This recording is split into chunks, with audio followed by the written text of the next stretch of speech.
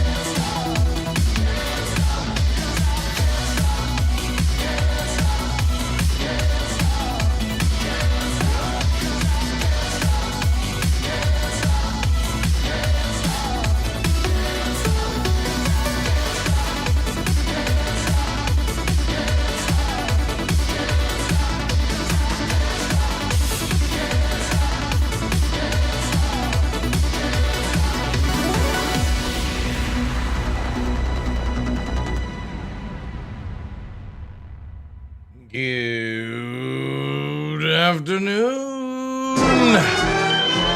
Welcome in, guys. Welcome in. That's for you, Blasty. I actually had to find it in my programming to be like, where's the button for can't stop? I'm sure it's around here. But welcome in, guys. Thank you so much for the support right off the bat. Blasty with the 5, YverX with the 10, and also Jay with the 30 months support. Hooray! Thank you. Appreciate it, guys. Thank you. Welcome in, guys. Happy holidays. Or, if you're a regular to the channel, happy TDL Eve. Happy TDL Eve. Hope you're all doing well. Sorry I'm a little bit late. I had shit sleep last night. Like, utterly shit sleep. Couldn't get to sleep. You know, I was waiting outside for fucking sleigh bells, and sleigh bells didn't come. Was I gonna be a naughty boy or not? So I woke up and I injected some Monster into my veins. AKA just consuming. And we're coping. We're coping, chap. Thank you for the hype train as well, guys. I'm turning 43 tomorrow. Every day is closer to death and I can't be happier.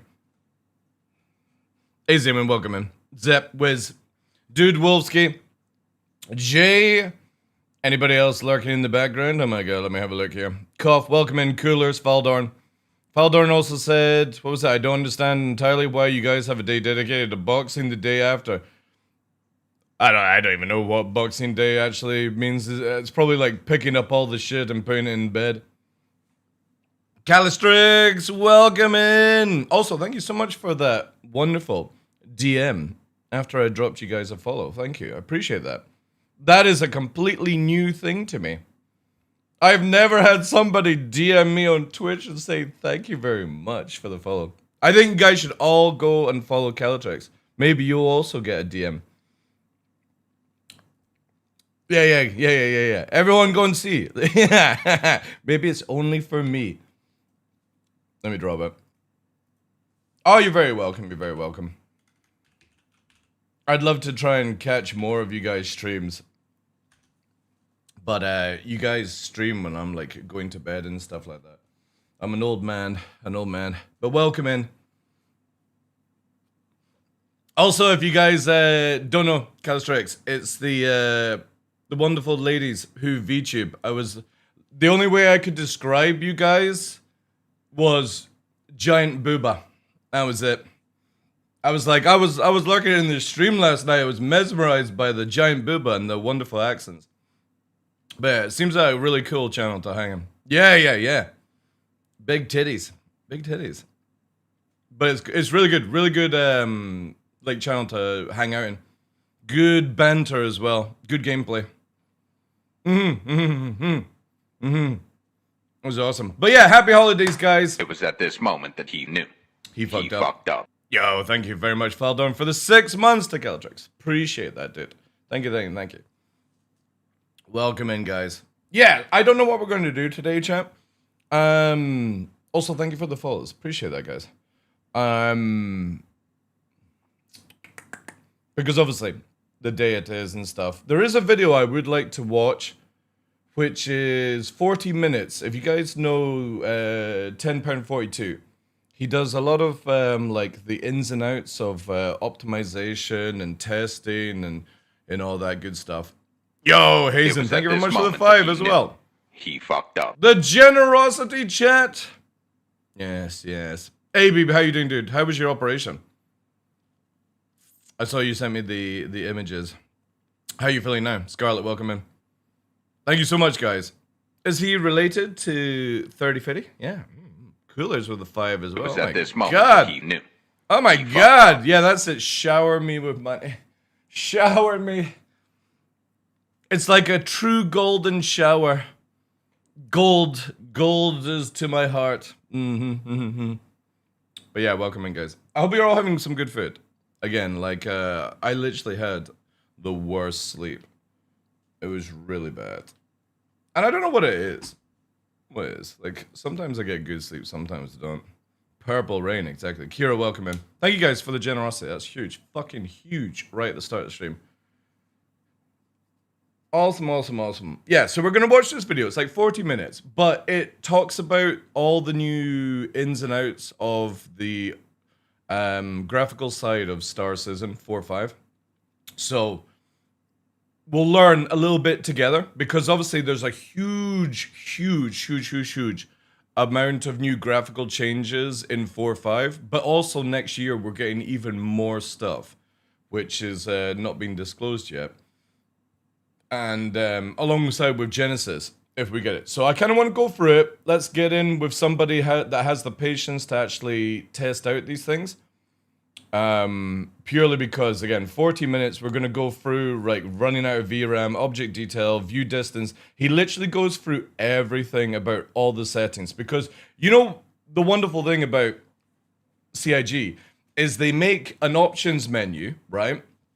That literally, you know, it's like, would you like ultra mode? But unlike other video games that put a description of what this thing actually does, there's this huge, giant space of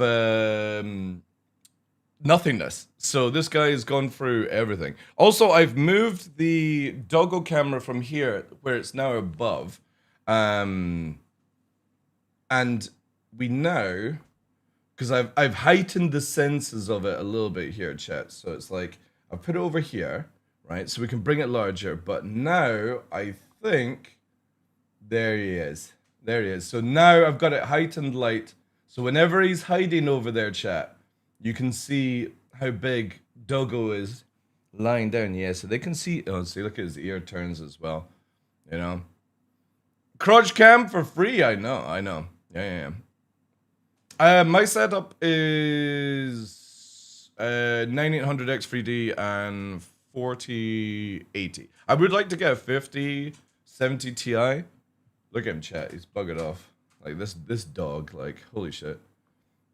I would like to get a 5070 Ti, but yeah, it's a little bit more expensive than I thought, and I'm pretty sure GPUs and everything else is going to go up next year. See that dog? Like literally, I literally spent 2 hours setting up a camera that would be able to see around the whole room, and he disappears as soon as I put the camera on. So yeah, awesome. Sati. I did my settings with that video. Yeah, it looks really cool. It looks really good. Calstrix gifting. Oh god, I'm gonna butcher that name. Neradaris. Hope I'm saying that right. Isn't that wait? Isn't that the second lady on the stream? You do like a co-streaming kind of thing. It is, yeah. Did I say your name right? Please say I did. Please. Because I butcher names like wildfire here. Normally, I just give you nicknames. It's so much easier, like asshole and dickhead. But I won't do that to you, ladies, out of respect. Normally, I just call all my chat dickheads and stuff like that. But yeah, thank you. It's pronounced this way. Oh, it is it? Nira. Oh, that's so much easier. Thank you. Appreciate that. Callie and Nira. Yeah. There we go. Nicknames, because I will butcher names. I'll read it out first time, and then the second time it'll be like completely wrong, and you'll be like, "Was DarkLaw talking to me?" And I'll be like, "No, I was talking to you, and you." And then you'll be like, "Oh my God, he's a schizo. He actually is talking to himself." And I would be, "Yes, I am a schizo. I have lots of other people in this room that you just can't see." All right. Okay. Anyway, let's go through this video.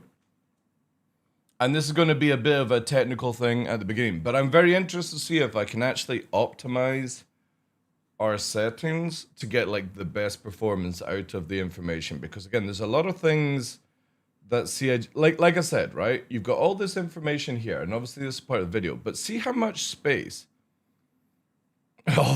Oddly, he can say Cthulhu. Yeah. The Overlord Cthulhu. Yeah. You know that Cthulhu is actually just a priest, and he's actually quite weak when it comes to Oddworld,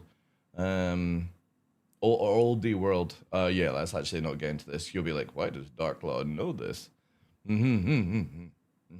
Anyway, so yeah, you see how there's all this space here that doesn't say. So Yeah. Star Citizen's new graphics menu is here in 4.5, and this video aims to tell you everything you need to know about it. Now, Good, because it will fail. I can't be bothered There's to so test much it. in there. I've tried to cover as much as possible. We've talked about Let me know the level of VRAM, volume which as is well, very guys. important now.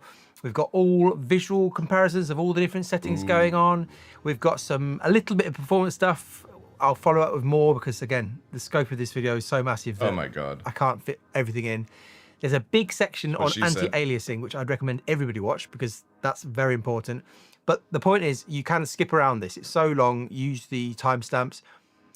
The crucial thing, though, is that you're probably going to want to watch this on as big a monitor as you can and at as high a resolution as you can, because well, lucky for us, we run in 4K, so you've got to see it on a big screen. Do it on your phone isn't really going to cut it, but get some food or whatever. Sit down, relax. This is a long one. There's tons and tons of detail in here, so hopefully this is helpful.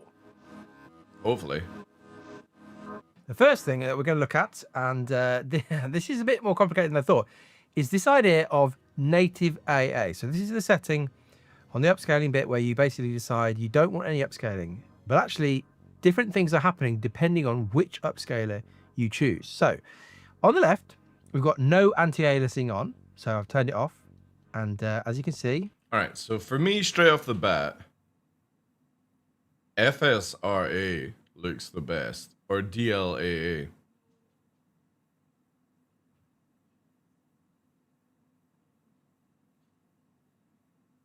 Yeah, I would say FSRA looks slightly better, but DLAA also looks really good. TSRA... Things are pretty... is better jaggedy. As you see here, these lines, there's no anti-aliasing. Yeah, so look, even DLAA is so much better when zoomed in. Whatsoever. Then the next one is FSR. And so it seems as though, even when you've got no upscaling on, the different models, TSR, FSR, and DLSS, their own anti-aliasing seems to be being applied because they all visually look quite different. So again, here's FSR. So this is the order effectively. No anti-aliasing. Thank you so much for that hype not train, guys. Looks awful. You definitely can't hack that with the jaggies.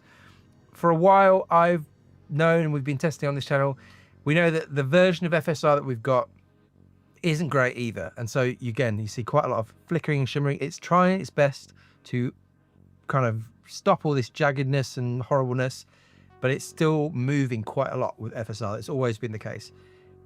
CIG's own TSR is a step up, I think, and I think we've been saying this for a while. They've done a good job. Yeah, so DLAA not looks the best. Kind of, yeah, out of all of them. Movement and shimmering, whatever you want to call it, as the FSR image.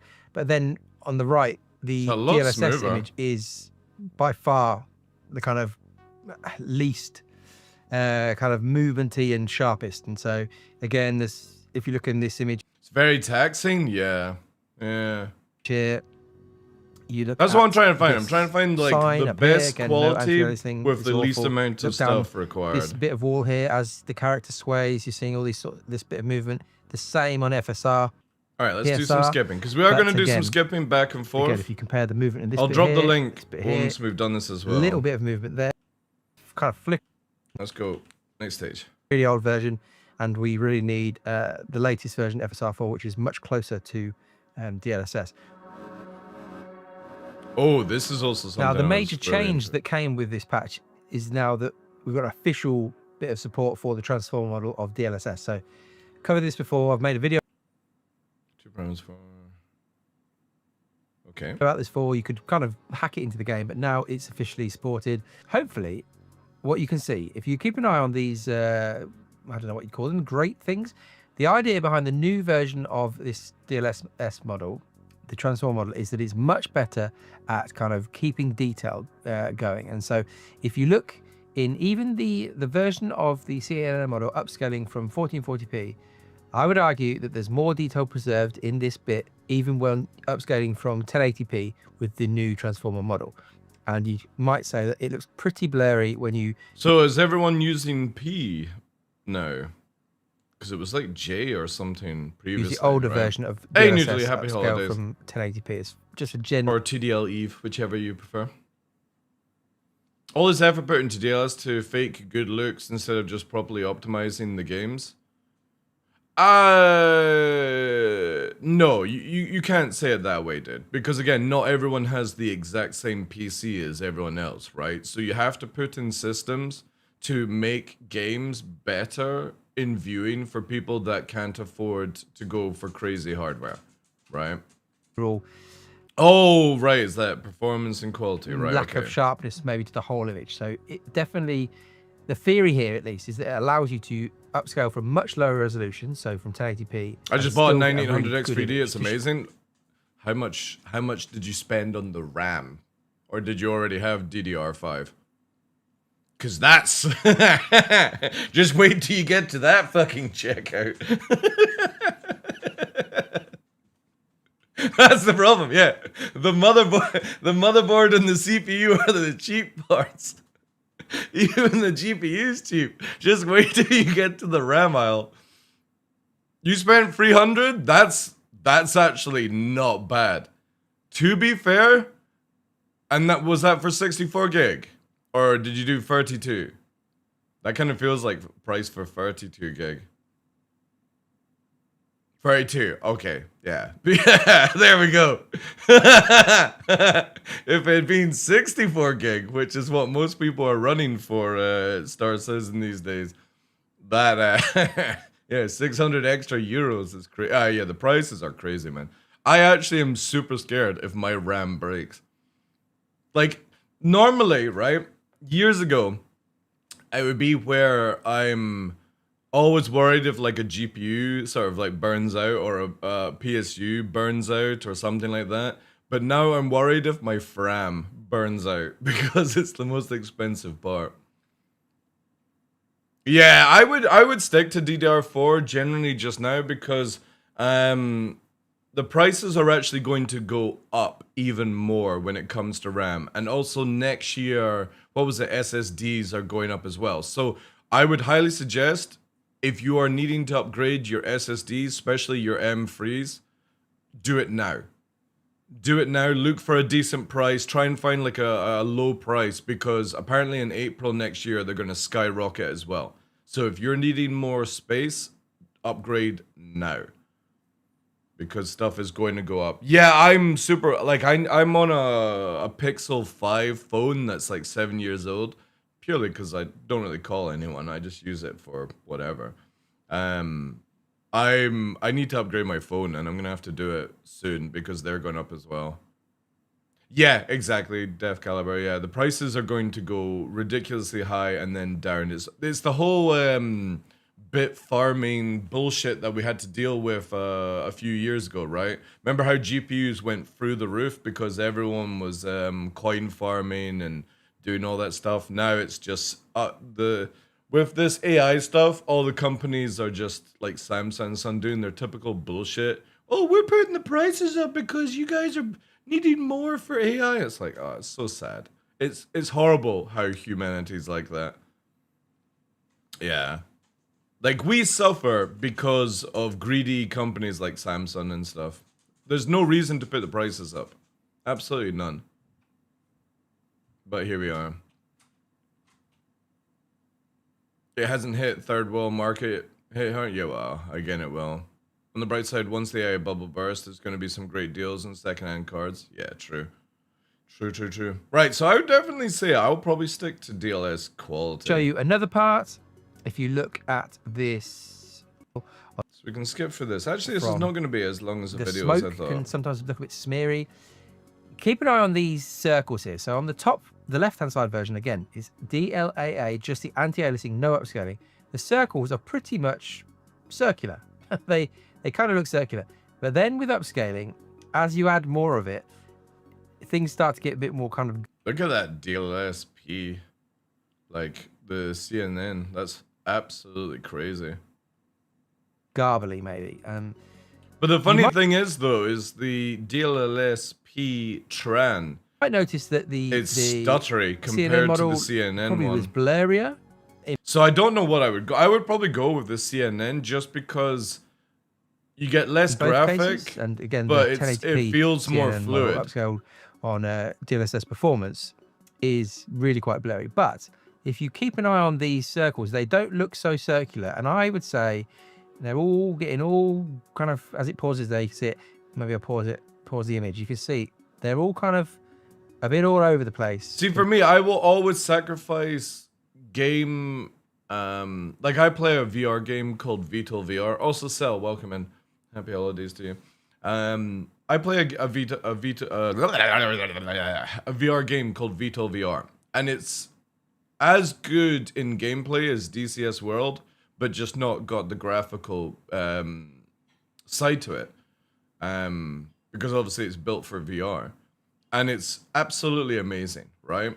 So I will always sacrifice graphics for the game to be smooth and fluid, where it doesn't feel like I'm getting bogged back by, you know, these circles being higher quality compared to the original. So that's what I love about this video, is I can literally see what I would prefer in all the options. And right now, I think I'll probably go with CNN. Maybe the circular things, although sharper, just because it looks more fluid. Old CNN model, they maybe look more kind of garbled and broken, and it does seem to get worse as you drop down. How you doing, dude? But you might even argue. So CNN is the AI algorithm used before DLSS4.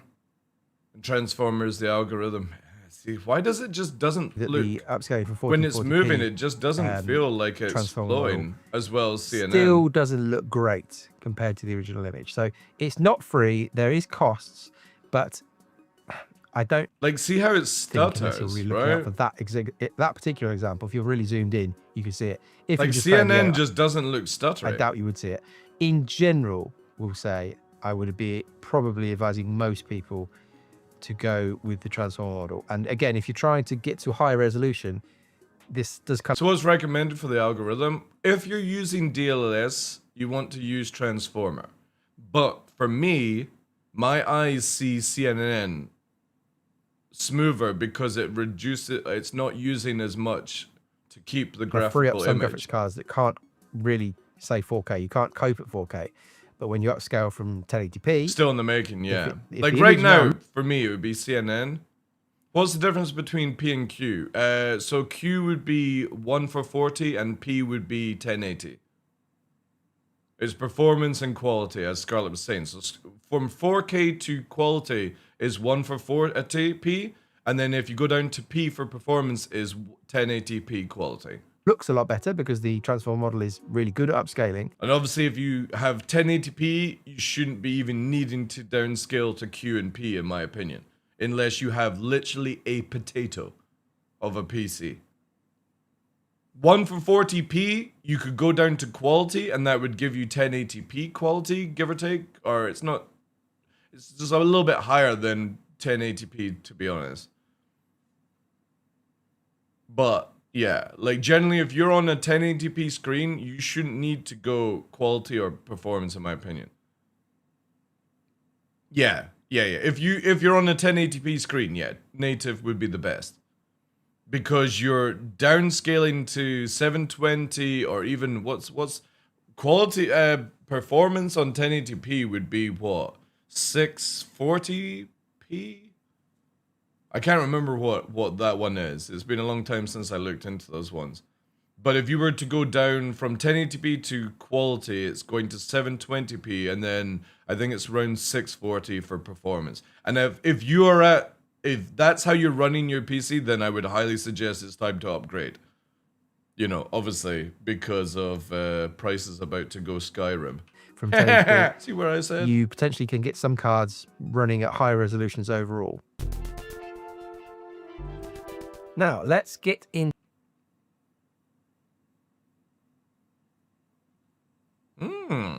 There's not actually that much. Oh, wait, there is actually noticeable. I'd still stay on high.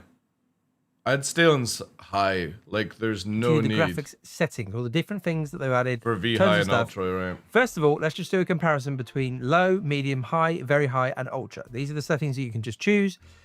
You can use auto detect. It will say what it thinks your system can run, but these are the options that you can choose. Now we'll start with just looking at them visually. I'll put some VRAM stuff on the screen as well, and then it's like when people are like, oh, what keybind should I use? Do your own keybinds. Do your own graphical settings. Take information like this video or like keybind videos and do your own stuff. Do your own homework. Don't always use other people's stuff, because yeah, everyone's individual. Like for me, I can see the difference between ultra and high, but at that same point is why would I push my graphics card for very, very little detail? We'll go through And all even the individual medium looks settings. good. This is going to be a long one. But the key thing to see here first is, can you see any visual difference just looking at them next to each other here? Is changing the Depending VRAM on how- page file necessary? Again, it depends on your spec, dude. Like, what are you, do you have low amount of RAM? Because obviously, if you're going 32 gigabyte with Star Citizen, it works, but you're going to have to add some page file to sort of support it, depending on your spec, obviously. Close you are and how big the screen And Windows is, will how big your eyes automatically are. page file it Maybe anyway. you will. Now, the first thing that we'll notice, again, we'll stick with our trusty. What's your resolution, and what is the graphics card you're going alongside with the 9800X3D? Because if you're going for, like, if you're putting a 9800X3D and then a 1080, oh yeah, all right, yeah, yeah, you don't need to worry. Don't need to worry. Just do like, put on a quality setting, or no, just native. Yeah, you're gonna have zero issues at 1080p. Great. You can with definitely that. Like, I would say that's overkill. You're buying a spec for, or you're using a spec for 4K, not 1080p. You could go to one for 40p and still get like 150 FPS on that rig. see a difference. And I think from my testing here, this is text. And again, we get Genesis next year. Genesis basically flips over the CPU usage to GPU usage in planetary stuff. So every location will have like a massive upgrade in how it feels to everyone, regardless of your spec. Because right now, like, you should never have all these things on the CPU. It's too intense. But obviously, that's where CIG have it. So next year is a big flip over. It's not so much copium, purely because I've been here for 13 years. I'm a 2012 backer. I've played every single possible version of Star Citizen right now. And every time they upgrade the planet tech, there is huge, absolutely huge improvements in graphical and performance, going back from the very beginning where we had 10, 15 FPS to now where I'm flying around in the same exact locations at nearly 100 FPS on 4K.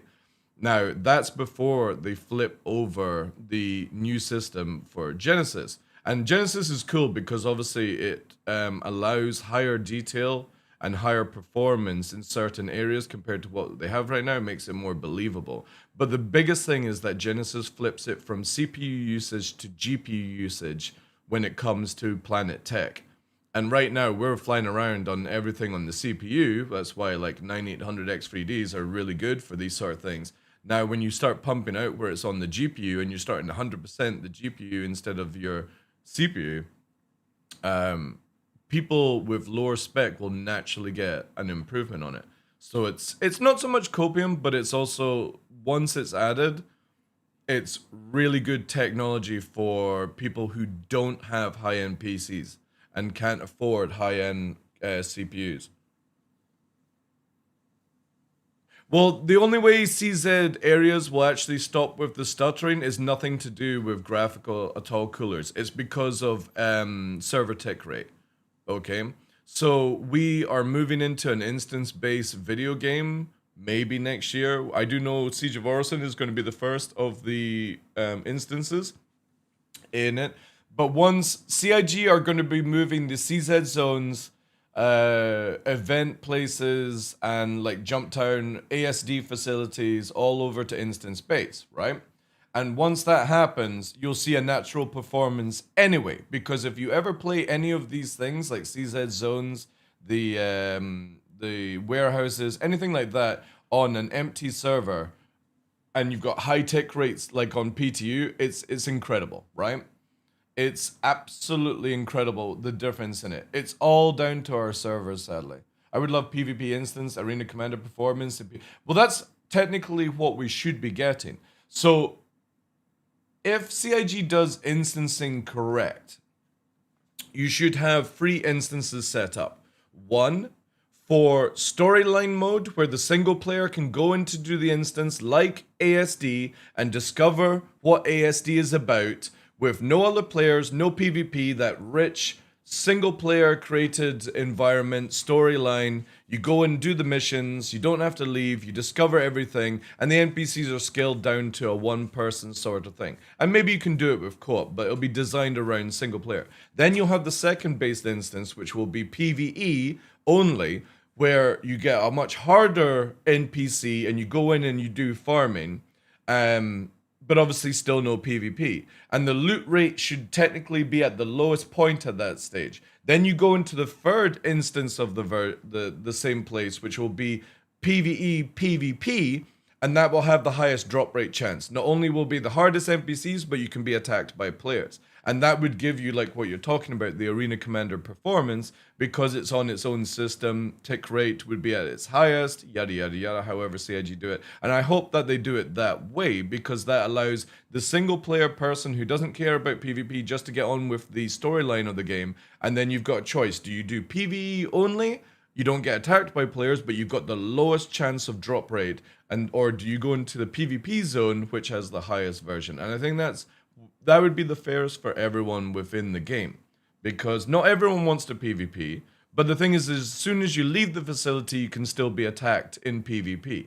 It just means that when you're there, you can sort of, have a much better experience, Tried this with VR yet? It's sure an experience. I've not tried Star Citizen with VR yet. And I've been using VR for 5+ years.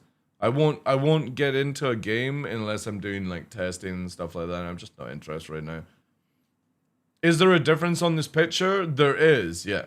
Right now, you can clearly see the difference between ultra and low, and it's very pixelated. You're not going to be able to see it on the stream, but you can in the video. There's some lines, for example, here that are a lot smoother and are a little bit more jagged and blurred in this one because the quality has been knocked out. I still maintain high or medium is the best to go on this stuff, though. ASD is a location in the game. Hey, Joe, happy holidays, dude. But yeah, it should reduce a lot down when we get instance space. But the thing is, though, is we're not going to get instances, PvP, PvE stuff until later down the line. We'll probably see Siege of Orison PvE only, though, because it's designed around. And when I mean you'll still be able to kill people in your team, like by friendly fire. That will always be a thing in Star Citizen. The point being is that Siege of Orison will be a PvE only zone where you probably go in with like 5 to 10 people and nobody else can join in on your instance of the version unless they're part of the group, right? But it still means that you could have somebody, this is where content creators will need to be careful who they invite and not just everyone, because you could still invite somebody that comes in and kills all your team and then leaves the group, right? You'll still have those type of people available. There's never going to be PvE only where your teammate can't kill you. It won't be designed to the game. There's no way to prevent no friendly fire in Star Citizen unless you completely put in one of the armistice locks sort of stuff. Now, CIG might be able to recode it and redesign it, but I don't see what the point would be. Is friendly fire is actually fun in PvE. It gives a little bit of a challenge.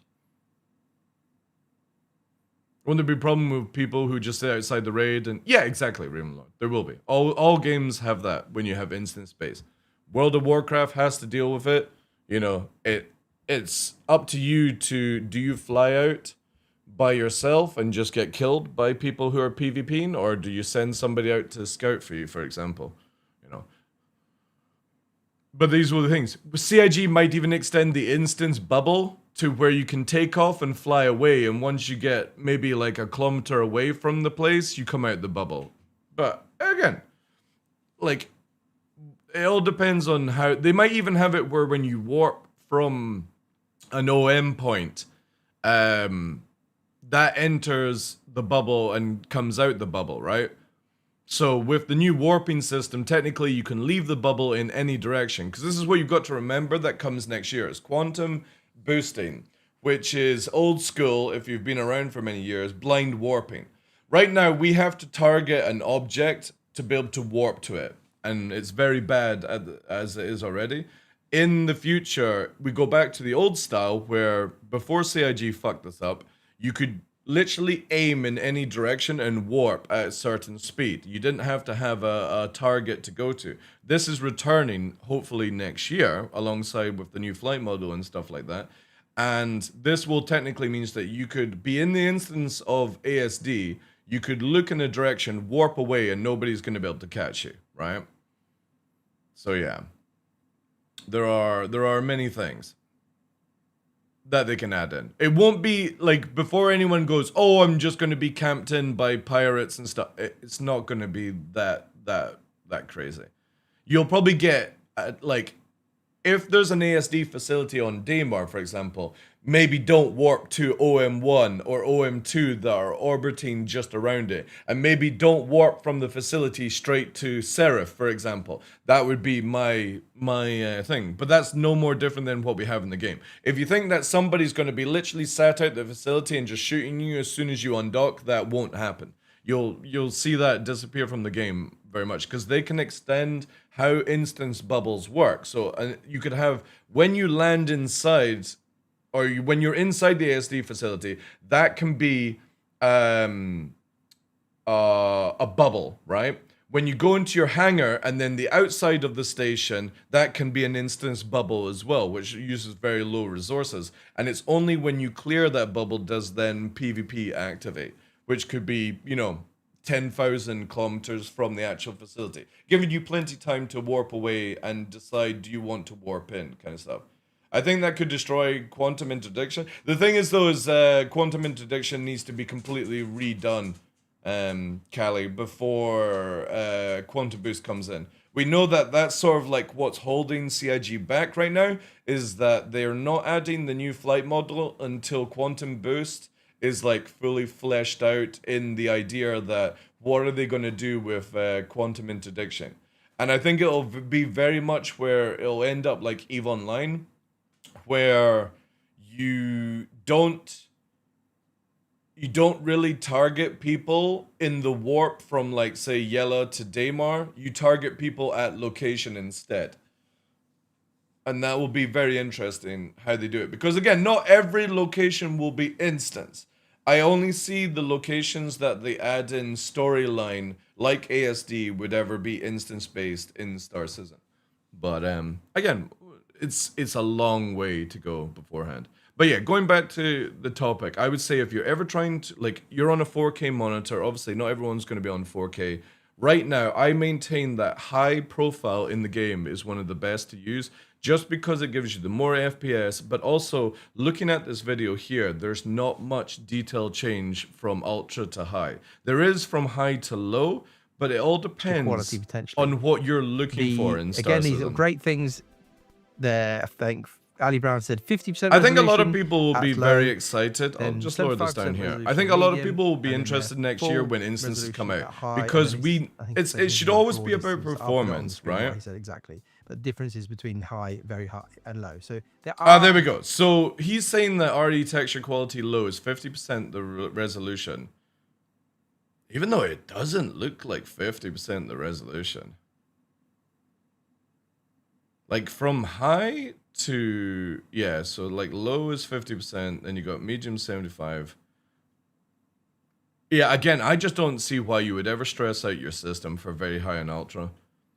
Like high, go between high and medium. The quality difference is not that much. Visual differences, and there are quite a few of them in this image. I'll go around this image and then we'll look at it. This is why I love this guy's channel, because I can't do a video. Like, could you imagine having to go to every location and having to do the same process? And I know they have it like set up in a cool way where it does this split thing. I can't remember the tool that they use, because you can see right at the bottom it does this.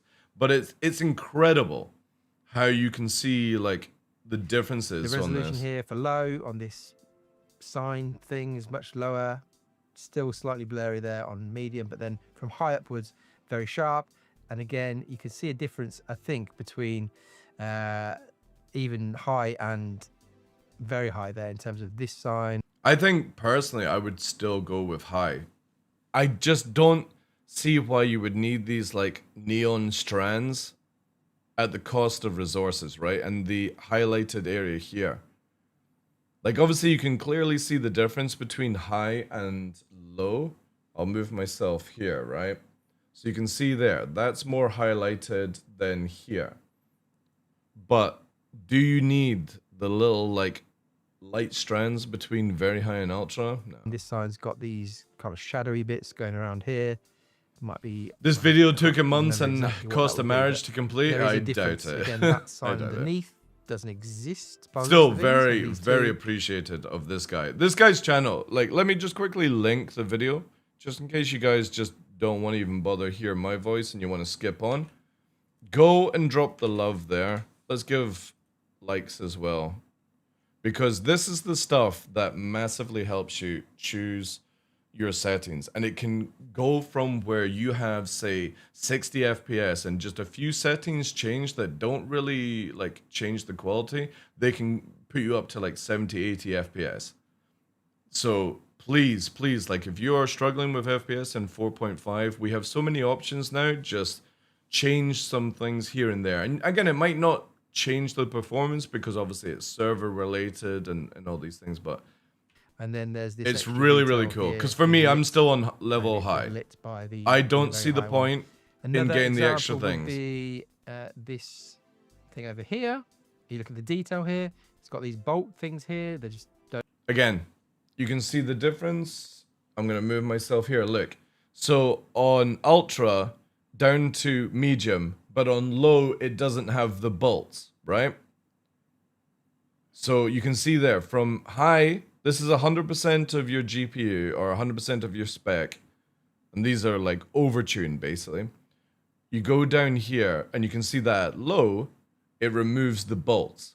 Do you care about seeing bolts at long range, right? Because again, when we go back, right? By the very This high one. is him Another using example would the be- zoom in, right? So you can clearly see here. At long range, you see the piping, but you don't see the bolts. Do you really care about seeing these tiny little details in the game? I personally wouldn't. So again, between like these three, I would just never go very high in ultra. There's no this point. Thing over here.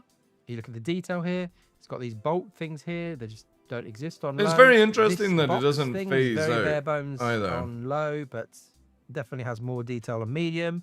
And potentially, I think actually, if you get close enough, you can see there's maybe more fans on very high and ultra. It's a bit dark, so hard to see. The shape of this dish definitely looks much more kind of rounded and circular on ultra there compared to all the other settings. The detail again on this bit of whatever concrete, much more detail here.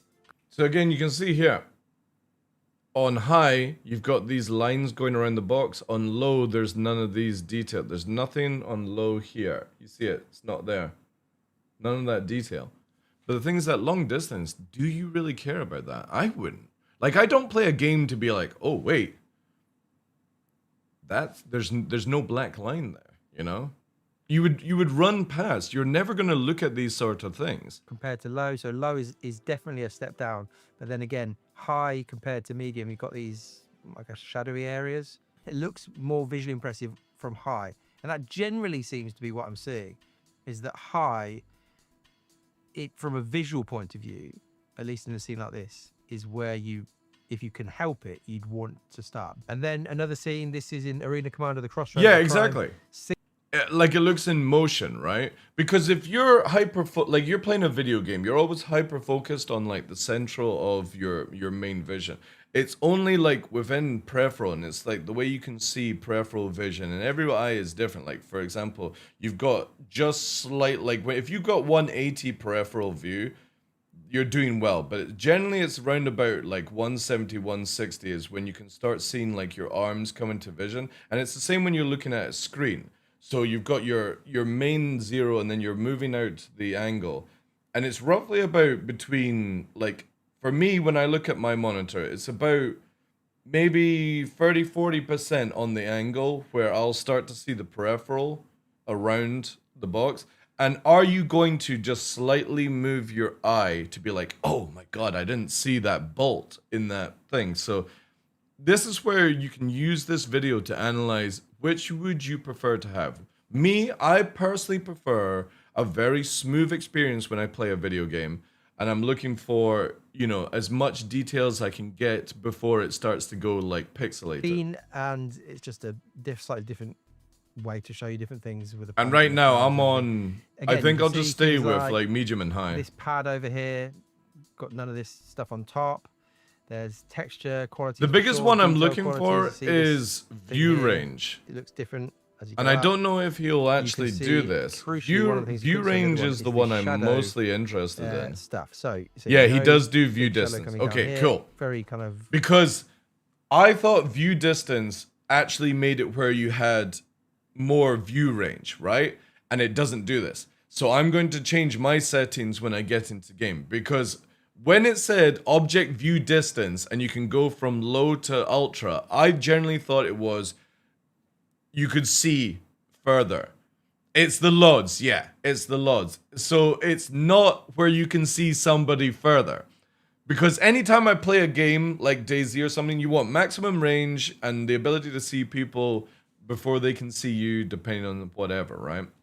But it doesn't do it in Star Citizen. So I'm going to selected adjust one my here, system it's when we go sharper, through this it's part sharper, here. And then on ultra, it's very sharp, and you've got this whole bit here that's also. And right now we're on coming as into well. So, again, VRAM there usage. are significant differences. Again, the clouds actually, as we'll get into in a minute, the clouds are still a major, part of performance.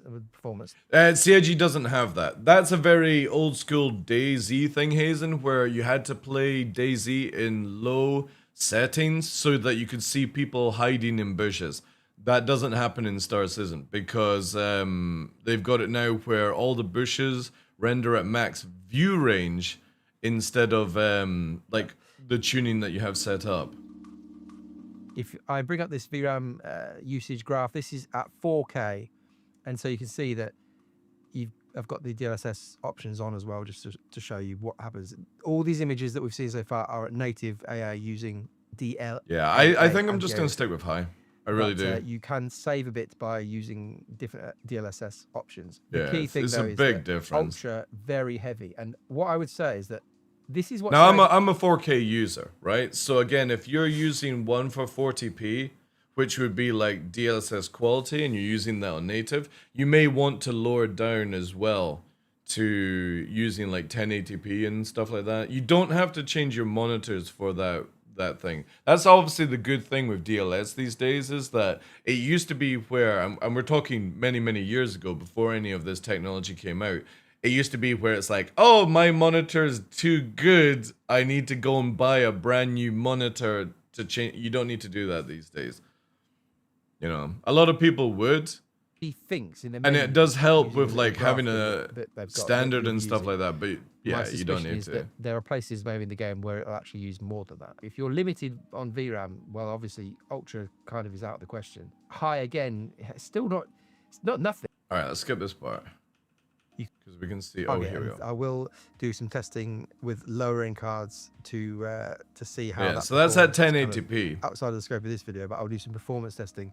I still maintain you just want to go high because it just gives a little bit of, you know, movement here or there, depending on how it is.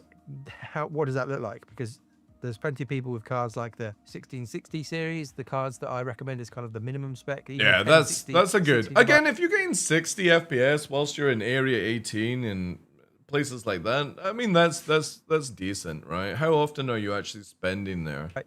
Plenty of cards that are around the 6 gigabyte limit, and things with VRAM coming in the future. But then he did also say they'd probably use those for the Planet Tech, so that's going to be an interesting one. Here's what happens when you run out of VRAM. So we're here.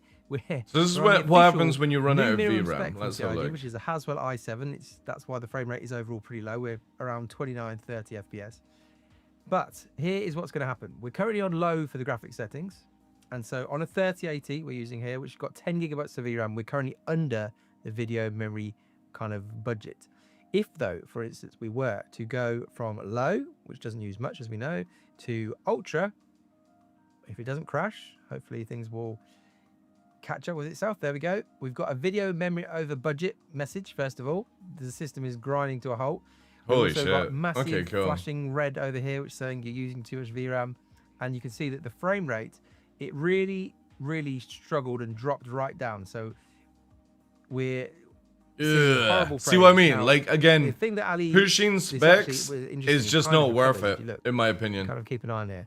Because we're not moving, I don't think once. Because again, I can't tell the difference. Like, unless I study the image, you couldn't tell the difference between low and ultra when you're looking at the game. It's moved all the VRAM to system RAM that it needs to. It might sort of recover, but if we can go for a look around, you'll see this message from Ali Brown in Spectrum. He says, to verify you're hitting the memory issue, you can open the console and type rdisplay-info4 and look for the line with VRAM. So this is this one here. Oh, You can really? see Okay. Lots and lots of red stuff. And you can see the numbers basically say we're using more VRAM than we actually to RAM. Right. We are. Next subject. Skip this. Because again, don't overdo. First thing, object detail. All right, here we go. We know Brown's description. Adjust polygon detail on meshes via changing the distances that each level of detail is used and whether to use hardware tessellation, high and above. And this affects GPU performance. Now, if you look here at our scene, we're on a planet in Arena Commander.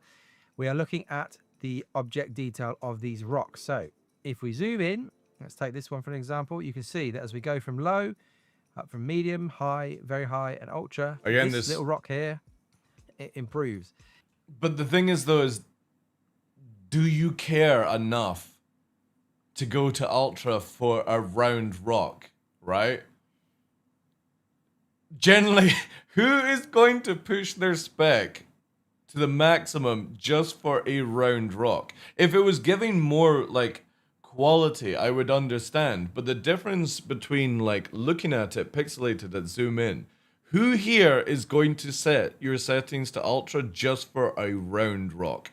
It looks more like a rock.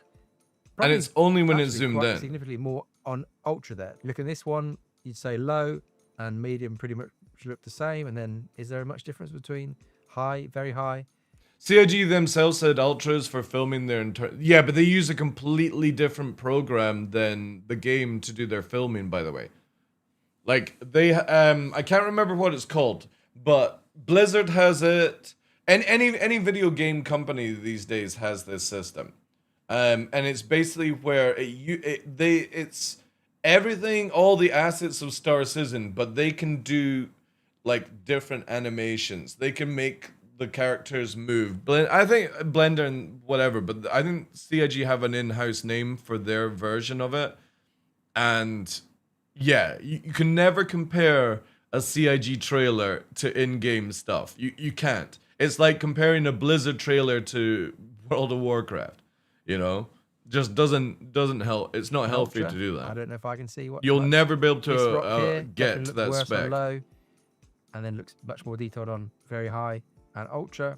These rocks here at the bottom, again, low, much more kind of angular, but then Yeah, again, for me, I just... And then to look at the scene in Area 18, just to show you, up here, I think you can see a difference, at least between high and very high, so looking good. All right, let's get to the view range one. This one I'm interested. Up to Here we go. 200% difference between This is the ultra one and low. I care about the affects most GPU because performance I and set it to ultra thinking it gave me more visual range, which it doesn't do apparently. Minor CPU costs. Now, this is quite hard to find. I struggled. So I'm going to be turning mine down because I don't need to be running the maximum, like, spec if I'm not actually getting better view range, as in seeing things further away. And it doesn't look like it does, because you can see here that trees are loading in at this baseline on ultra, and they're doing the same on low. Is actually here, right?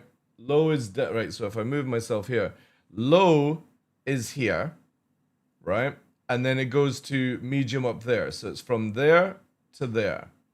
But when I look at it, there's no difference in ultra compared to medium. So again, I'm putting myself down to high because I was expecting, especially as that's low there and medium's there, I was expecting ultra to be maybe like up here, but it's not. It's on the same line as high and medium.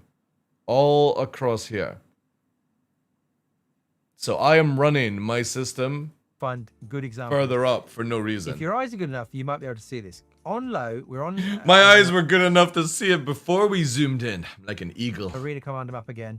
Look at the trees. On the low setting, they basically just stop here at this line. But on I'll leave medium, my mouse high, at the very line high, and there. Ultra, they continue. Now, if you've got maybe even better eyes, Oh, sorry.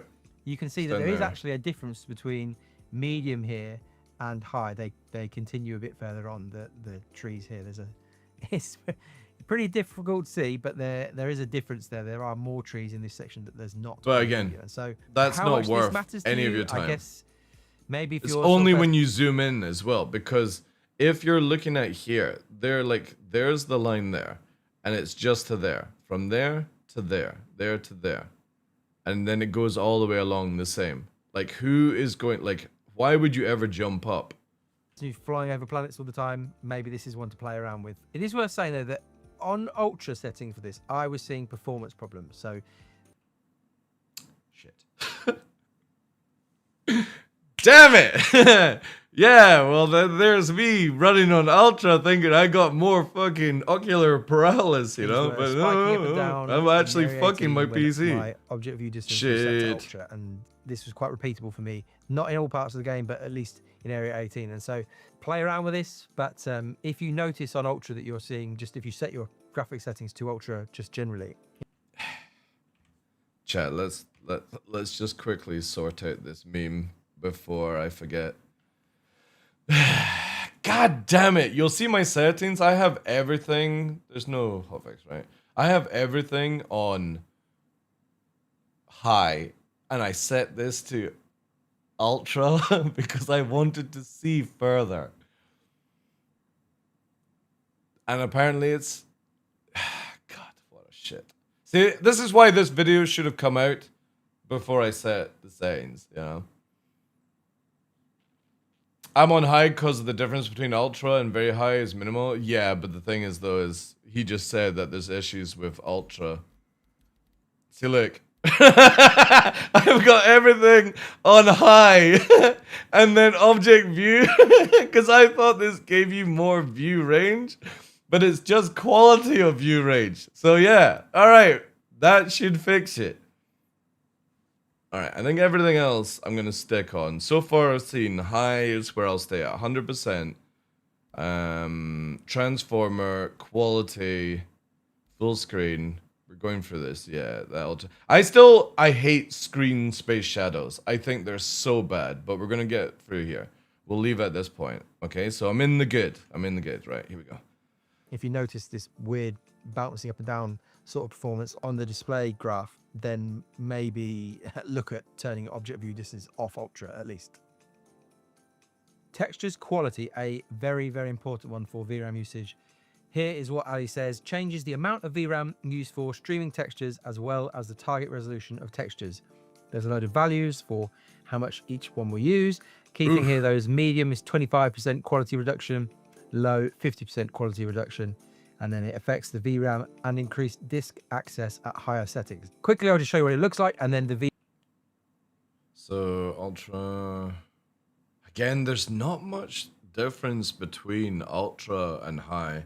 There's a big difference between ultra and low.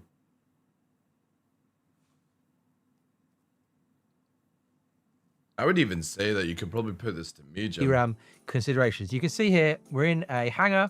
We're staring at a wall, but you can see again, on low, it's very blurry, both this detail on the wall itself and then this paint looking stuff. So in theory, this is to 50% quality reduction, then medium, we're at 25% quality reduction, and then from high, very high, and quality, we're at 100%. I think you can still see a difference between medium and high, but definitely a low. What? Like, there's a massive difference between low. I'll give him that. But there's generally, like, no difference between high and medium. Only the color is different.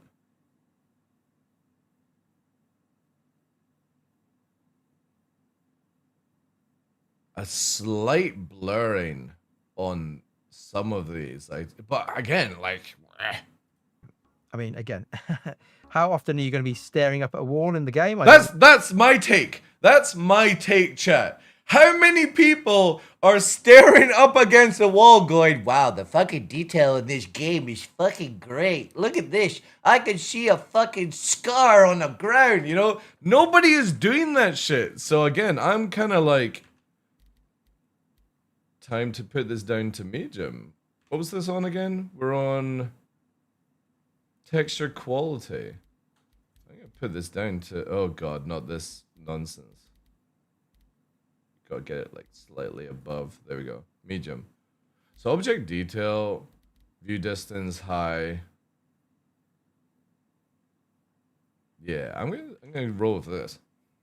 No, but there's definitely a difference, and it's pretty VR users, yeah. And again, in Area 18, you can definitely see the. Oh wait. Okay. Back to high. There's a huge difference between here, all right? yeah. Quality at low, and I think medium here. I need to be able to see the outline at least.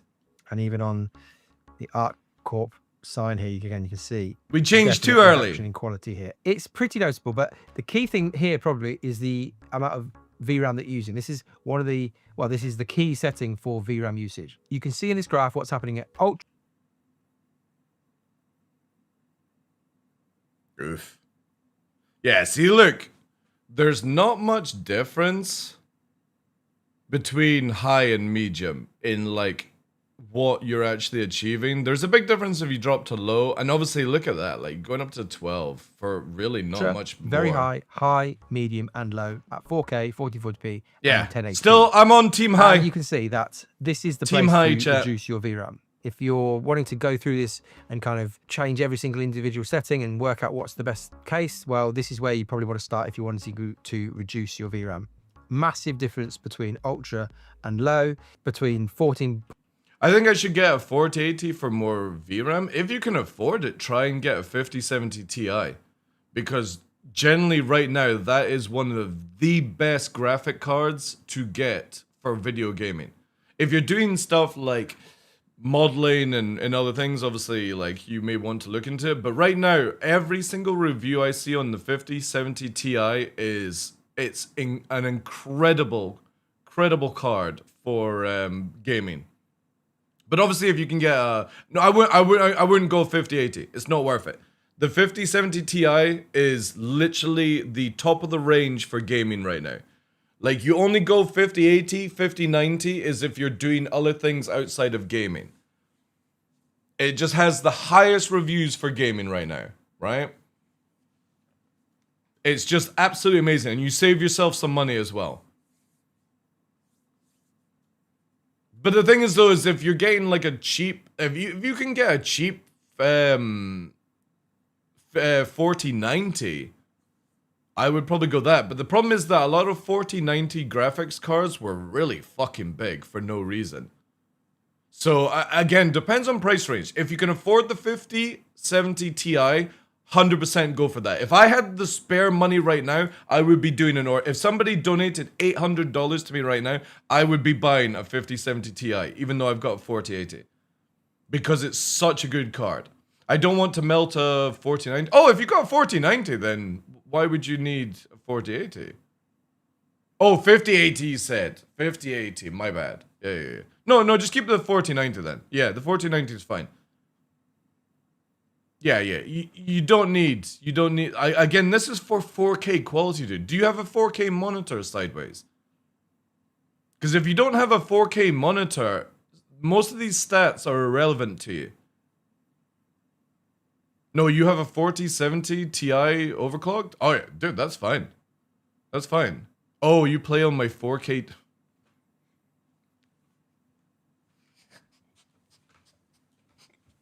4K TV. Why? Why do people fucking buy TV monitors for gaming? No. You spent all my money. 60 hertz. Yeah. Dude, Instead of thinking about upgrading your graphics card, upgrade your fucking shitty TV. Do not buy TVs for gaming. They have low hertz. They are, yeah. You would be better off, dude. You could get a fucking 1 for 40p monitor, and you will be blown away. You'll be like, oh my 4K porn has just become even better. Don't guys, stop using TVs for gaming. All right, please don't. You like a 23-inch 1 for 40 monitor is so much better than playing on like an 80-inch fucking 60 hertz 4K TV. All right, please stop it. Stop it. Get yourself a nice monitor instead of upgrading the graphics card, and you'll see a huge difference, and a massive difference.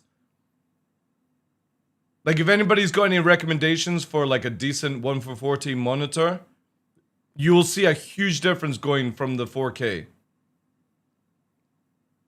Doesn't Noobifire use like 60-inch TVs? He does, yeah. But the thing is though, is all his new rigs now, they're high-end spec gaming monitors, Steve. So for all his new rigs, they're not TV monitors. He used to be on TV monitors. But yeah, stop buying TV monitors. That's to everyone, not just Sideways. Stop buying TV screens for gaming. It is not worth it. They are for TV, useless for gaming. Yeah, don't, again, Sideways. Instead of, it doesn't matter if it's Samsung or Trump International. Doesn't matter. Definitely go and look. Instead of upgrading the graphics card, which you don't need, at a 40 series that you've already got, what was it, 4070 Ti you said? Or 40, whatever, let me scroll up here. What did you say? 4070 Ti. Yeah, you don't need to upgrade that. At all. If anything, CPU, but I would say just get a different monitor and you'll see a huge difference. I had a friend playing on a 1080 Ti projector screen, 57-inch, to play WoW. It looks so terrible to watch. Yeah, because again, if you're not, like, these things are cool if you, like, are blind as a mole, right? And you're wanting big screens and stuff. But literally, chat, I am on, like, a 40-inch 4K monitor, right? And I could even go down to a smaller inch on the monitor.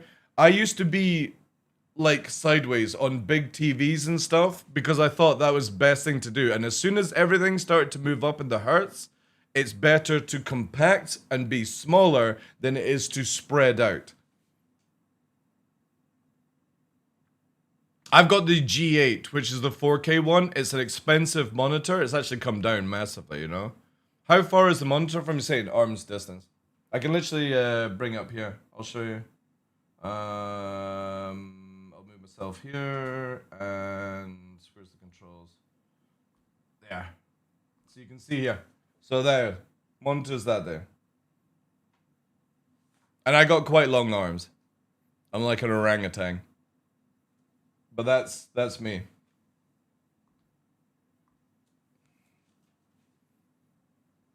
That is close? Yeah, but again, I'm just built different. Also, where's my thing gone? Yeah.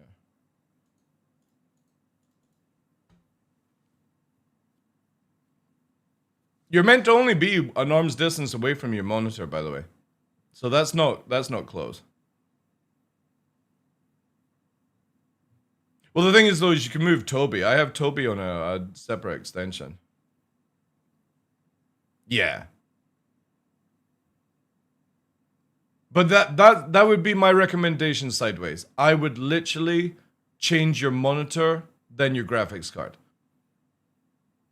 And come down to like a 1 for 40p monitor, and your gaming experience will go through the roof. I'd put money on it. I would put money on that. Going from a 4K Samsung TV screen, at 60 to 120 hertz down to a 1 for 40p, 1 for 40 hertz monitor, you are going to feel like in a completely different world when you do that for gaming. And it's going to be a shit ton cheaper. Let's actually quickly do something here. Oh wait, that's in game. Where is it here? Let me quickly look this up for you. Oh god, what am I doing? What's the G5 monitor setup? Yeah,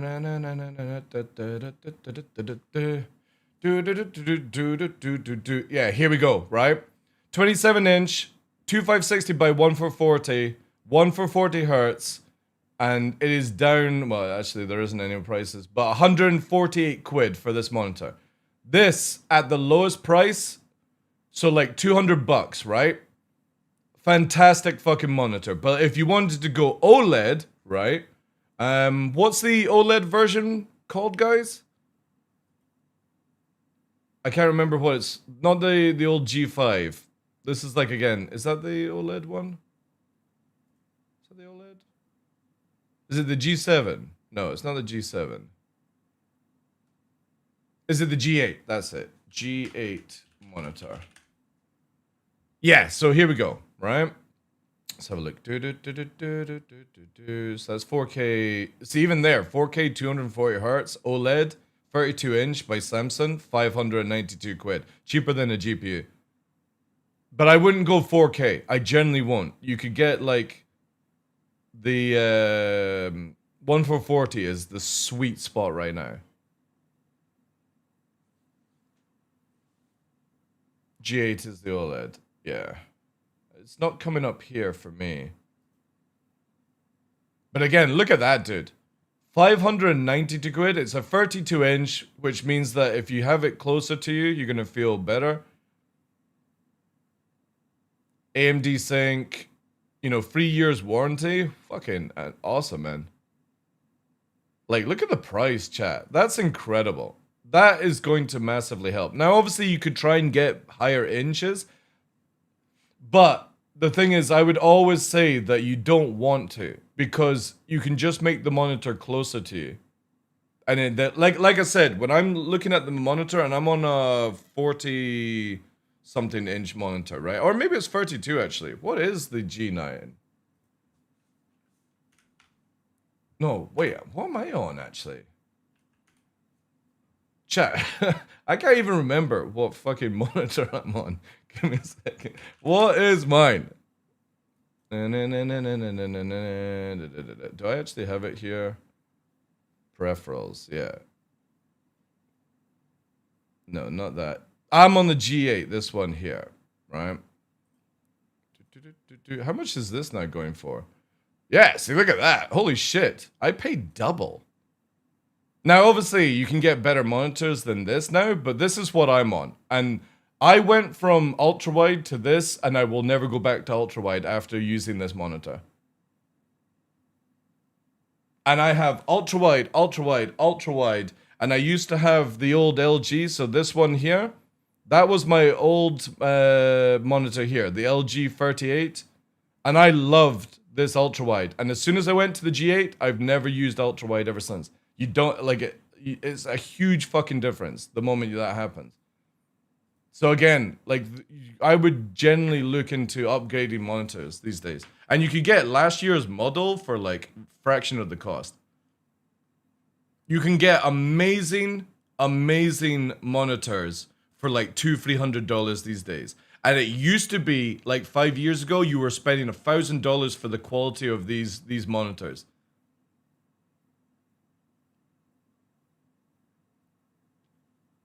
I would love to upgrade to OLED, but the thing is though, is like, I love this monitor.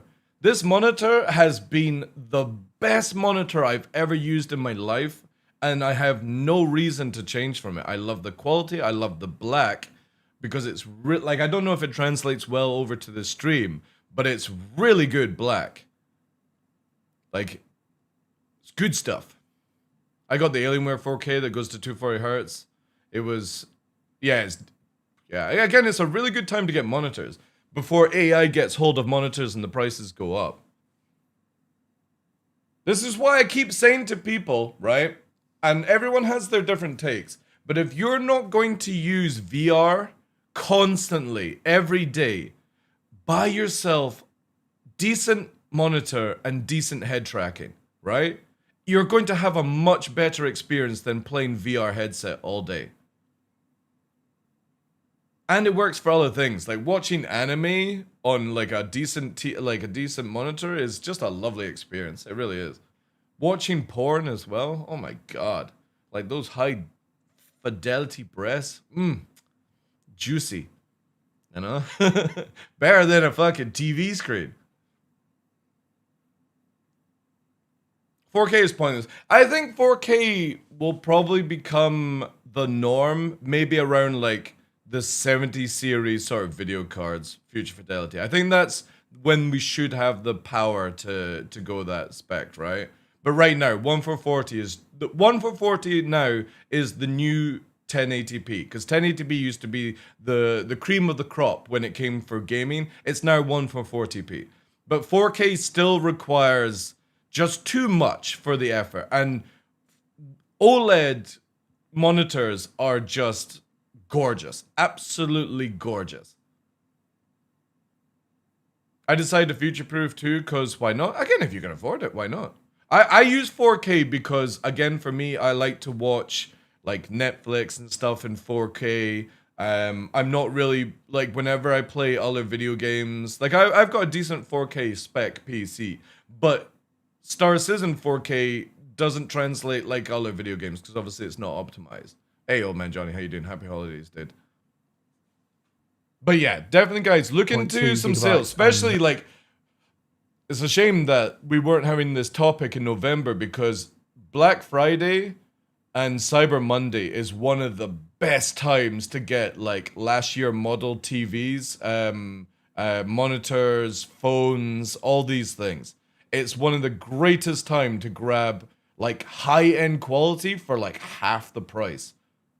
If you go like last year's model and stuff like that, which I do sometimes. You know, whenever I'm upgrading monitors, I don't go for the best of the best that's currently now. I'll go for best of the best of the year past, because I'll get it 50% off. Thank you, old man. Appreciate that. Yeah, today is happy TDL Eve.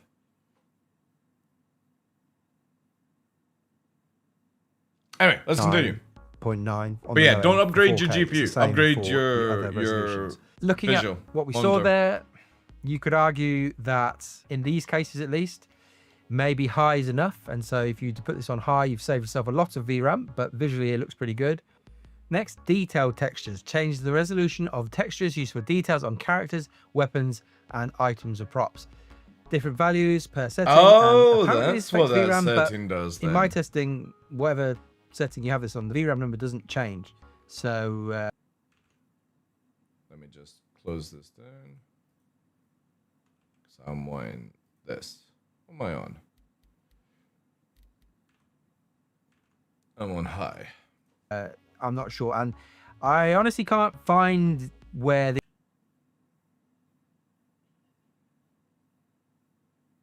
Ooh.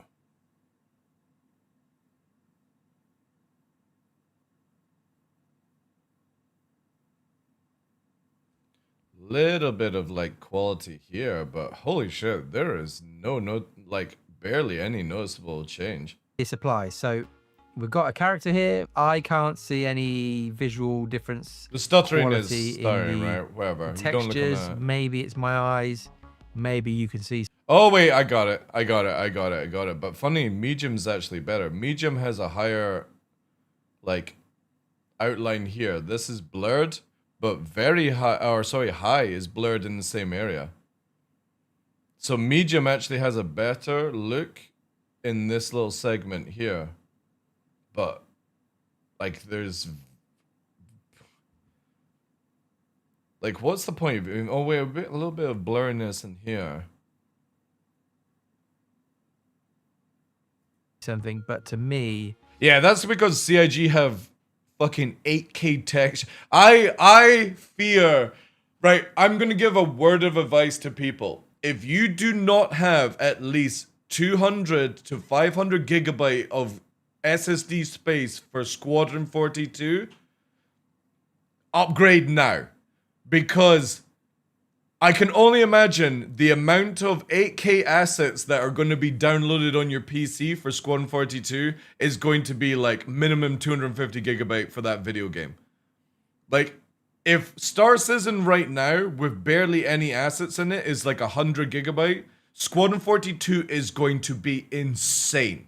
Because literally, CIG use 8K texture files. And they just don't compress for no reason. But again, that does give you a better quality.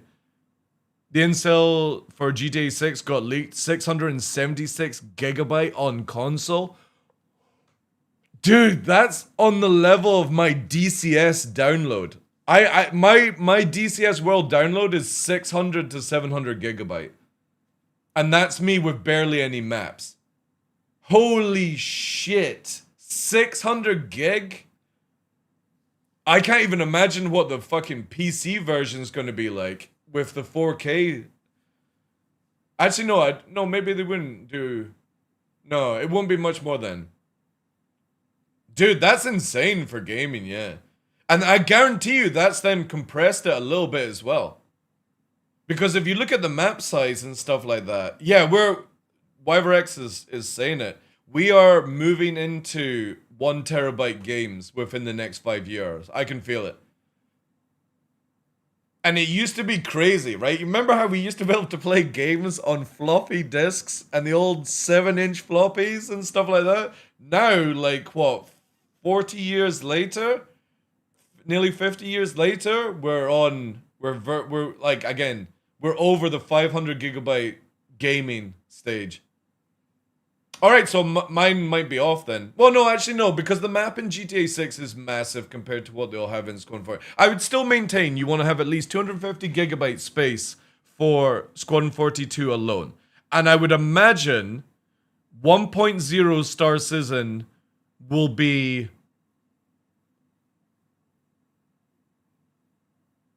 probably over 500 gigs, I think. But the thing is, though, is that's including assets from Squadron 42. So, yeah, between 500 to 700 gigabytes, I would imagine 1.0 Star Citizen with Squadron 42 installed on your PC. But yeah, in the next 5-10 years, I would imagine we're into 1 terabyte gaming.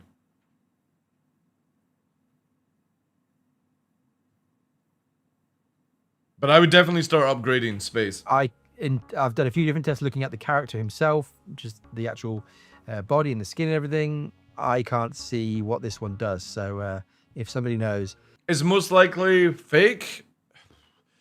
It's difficult to say, dude, because again, like DCS World for like I only own like 3 or 4 maps, and I'm at 600, 700 gigabytes for DCS World, and the shit that they have in GTA 6 is crazy.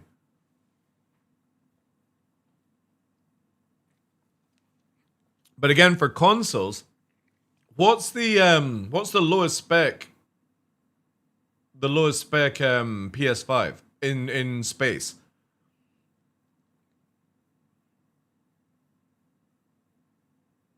Yeah, but no. See, you've got to also remember we're 200 gigabyte with only the amount of assets we have future fidelity. When they add Squadron 42 in, it gets all the new textures, which is going to put SC up through the fucking roof, dude. Right? So I think Squadron 42 will be about 250 gig, and it doesn't have a map size the size of GTA 6.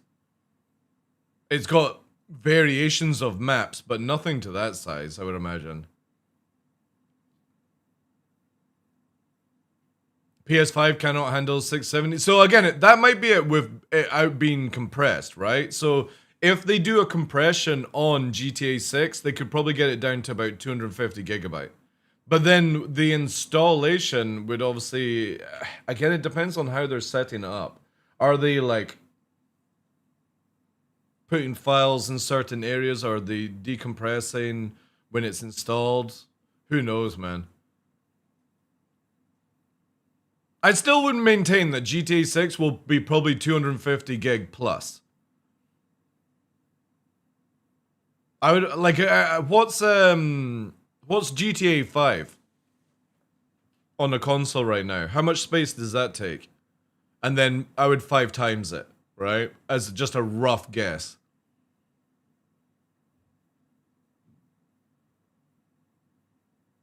Yeah, I'm not as much as I really hope GTA 6 is a really good game, I'm not gonna be playing it. I bought GTA 5, chat, and no joke, I just played online mode. I've never even completed the storyline for GTA 5. And I know it's really good. 3,000 terabytes would be roughly download if they did not stream it on demand. Yeah, I would put a solid guess. GTA 6 between 200 and 300 gigabytes for console. That's my guess. But if it's any higher than that, wowee. Wowee. Again, we're verging on DCS level. I mean, what's Warzone these days? Call of Duty that can't compress for shit. Looks like shit. Don't they have like ridiculously big files these days? GTA won't be more than 200 gigabyte? Wow. Well, we'll see.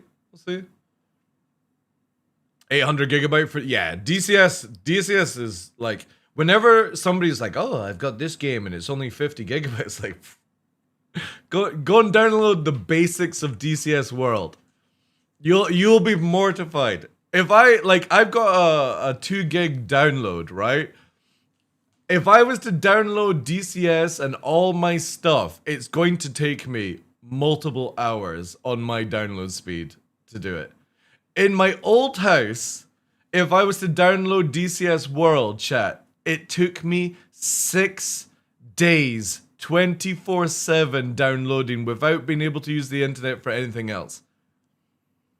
That's how crazy the difference. I can download DCS now within a day. It took me 6 days in my old house to download DCS World. 6 full fucking days. And I would just be sitting watching it going, I can't do anything else on the internet at the same time. I had 5 down and 0.8 up, Steve, in my old house. It took me over 5 days to download GTA 5 when I turned down being Evil Catty in Star Citizen before the Delta patcher because, and quote, by the time I downloaded, this was before we updated Star Citizen by 4 or 5 gigabytes a time. You had to download the 60, 70 gigabytes every time there was a patch for Star Citizen. I was 2 days late every time to play Star Citizen. I would have to literally catch up people 2 days later, because of my download, Why are you streaming a picture of 4K? What do you mean? Because we're doing these setting things.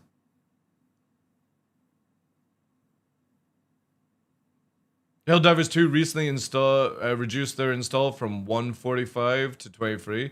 That's impressive, actually. That's a very big compression. And you don't lose any quality of the game? That's a huge compression. Now, is it still installing to 145? Or has it actually gone from an install of 145 to 23? How the fuck did they knock off that? They did a huge change to their asset. A huge change. That's mega. That is a massive, massive difference. You gotta pick... Oh! So it's like a 4K version versus a low HD pack? Is that it?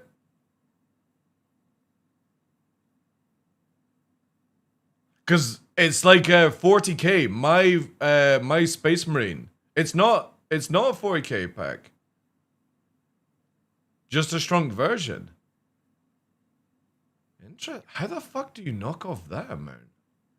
It's experimental install? And does it look good? It's in beta. They're still testing it. Okay.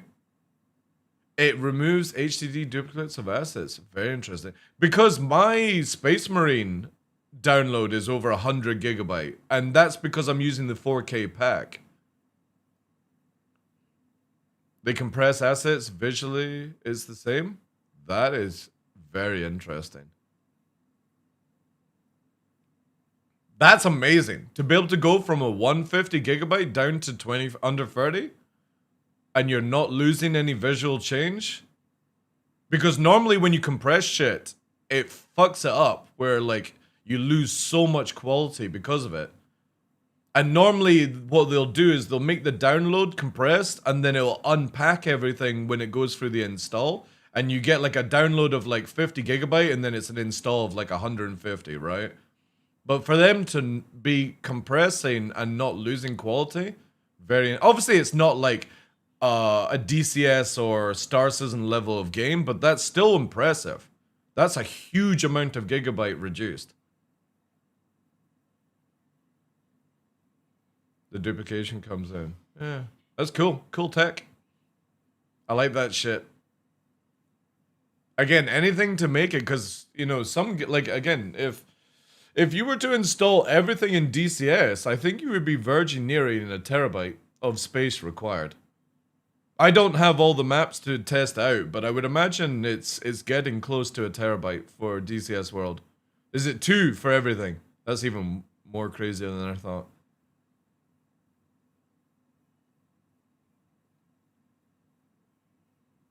Is now 2 terabytes. God damn. God damn.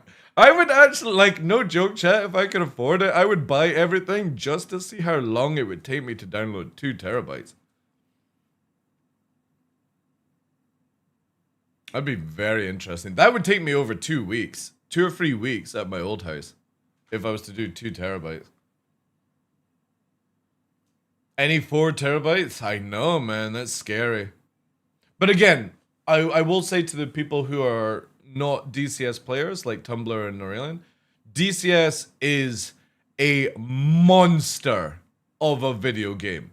It is not your normal type of level of detail and stuff like that. It's very high textures, no compression. Hey Red Snare, happy holidays, dude. But that's crazy. And that's big. I would imagine, like, down the line, if VR ever went mainstream and 4K ever went mainstream and every game started doing 4K texture packs or even 8K texture packs, I think gaming would massively change at that point. But it would have to go mainstream for it.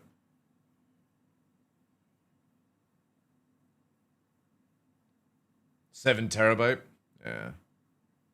I kind of feel like I'm going to have to start upgrading my SSD or my space. Plus, if I ever want to download full DCS World, I can't even do it. I don't even have... I think I've got a 1 terabyte drive. I need to start getting more, chat. Holy shit. You could tell me, but I can't get this one to do anything. Ground textures, though, yeah. is pretty... Alright, well. That's an easy fucking medium. We'll just put that to medium. I'm not going to put it to low, because there was a little bit of difference between medium and high. But...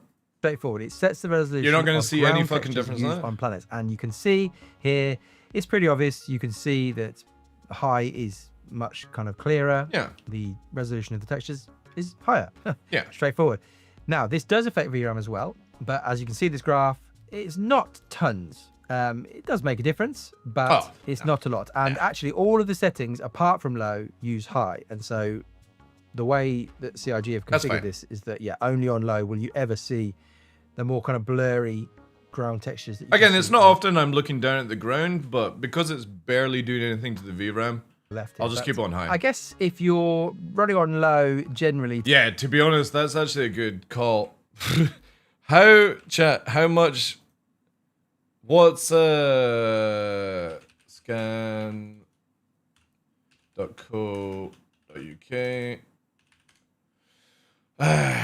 What's a good company for SSDs these days? Like M3. Are we still using Samsung? They still the best?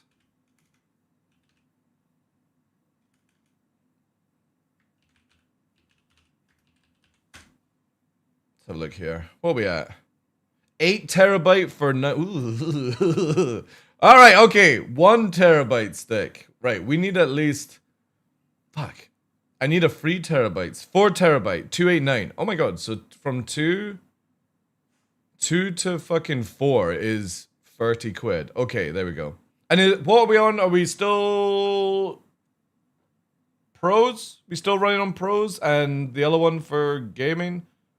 I can't remember which is the better one for gaming and which is the one better for Windows. Mr. Black Friday sales? I know.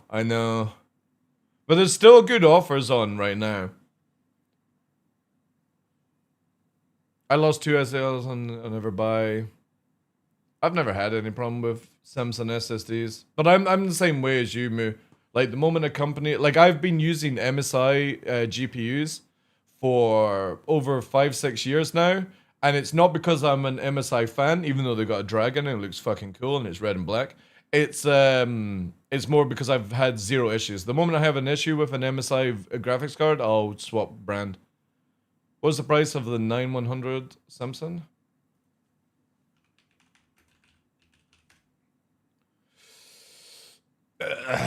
Well out of my fucking price range for the 8 terabyte, but let's look at 4 terabyte.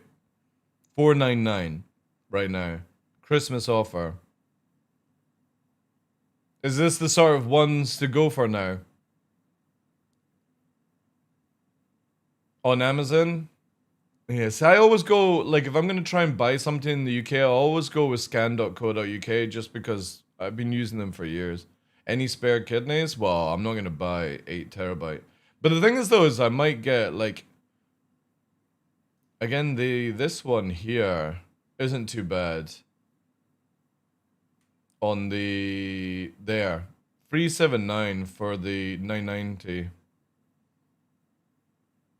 But can your PC handle PCI 5.0? That is what you need to know. These are all PCI sticks. That's very true. I think it can. It's again, if you do exclamation mark kit, the motherboard is there. I'm not too technical, but yeah.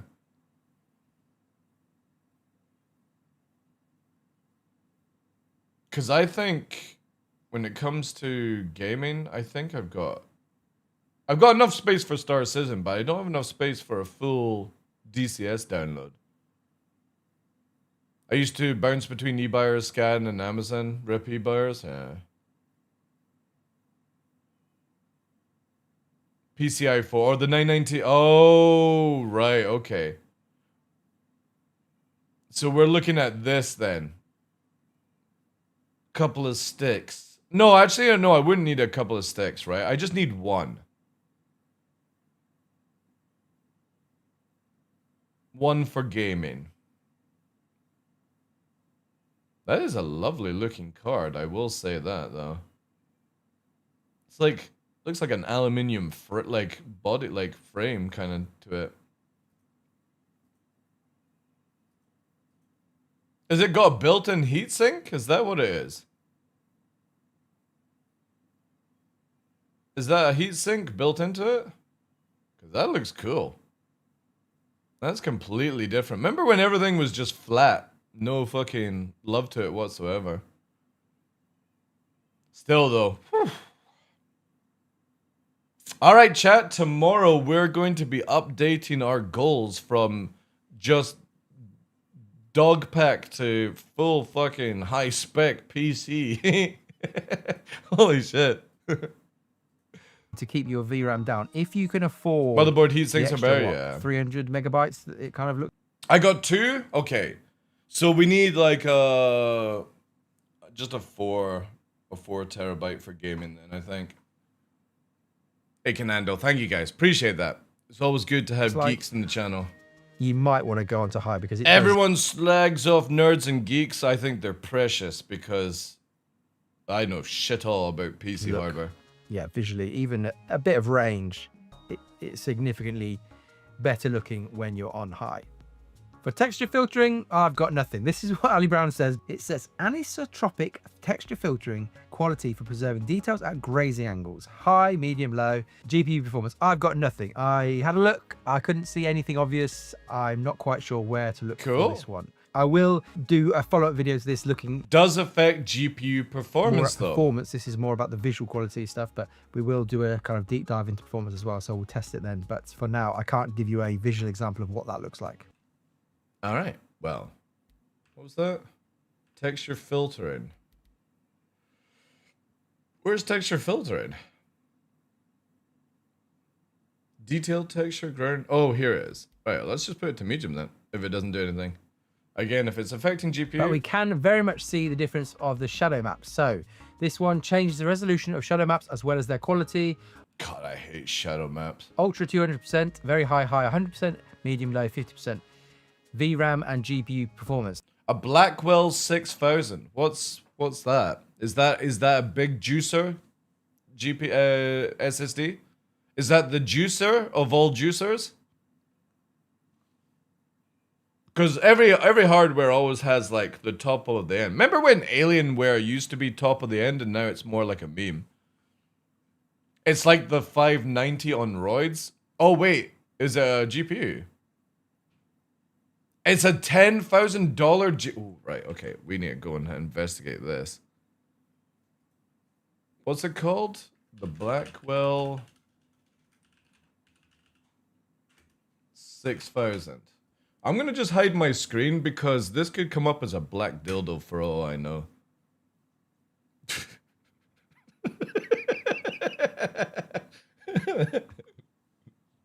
The Blackwell 6000.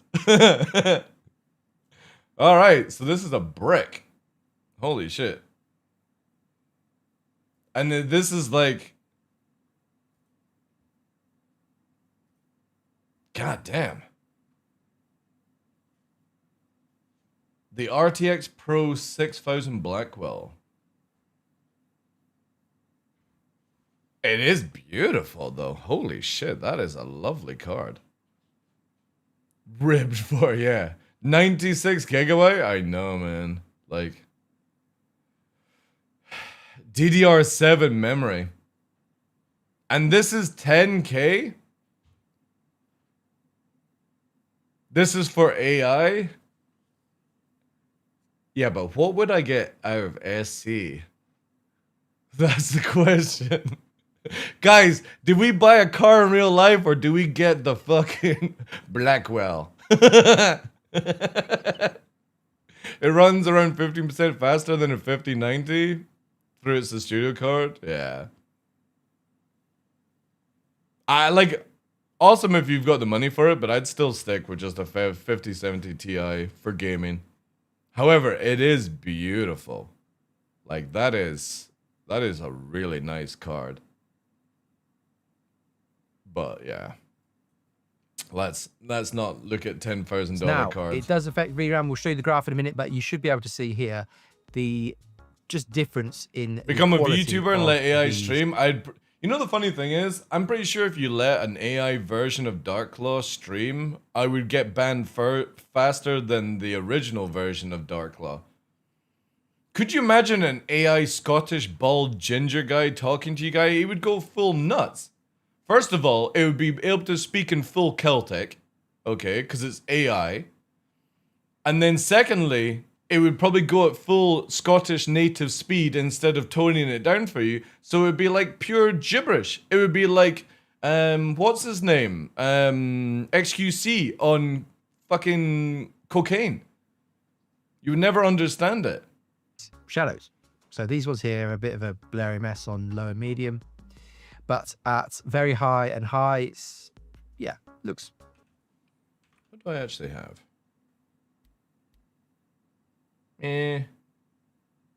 I'll just leave it. I'll leave it. Pretty detailed. On Ultra, though, as you can see over here, it's much more detailed. A Scottish Grok? But it is Grok can't do Scottish. Expensive in terms of VRAM. It's a fairly big jump down from Ultra to very high. Yeah. Like, there's some significant numbers, right?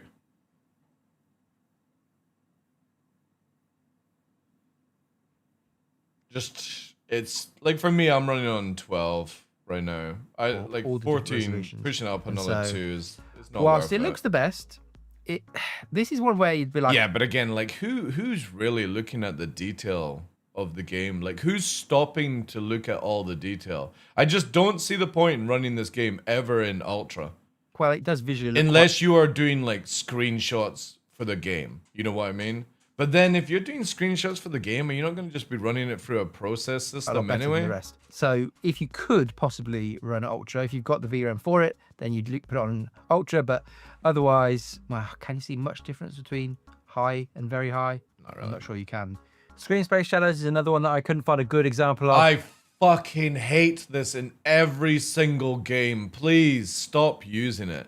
But it changes It's so bad in Star Citizen. It makes everything like pixelated the at rendering long quality distance and settings stuff. of Screen Space Shadows. Like I have had a this good off. look. I just I just hate couldn't screen find space. a good example that could show me any visual difference between them. So that's another one that if you've got a good example, please let me know in the comments.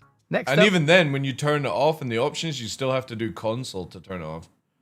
All right, here we go. This actually might Planet be good. volumetric I always cloud run this quality. on high. Now we've looked at this lots in the past, but we know that this changes the rendering quality settings of planet clouds. So this is still Cloud's photo still looks the best, hands down. Holy shit!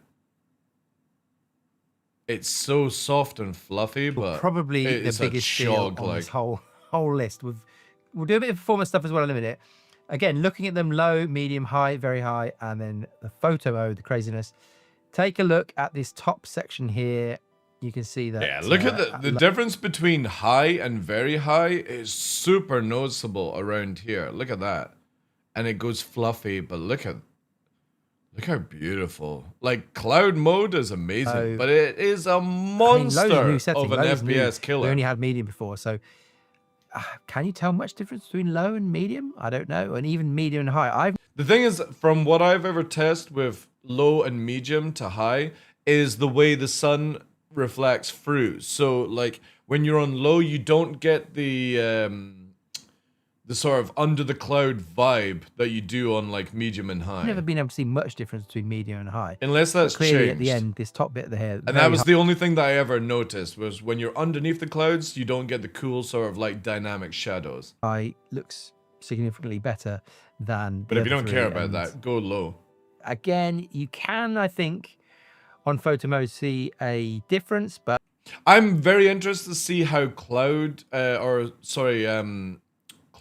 photo mode will be when Genesis comes in and it's a little bit more flipped over to certain things. So like the stuff on the ground isn't using as much CPU and stuff like that, and you may be able to use a little bit more VRAM for that. That's whether it's for the worth the clouds performance itself. cost.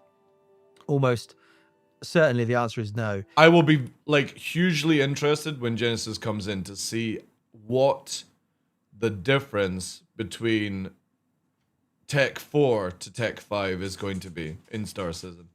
You only really ever want to turn on photo mode for maybe some screenshots or maybe some video stuff. But exactly, that's my take as well.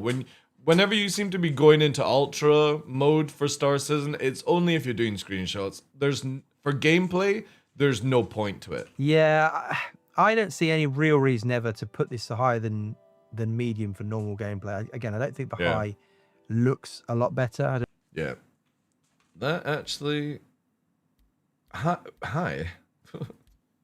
hi, chat. We've got a wolf that's come in to say hello to you guys for happy holidays. Have you come to say happy holidays to everyone, or have you come in asking for snacks? Is that it? We have the white wolf and the black wolf with us, chat. Have you come for snacks? Have you come to say hello to your adoring fan club?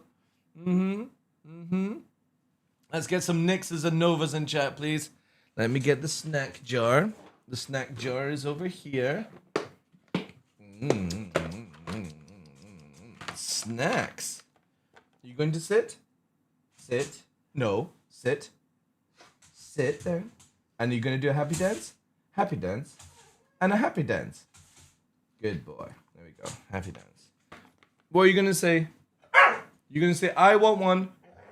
I want one. I want one. I want one. I want one. A little bit louder for everyone. I want one. There we go. That's it. Good boy. Good snacks. Good snacks. There we go, chat. And I'll keep them occupied for another hour. Hey, Harold. Happy holiday, dude. Seraph as well. Welcome in, guys. Per dog is starting. What the fuck? I am not called, what's his name? Hazan or some shit. I feed my dogs. Feed my dogs well. Alright, we're gonna go for medium then on this. I don't know, at this sort of range, can you see any difference? Again, a lot of this depends what angle you're at and whereabouts, yeah, where your ship is or whatever. But Micro, thank you for the follow, dude, as well. The main jump is from high to very high. But the key thing with the clouds has always been the performance. So we've got this scene, again, in the Serena Commander map. There are a load of clouds in the background, not tons. 50, 50, 41, 21. Yeah, look at that, chat. So low, medium, and high, 50 FPS. Very high, 41 FPS. Cloud mode, 21. You lose 30 FPS by just going for rounder clouds. Like, it's not worth it, man. But if you look at the performance, you can see that is insane. Absolutely insane. Low clouds, everything else is on ultra, but we've got low clouds performing 50 odd FPS and 49, 50. Same for medium, pretty much the same for high. Then when you pop it onto very high clouds, you've dropped down to 40 FPS. And then when you put it on photo clouds, you've dropped down to a lovely 21. That is an insane amount of FPS loss just for rounder clouds that you can't even really notice the difference at that range. FPS. And so there doesn't seem to be much visual or performance difference between low, medium, and high. You definitely can see a difference when you go to very high. I'd be tempted just to pop this maybe on, you can pick. No, medium. Like, I'm staying on medium just because, again, the difference between medium and high is like a fraction of a difference. Between low, medium, and high, it won't make much difference, I don't think. I mean, the thing would be... Yeah, but, dude, you're losing, like, FPS quality, dude. Yeah, the difference is pretty big when clouds are nearby, but the thing is, though, is you're losing FPS for just rounder clouds. Is if you can run very high, it is visually better, and if maybe you use some upscaling, like losing 20 FPS or is huge in video games, dude. Very high probably is the sweet spot, but and this is on 4K, like said, man. It's not a real setting for gameplay. It's 21 FPS is totally not acceptable. But again, if you were to put some upscaling on, you could probably make very high work.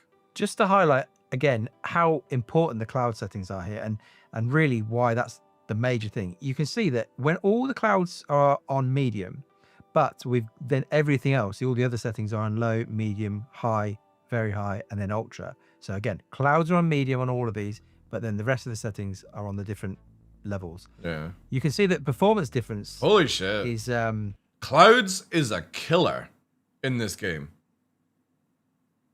An absolute killer. He's not massive, and so yeah, ultra and very high are basically. Again, this guy's literally proving, dude, that clouds on the highest setting is not healthy for gaming. You're losing too much FPS for barely any noticeable change. The same here. You get rounder clouds and you get more denser clouds. Yes, I'll give it that. But for 20 to 30 FPS loss, no, that is never worth it, dude. A couple of extra frames. You could go very high and you'd still get the same sort of look, but still only losing 10 FPS. If all the settings are on high, you maybe gain another frame if all the settings are down on. Because again, this is a comparison at 4K. He's using low settings, medium settings, high settings, very high, and ultra, and using medium clouds. And all the FPS is roughly about the level between 56 to 49. But when he's using medium settings throughout the game, using different levels of cloud, you are losing 20 FPS by going to the maximum clouds. And you're only losing 10 if you go very high. And the noticeable difference between very high and max is barely noticeable. Medium, and then if you go to You're wasting FPS for no reason. low, Doesn't matter your spec. Does not matter your spec. You are wasting FPS for no reason. well, yeah, you gained. There's another no few visual frames. You're at difference 56, 57 versus between very high and the 52 on cloud medium, one, so- the photo. It just highlights again the clouds themselves make a huge difference, more difference than any other setting, I think. And so Yeah, I'm going to the be keeping actual rest medium of chat. the settings combined are getting what, a difference between ultra and low of 8 frames maybe here in this case. I mean, again, depending on the VRAM you've got, it will limit which of these you can run. But if you've got the VRAM and there's not much performance difference really between low overall. Yeah, that's crazy actually to look at it. So, because of this, right? One could go, you keep that at medium, or put this to high, right? This to high. So you can keep everything on high, and then you put this to medium. You're going to save FPS right now. We'll get into the clouds, the gas and the fog, but that's huge. So again, on high settings, 52. If you go ultra, 50. Medium, 53. Low, 56. So you're gaining a tiny amount of FPS, but if you change clouds from the highest setting to medium, you're getting a huge performance. And ultra overall, apart from the cloud settings. The cloud settings are the major thing still when you are GPU limited. Cloud Viewer Center, yeah. And again, if you're not That's huge. This is why I'm watching this video at the start, because this is huge information to know that clouds is the thing that kills limited, you none of this will really matter. You'll be CPU limited. in but, FPS right now. yeah, it's an interesting story of gas, Right, here we go with this. Gas clouds. space, clouds. Now, looking at this, I managed to quantum travel outside a massive giant gas cloud here to visually look at this. There's really not that I much think it's quite hard difference. to tell the actual visual differences between the settings, personally. I want to know what FPS it will cause, though. Again, this might be down to lighting. Maybe there's some sort of weird lines going through it here that maybe look less bad. Yeah, on very Orison's high. a Maybe that's chug. the for most sure. I could give it. But the major thing here is that performance does make quite a big difference. So we're at 86 FPS on. Ooh, so very high is that. Gas cloud high, 82, 83. There's not much difference between Low, high. Medium 83, high 82, and very high 75. But So we again, have it's lost- like another little extra sort of 5 FPS. So again, because there's no visual difference, unless you are taking photo mode, low is the fair best to go few then. frames to be on very high. But I can't see much visual difference. Yeah, again, like, how often are you guys zooming in on clouds to give a shit about the information? I don't see any real reason to put this. I mean, really, is there a good reason to put this above low? Again, maybe from a I different don't. angle there would be, but maybe you'd go in the middle and you'd go for medium or high. But I don't see any. It's a tiny pixelation difference in like the shadows here. But again, when you are getting an extra like nearly 10 FPS by going to low and an extra 5 FPS on high, again, 2 free FPS makes a real huge reason to put this difference on in very any high video is- game. I can't see one here. Now, fog's another one that I found a bit tricky. It says changing the resolution of the local fog, i.e. fog within 500 meters. In the testing I've done here, I don't think I'm within 500 meters, so I don't think this changes it. Higher settings will preserve more detail and shafts of light. Lower values will have a flatter appearance. Like I said, I don't think I've captured this one. There's no visual difference. I don't think I've got it. There is, though, VRAM difference. So you can see on the graph that there's basically 100 megabytes of difference between all the settings. Oof. Based on VRAM, well, you might as well effectively have it on Ultra, but I cannot tell you from this.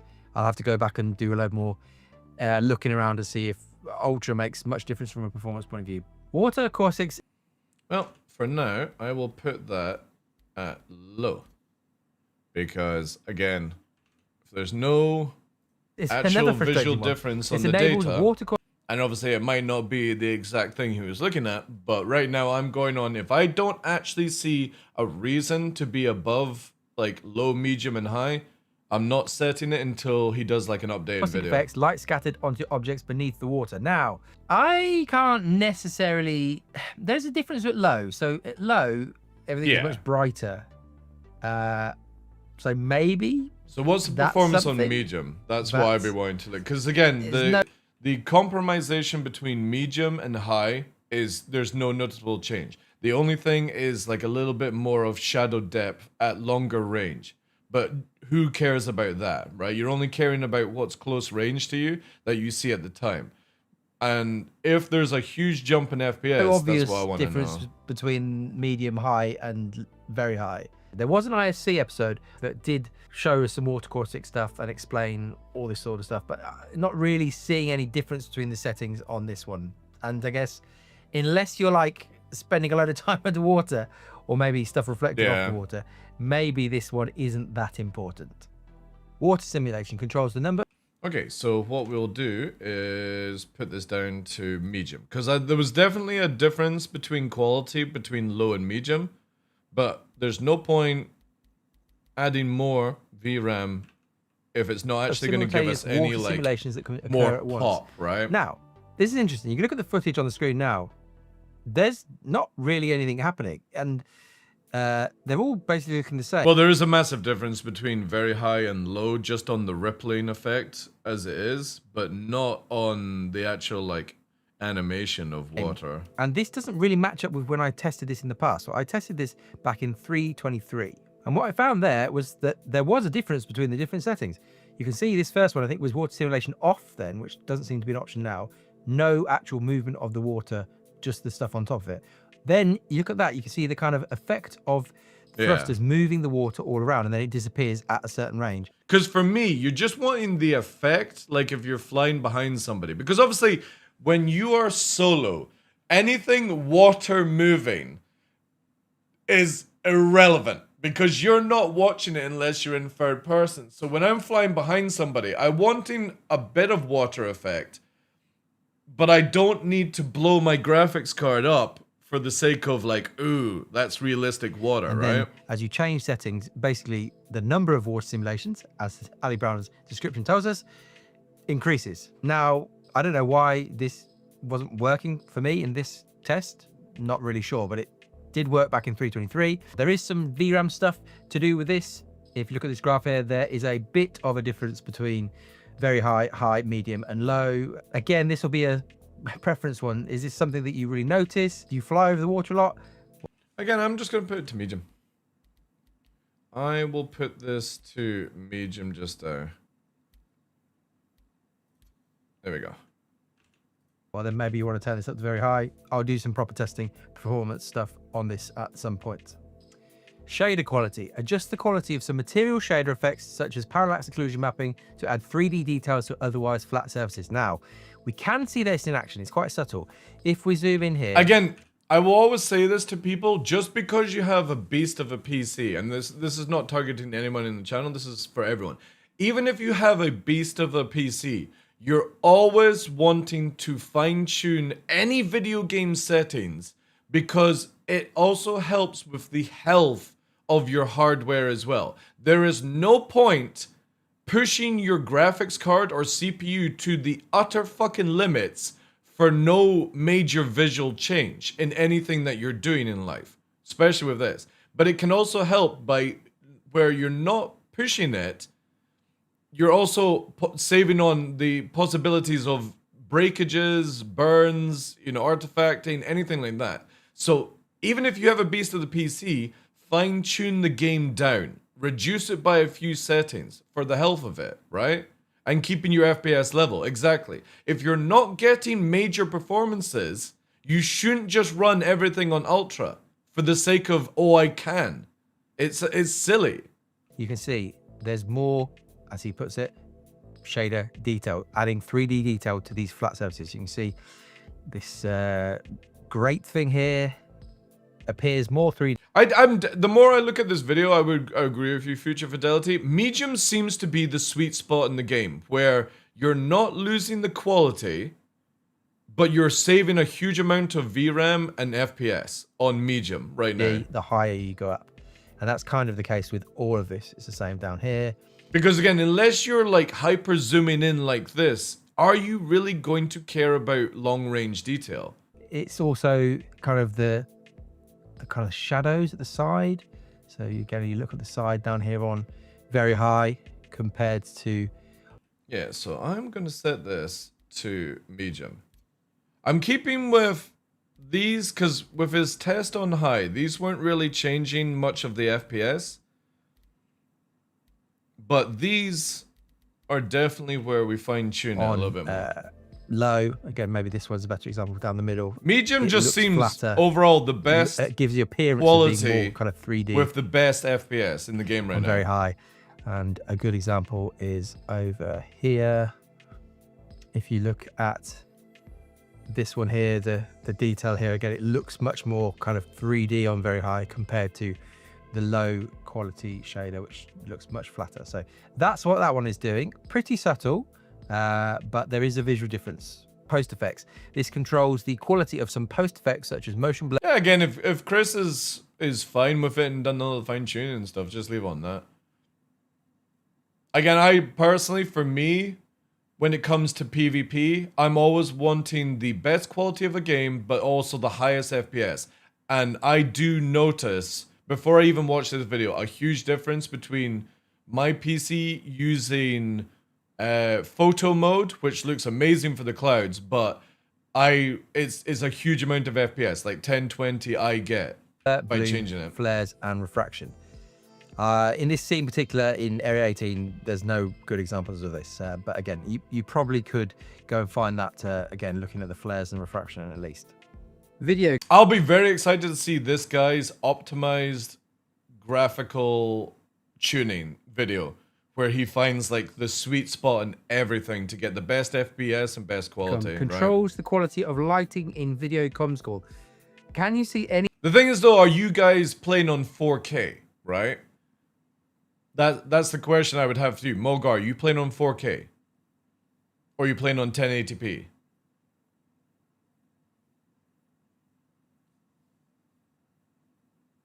Because there's a huge difference between 1080p and 4K gaming these days. And a huge difference between 1:40 and 4K.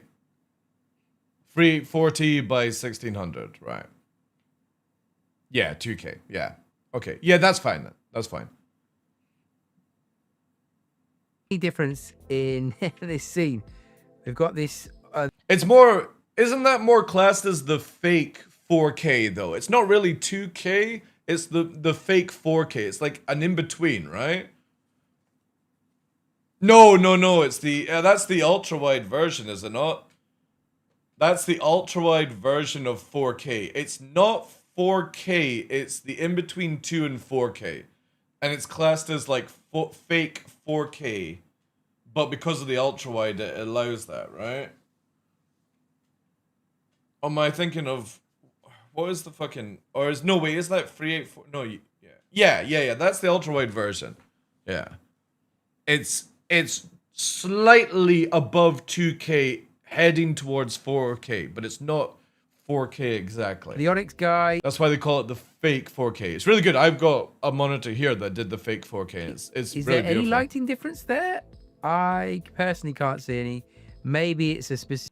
Yeah, this one I was always interested in. So again, I'm going to put this to medium. And I'm going to put this to medium. Because there's just not much difference. Like, I just don't see the point in going video high. comm score, maybe this isn't the right reason. one. It's obviously not that important part of the game, so maybe this is the sort of thing that you could just leave on a lower setting. It's not going to change your life having this look, the lighting look better in this, I think. Quick setting. And we'll just have a... All right, here we go.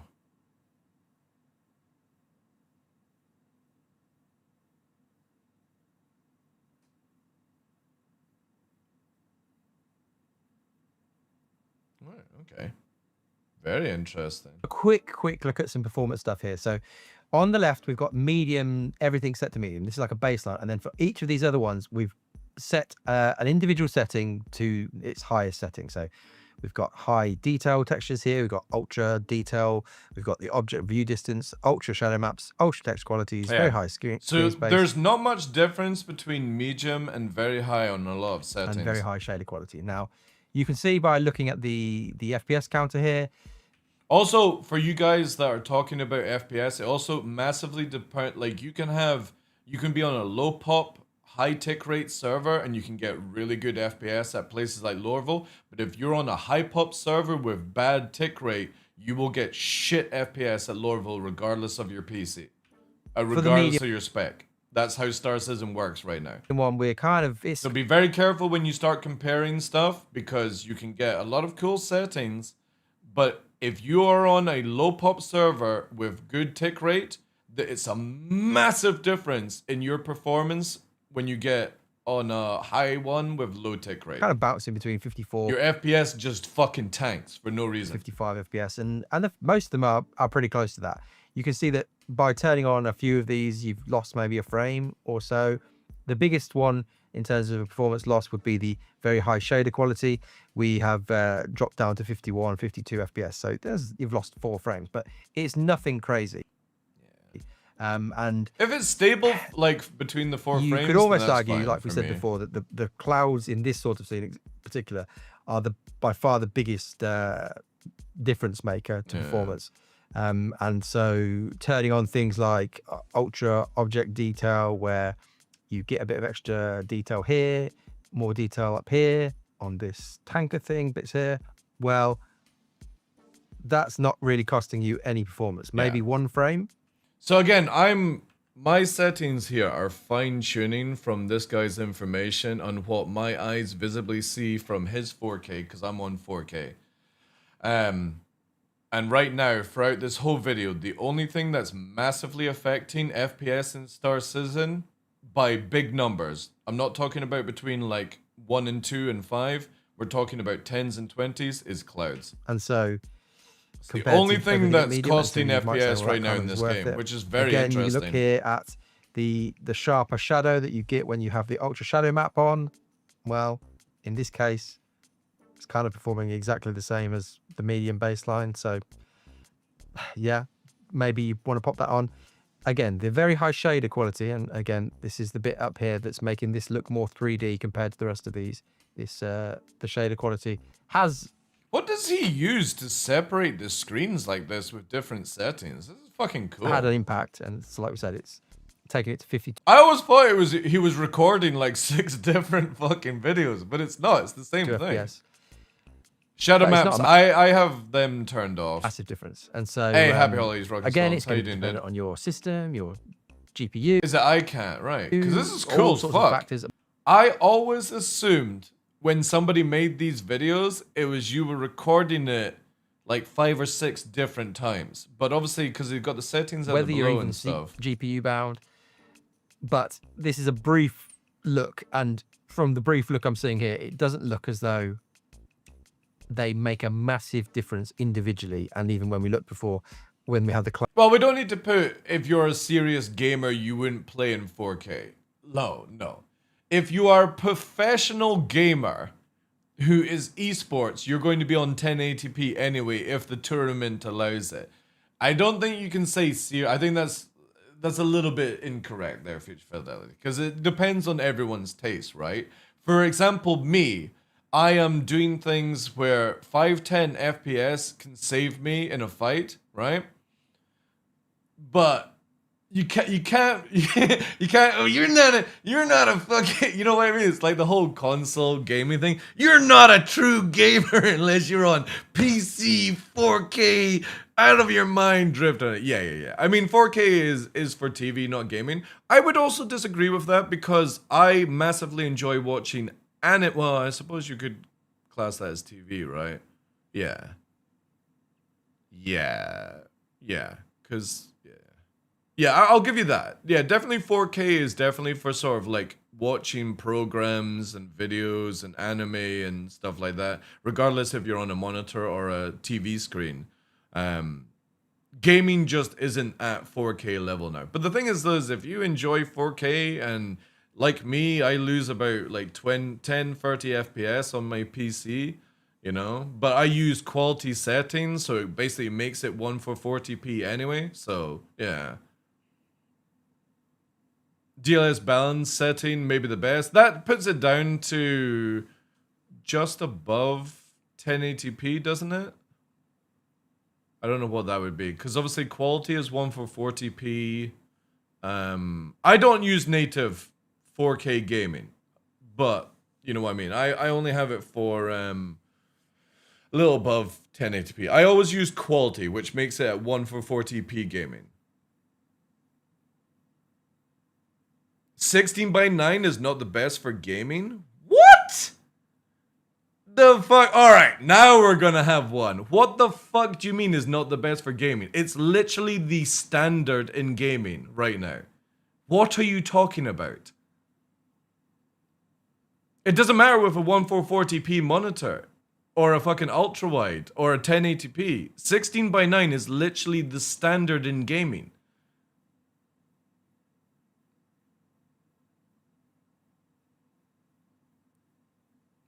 Again, but you're saying 16:9, and these are your words, is not the best for gaming in your opinion. But it's literally the standard, and then you say the standard not the best for high-end users.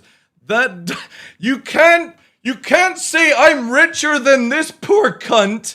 He's not a real gamer. You can't say it that way. If it's a standard, that means it's set for best for everyone, not just best for you. Curved 16:9 32-inch 1/440 hertz. Come at me, bro, in CS2. The funny thing is, though, I'm pretty sure people in CSGO tournaments are still using 1080p, right? On 23, 26-inch monitors at like 240 hertz. I think that's still the pro level of gaming right now. 19:16. You know, there's monitors that actually do that now. They're like giant fucking like monitors that go vertical, and you use them for gaming now. It's crazy. Shroud is on 1/440p now. He's been converted, but yeah, he used to be on 1080 for a long time. Again, if professional level is 16:9, 1080p, 240 hertz. That is the professional gaming standard. And then the gaming standard for resolution right now is 16:9, 1/440p. Anything else of those brackets is just personal use. And you can't ever say my spec is better than your spec. It all depends on people's situations. If you ain't got that 10K graphics card in your PC, you're a poor motherfucker just like me. Alright? That's the standard I'm setting on this channel. If you don't have that black 6000 NVIDIA 10K graphics card in your PC, you're just like everyone else in this channel, poor as fuck. Okay?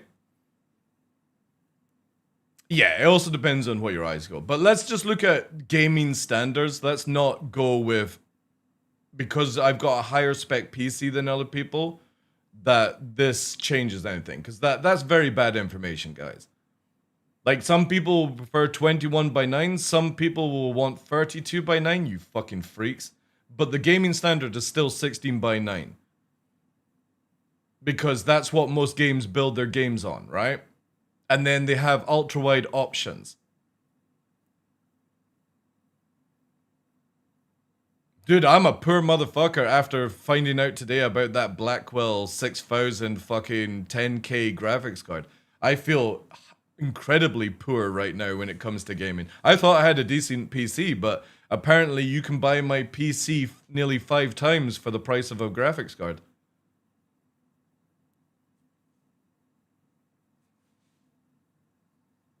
In the days of the 1050, yeah. Again, I'm gonna go off like the information I will only accept in this channel when it comes to gaming standards is within the categories that is set by things that are multiply tested for multiple users. And still to this day, 1080p is the go-to for gaming if you don't have high spec sort of scenario, right? But most people are starting to move into like 40 series graphics cards. So now doing 1440p becomes the standard. If you're still under 40 series, then I would still probably recommend 1080p as a go-to to get the best performance out of your game. But again, if you want to push it higher, then that's down to you. But you can't change standards because of that. That GPU is a good starter down payment for a house. 10K for a graphics card. I'm blown away. I would expect 5K for a graphics card, but never $10,000 for just one system. That's mental. I would buy a car and a top of the range PC for that price. Yeah, you'll never see ultra wide in esports. I guarantee you that, because they're going to have to create bigger arenas for people. Can you imagine everyone's in a fucking 23 or what is 21 by 9 monitor, you know? Instead of being close together and like communicating, you're like, Gary, on the fucking end of the room, you know? 5 ultra wide monitors in a row is a long fucking distance, you know? But yeah, you'll never see 16 by 9 is literally the esports professional level of quality when it comes to resolution. You can't ever say ultra wide is better. It's just a preference. Maybe in 100 years? No, again, it's just because of the size, right? Like, it's just so much easier to put everyone compact together so that they're shoulder to shoulder, you know? On medium and all the different settings to low, medium, high, very high, and ultra. There wasn't a massive difference in performance. In this particular scene, But it depends on what game you're playing, Pilgrim, right? Because I was using the 2070 Super with the 1440 till the 4070 Ti came out, and I was running okay. Won't upgrade for another 2 years. Yeah, that's a smart thing to do, especially as prices are about to go through the fucking roof with all this AI bullshit, right? But, again, there is sometimes no point pushing your resolution and spec for minimal amount of gains, right? You're then just EPing at that point. So there is a lot of time where I will always suggest that you fine-tune things to make it better for the hardware and for your game, instead of being the typical person that goes, I'm able to run on the highest spec and I don't have any issues. And it's like, that's not the point, right? Yeah, 4K is demanded. Again, 1440 is the sweet spot right now. I would say in 5-10 years, 4K will be even more. But the thing is, though, is I'm pretty sure within 5-10 years, I have a feeling VR will become the new gaming. And it won't be like a big headset on your face. It's going to be just a pair of fucking specs that you wear. You know, with the way technology is going and how much we've advanced already in 5 years in VR technology, where it's gone from like 600 grams to 100 grams, I'm pretty sure in 5 to 10 years, you're going to be wearing a pair of glasses and just fucking leaning back like this and playing video games.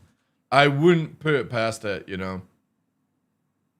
Yeah, I think so as well, future fidelity. And to be honest, I would actually like that, because the cool thing about VR is you can do it from the safety of your own home and stuff like that. So going to the cinema, movies and stuff like that, you know, if you can go in VR with your friends and get that interaction, it'd be pretty cool, you know. There we go. Also, I'm super jealous. How is the big screen beyond, by the way? I've heard a few people say it's really good. I was looking into it. Right now, my money is on the Steam frame, just purely because of the quality. But it all depends on the price, right? Only the price. If they have the same price, I'll be going for like the big screen beyond. But they're so cool. Do you have the night vision ones? The fucking flip up system, or is it just the band that goes around?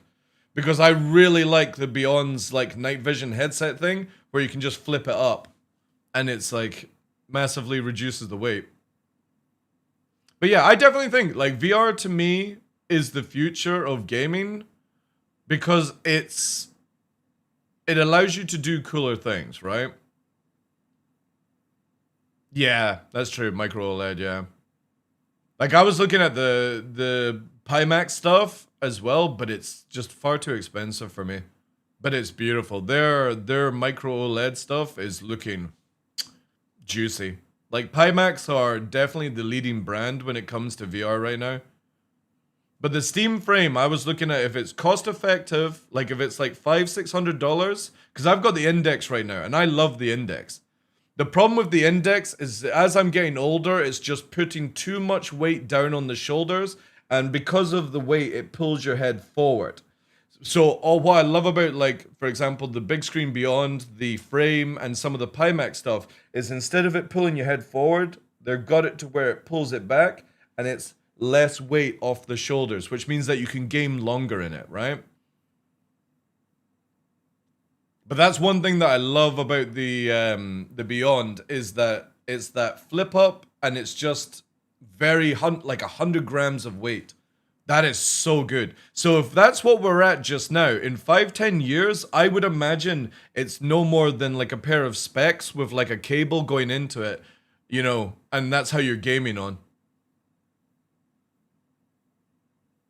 And also the massive difference between some VR headsets. So the Pimax, for example, has gone where it used to have two DP cables, and they've now got their systems down to one DP cable, like the Index and shit, which is fantastic. So as we get better spec on VR headsets, the requirement levels for like your PC and stuff are also lowering down, which is amazing. I would love to get to the stage where the VR is literally like it's everything. It's the GPU. It's got like a basically the we're getting to that stage now where it's got like the consoles and stuff. Yeah, but they don't do it anymore now. On their older headsets that were super juiced, like Pimax is the juicers of VR right now, and their technology is massively changing down to where they are not having to have such high requirements because that's the competition right now. You're wanting a light headset that can go wireless, that can store things, and it's got the best like eye quality and stuff, or they'll be able to do prescription lenses. That's the sort of race now. And the Steam frame, if the Steam frame is $500, I doubt it is, and we're just talking about the headset. If the Steam frame is $500 for the headset alone, GG to everyone else in the VR market. GG. Come back in a couple of years. Because the quality, the hertz, the weight, the wireless, and it can store shit. If they've got that at a sweet price, that's it. Goodbye everyone else for 2-3 years. But if it's expensive and it's sitting around $1,000 for the headset alone, my money would be probably on Pimax or the Steam VR, Beyond from what are they called? God, you just said it as well. Anyway, Steam Beyond, you know, or VR Beyond. No, not Steam Frame. Beyond is with yeah, that's it. Big Screen Beyond. Thank you. Pico and Meta did it for 2 years ago. Yeah. But the thing is, we'll see if Steam is greedy. It's still going to be a really good headset when you compare them. At high-end VR graphic, yeah. Pimax is amazing. And you know the fucking thing I love about Pimax? It literally looks like you're putting on some sci-fi fucking helmet. They're insane. They look really, really good. And they're meant to be very light. Like for me, Pimax is massively out of my price range. I couldn't think about dropping 2K on, like for me right now in my financial stages, it would be 2K on a car instead of a VR headset. Because I've got the Index. It'll do for now. But no joke, if the Steam frame is $500 just for the headset, because I've got the Index gloves, and the Index handles are the best in my opinion in the world. I've already got the boxes from the Index, so I've got that side of it. If they have the Steam frame just for the headset at $500 to $600, I will be pre-ordering that fucking second I find out that information. The moment I find out that it's in that price range for just the headset alone, we're not talking about the controllers, because I'll probably put it up to $700, $800. But for their main VR headset, just the headset, if it's between $500, $600, instant purchase for on my end. I'll be taking money out of savings instantly for that, because that is a huge upgrade from my Index at that price. And it is wireless. We've been able to do cable. And it's working with the Index grips and everything, so. And we'll see where VR goes. I'm very excited to see where it is. What's that one there that you've put down? Let me just have a look here. What Graphite posted.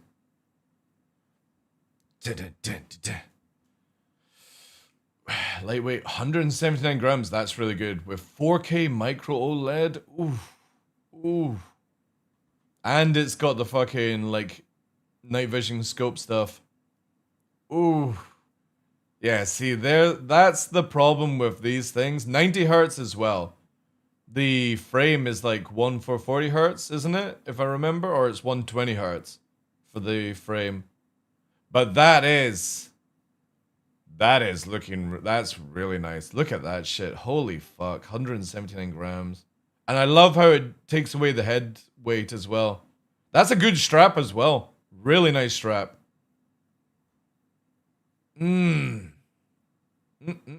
Holy shit. Does she come with it? Chat. Anybody got a spare 1500 Holy shit, that's really good actually. That spec. But again, it's the price, man. This is the killer with VR, is that you are going into GPU levels of, do I buy a good monitor and a GPU for the price of a VR headset? Does prescription. See, this is so good. I love how VR is moving into prescription lenses now. Really nice.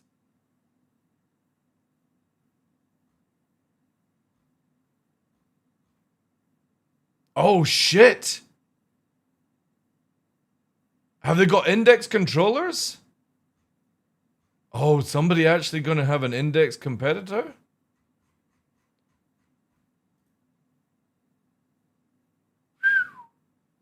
Yeah, these are Index competitors. Ooh. Oh, I like the side button. Is the side button for... Ooh. The trigger is all the way around then. It doesn't have, like... Oh, it's... See, I would still say I prefer the Index because is that a thumb scanner though? If that's a thumb scanner, thumb rest.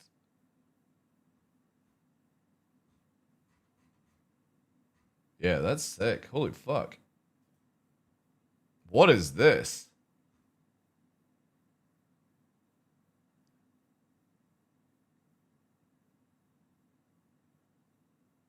Oh my god, that is super cool. Wow, it has PAM. Does the PAM have sensors in it? All right, chat, we've got side railed. We'll be back to our original program very shortly.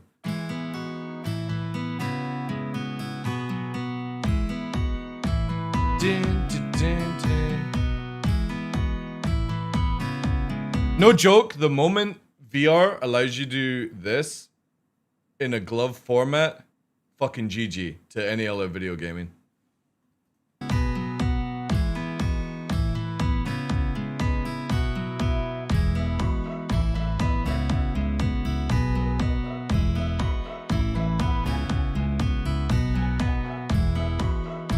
That is cool.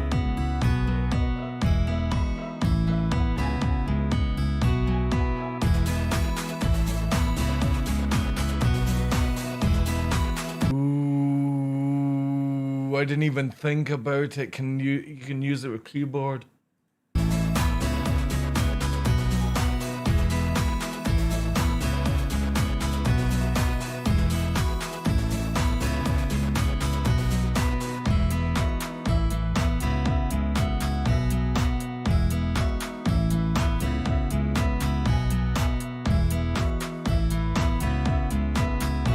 The controller alone, like obviously it's a little bit bulky, but for like a first iteration of idea, this is actually amazing for VR.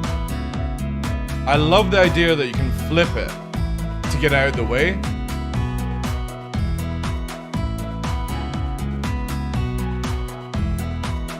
A prototype, okay, interesting. Yeah, this is definitely a go-to of, I'll come back to this when this comes out. 400 is not bad actually. Approximately 8 hours, USB-C, Steam VR tracking, so you're gonna have to have the thing.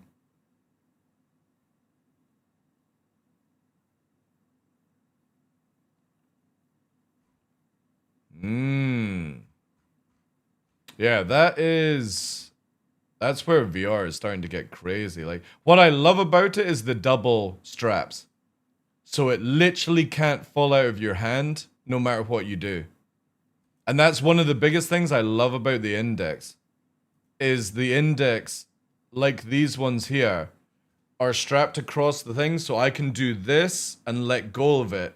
And then I can do this motion, but obviously you've got the grip on it. So these are very Index competitors. But the thing is though, for me, the Index has a thumb scanner and a pressure point on it, so really cool. The headset alone, no joke.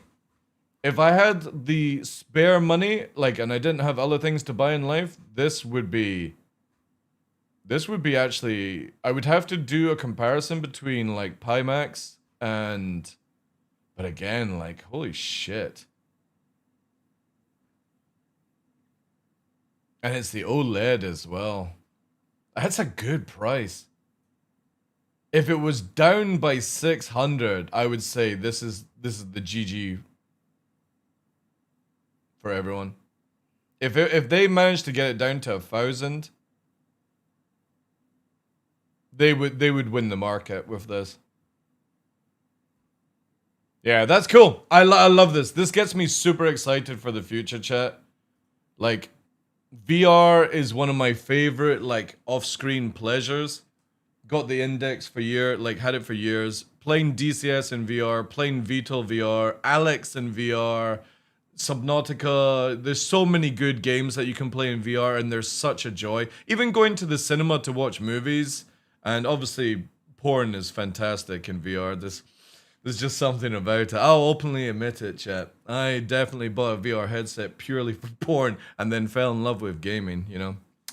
But yeah, for me right now, the Steam frame is the highest one on my watch, but it all depends on price. All depends on price. If it's $500-600, that's the end of that's what I would be massively going for. But it's so cool to see more products coming out because I didn't even know about that one, and that's really good price towards a Pimax actually, and the weight as well. Like, if you can get your VR headset under the weight of a mobile phone, you know what I mean, strapped to your face, that's incredible. Oh, dude, VR gaming is amazing. Like, I'll probably be dead before it ever happens. I would love to get the Player One experience in gaming. I think if I can stay alive long enough for technology to allow us to do Player One, not like the weird Sword Art Online where it fucking kills you when you die in a video game, but the sort of experience that you would get from Player One, where you're playing games with other people, you're moving around in an environment. If they can ever get technology without having to put a fucking chip in the back of your head like Elon Musk kind of crap, or Matrix where you're getting a fucking, you know, tube put in, but that whole put it down and it puts you in another world kind of thing. If technology ever gets to that level, I will be super happy if I'm still around. The True Gear ME02 260, what's the spec on it? Because again, if it's under spec on the MetaQuest, then I would just go for MetaQuest. Like you would have, like you're in the price at 260. You have to question, why is the headset 260? What's the quality? Can you prescription change out the lenses? Is it customizable? You know, is a haptic suit all right? Yeah. The thing is though, is like haptic suits are cool, but the thing is though, is like I would rather spend the 260 on a better headset than I would, oh, I feel a little bit of haptic feedback on my chest. You know what I mean? That's my take when it comes to VR. I will always go for better quality of visual and weightness and controllers than, oh, somebody shot me in the chest. Oh, I'm feeling, oh my God, I'm getting backshotted, you know, in VR. Because that's when VR changes, you know? You know, you're having a game of friendly Apex Legends or something, and then you're getting pinned down by people in VR, and yeah, shit's going bad. That's when the experience changes. So I'm okay. I don't need a haptic feedback suit right now, you know? Especially when it does full body cavity and shit like that. That's it. I keep saying it's not looking like a crazy performance hit by putting most things on Ultra. Again, whether you can run this from a VRAM point of view, that's a completely different question. But from a performance point of view, at least in my case, here with a 5080 at 4K, there's no massive, doesn't seem as though the higher settings really tank performance in this scene. So, like I said at the start... Yeah, but the cool thing is, those Space Bearers, I would love VR technology to get to a point where you don't need to have a gaming room. And you're just basically coming into your house, sitting on your sofa, and you're doing everything we do in games now, but in like virtual world. I would love that. The idea of that is just amazing, right? Because not only does it save on space, but you don't need to go and buy, you know, all these fancy rigs and monitors and stuff, when you could just get a really nice chair and just sit back and you're like, you know, VR gaming at the quality that we have right now, you know? My friend went from VR to, yeah, because VR right now is a desired taste, right? It's very expensive. Like I said, that wonderful headset we were just looking at is 1,500 quid or $1,800. You can get a really nice GPU and a monitor for that price, right? And it gives you a little bit more, but VR does allow you to do more experiences that, like for example, when COVID was out, myself and Cyborg Angel, you know her, she jumps into the channel and we host her and raid her all the time. We used to go to the cinema whilst what's it called, COVID were up. So just side by side in VR cinema watching, you know, movies and shit like that, and it allowed you to have that sort of interaction of being able to turn your head, you know, talk to each other on comms like you're actually doing it in real life. And you don't get that if you're just doing it on a normal monitor. So virtual reality does allow you to experience things a lot different than just sitting at your desk, right? But it's not at the stage that I would like it to be. I think it's going to be another 5-10 years to get VR to the point where it becomes more mainstream. And I'm very excited. When VR is like $500 to put an insane quality on your face and you know what I mean? When it gets to that point, when it's very light, very flexible to get into, and you don't require a huge streaming or gaming PC as well, I definitely think it will go mainstream. But not until that point. SEVR, again, I'm very excited that they are wanting to do Beyond Native in Star Citizen VR. I think that it's going to be very interesting. Happy holidays, Maximum Speed, welcome indeed. My biggest concern is if you've ever played games that were designed for normal desktop and then turned into VR, people start moving around like they're disjointed, right? Phasmophobia is prime example where somebody is like walking around and then suddenly their hands fucking backwards like this, and it's just because maybe they're scratching the back of their head, right?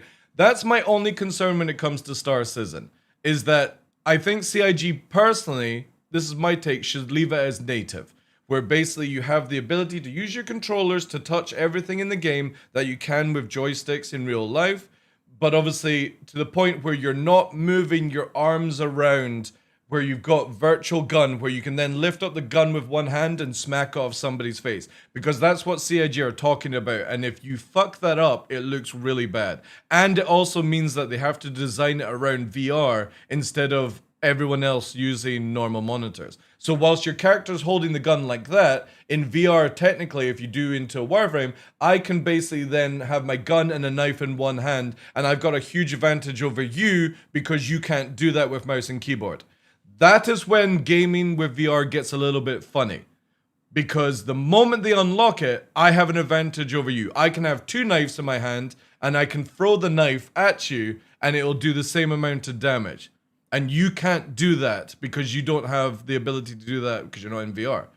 That's where I think CIG should just leave it as native VR. You get the depth of VR, you get the ability to do everything that everyone else can do with your hands, but you don't get the extension of, I can shoot one guy this way, shoot that guy that way, because I have separation of hands and you don't.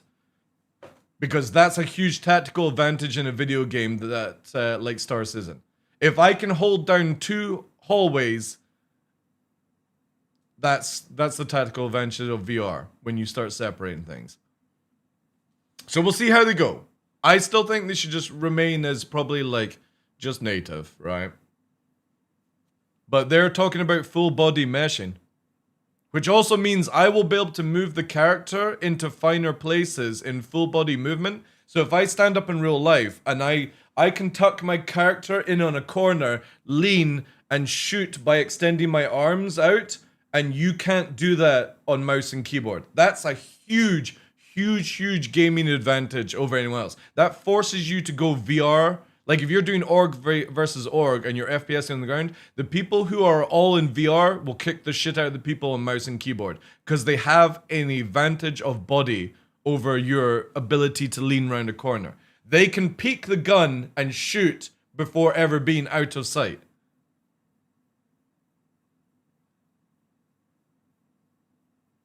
Well, it's not actually that amount of dev time because we already have the mesh in the game, Galfair. And it's what they use for when they're doing their own videos, right? So the technology already allows CIG to do what I'm talking about. The question is, in a time frame, can they make it balanced and can they make it not look janky like Phasmophobia? But it wouldn't add 20 years. If anything, it would add, like, you take the guys that are working on it for 1 or 2 years and they would have it out fleshed. Easy. Because the characters already can extend in this way.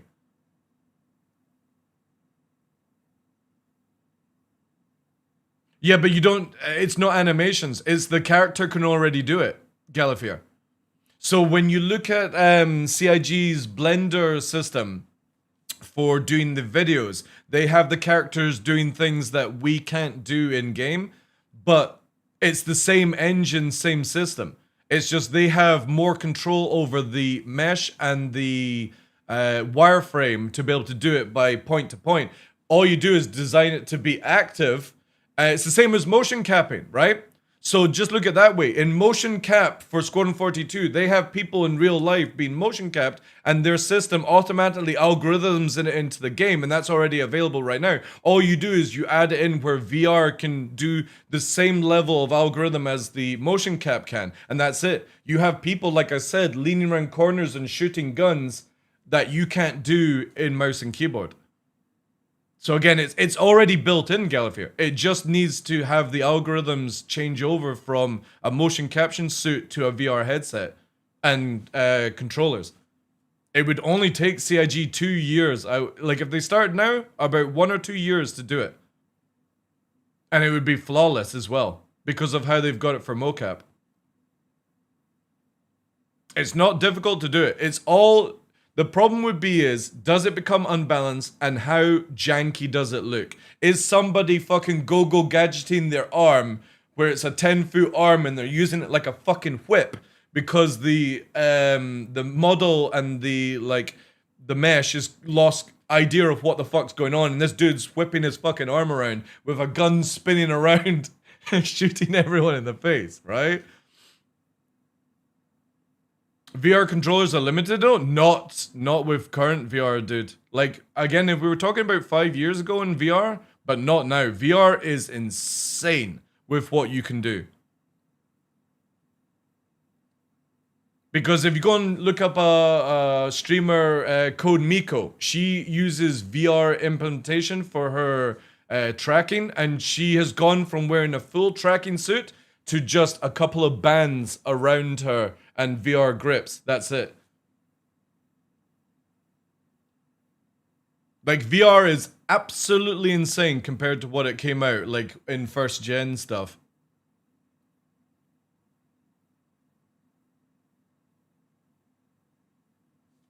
She's switching to full mocap now with optic flow. Yeah, but again, if you were to compare mocap 5-10 years ago, Nick, to what we have right now, it's incredible what you can actually do. Again, that flip controller was showing full finger movement by tracking. And there was there's obviously pressure points within the straps. So they were doing that. And that's what I'm saying. As soon as you get a glove that mimics your fingers in VR, GG. Absolutely. Like, if you can just put a glove on and it's got like a little battery pack on your wrist and you're able to do this, that's it. Because that allows you to do anything then in VR. And that doesn't require mocap stuff. And then once you get it to where there's a band, right? The power glove, yeah, exactly. Like a Fitbit? Well, the thing is though, is I would imagine technology goes like that within 5 to 10 years. I'm pretty sure VR gaming will be the standard in about 10 years time. I'm pretty sure on it. Because of what you can do now compared to 5 years ago is absolutely insane. Like, the difference between first gen VR to what we have in 2026 blows VR out the water, by the way. Like, next year there's a huge amount of stuff coming for VR gaming. Not only are the games Alex level of quality, but the headsets that are coming out are just insane. Not only in weight, quality, we're moving into micro OLED, we're moving into under 200 grams of weight, we're moving into, it's super juicy time. And it will only get better in another 10 years.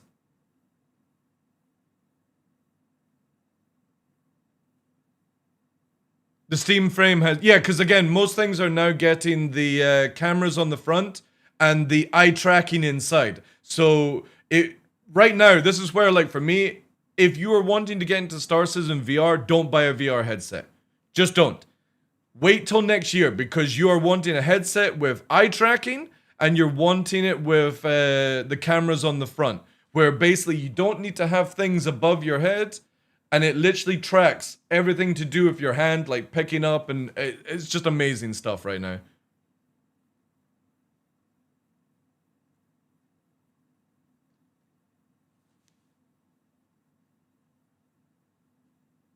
Trying to continue what CIG have been doing with character control and animation and jump into full VR controls is a whole other thing. We still don't have the slides and shit. Well, the thing is, though, is we don't know until we get Squadron 42, Gallifear. That's the horrible thing, is that we're running on, like, legacy movement in the game, FPS shooting, and we have no idea what CIG has been cooking up for Squadron 42 with, like, what you're talking about. The cover-to-cover system, the slides, all that shit, right? Oh yeah. Oh no. I'll definitely go with you on that. In 5 years, yeah, to add dual wield knives and stuff like that. Yeah. 20 years, I know you're just memeing about it, but the thing is, though, is again, what you can do now in VR compared to 5 years ago. If you add another 5 years on, like, to be honest, do you think in 5-10 years people are going to be playing Star Citizen? I don't. I think if somebody comes out with a VR game that does the same sort of level, but you know, it's built from the ground in VR using AI and stuff, like we'll need to see, you know? Really cool though. Again, no joke, if I can put on a light headset in Star Citizen and fucking as somebody's coming at me with a fucking knife and I just pull out 2 fucking katanas and I've got full motion movement, that's it. Cause when you start fucking running down the hallway, fucking flipping your blades like Deadpool shit, the guy on the other screen is gonna be like, "What the fuck is going on here? Who the fuck is this dude?" As you're like, "Ah!" You know what I mean? That'll be it. The fucking dude shooting and you're sliding on your knees, Matrix being fucking down the hallway, taking a can of Prez and fucking smacking off their dome. Yeah, that's it. GG to anybody else that not at that level. Dude's got like a fucking $10,000 padded room with fucking sex swing where he's flying across the room, he's running up the walls, you know? He's running up the walls in real life and in Star Citizen, the fucking dude, you're just like that. What the fuck did I just witness? You know? Because that's again where you can go with VR. The moment you remove the boundaries of the typical mouse and keyboard movement and you add in VR, you can technically start doing that crazy shit. There's already rigs that hold you up in VR and you can start Supermaning, you know? That would be a cool experience. Imagine jumping out of a ship in Star Citizen with like full VR fidelity and you're able to like fucking, you know, move the way you are in VR. Oh, whew. Exciting. There's tons of stuff that I would have loved to include in this. More performance stuff. It's going to require loads of follow-up videos. I've not even obviously touched on Vulcan versus DX11. I mean, that would be its own separate thing. There's masses in the game right now to test, which is really exciting. This video is taking about 3 weeks to put. He's got a dead pixel on his camera. Here. I didn't even notice this. Yeah, it's not my screen. He has a dead pixel on his camera. Put together. It's by far the biggest video I've ever even attempted. So if you like this sort of stuff, do subscribe and like the video, that sort of thing. Massive thank you if you made it all the way to the You might have some dust on the lens. end. And yeah, lots more performance stuff to come. Also, why the fucking white background as the outro? Like, you're look at this, right? Dark green, dark setting, and then you fucking flashbanged right at the end. Anyway, that's a very interesting video. Go, guys, drop all the love on £20.42. This guy is my go-to on anything to do with like visuals of Star Citizen. He streams as well, but very, very interested to see what optimization, stuff like that. These are really good videos to work on, especially as he keeps up with like Ali and stuff. So highly suggest this stuff. And hopefully now that we've got these settings, this will be very interesting. I'm going to actually see what we're running with in Arena Commander Crossroads of Crime. Let's have a look. Let's see what we've got here. Also, VR flashbangs, I can't wait for it, chat. You know how like everyone's excited with VR? I can't wait till CIG brings out a flashbang. Let's see how excited they are with VR when that goes off in your face. Alright. We got there. Let's just lock that down there. So what are we sitting on right now? 84, 85. I will take that. And that is on quality. So if we go down to performance, 96, 99, 100. So not bad, actually. That is juicy. Especially on Vulcan, which reduces your FPS to give smoother frames. I hope CIG adds in smoke. I think smoke nades are one of the most useful things that we don't have in this game yet. Because it would allow you to move from cover to cover and stuff. One of the puppies, yeah. Let's see what balanced is like. Balance might be the way I go. 93.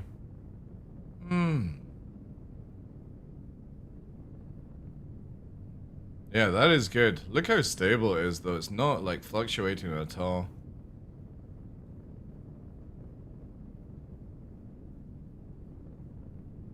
I want to see a new gun floodlight on VR.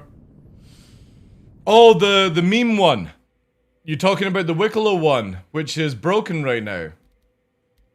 The one that is like a blinding beam of death. Yeah.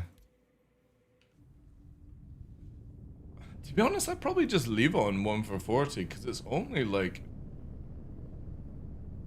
under 10 frames. Shields offline. I love this map. This is like my go-to testing map because if anybody doesn't know, it's a full planet that you can fly on in Arena Commander. So it's not just a map. I can literally travel for 10 minutes and go around this whole planet. Obviously it's got the actual map and the spawn and stuff like that, but it's really fucking good. Speaking of which, I gotta try Squadrons with my newly squared VKB. Man, Squadrons is like a hatred of mine.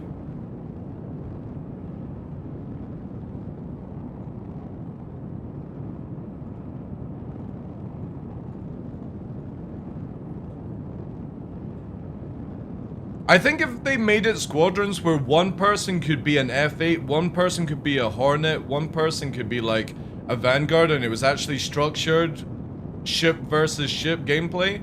Like one person's the light fighter, 2 mediums, maybe 1 heavy, and it's a 5-man team versus 5-man. I think I would enjoy Squadrons a lot more, but I just don't like how inconsistent it is. Yeah, that's not bad, look. Even as we approach, we're not really losing FPS. Staying at a nice 80.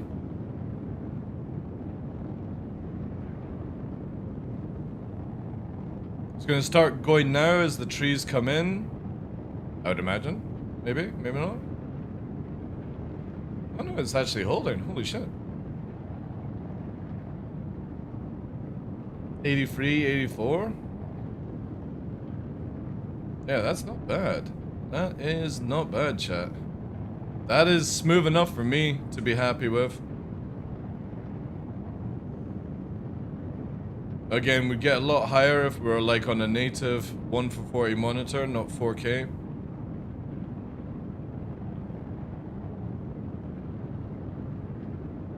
This is where if I could go back in time and tell TheDarkLaw not to buy a 4K monitor and get like a top of the range 1 for 40, I would have gone that route.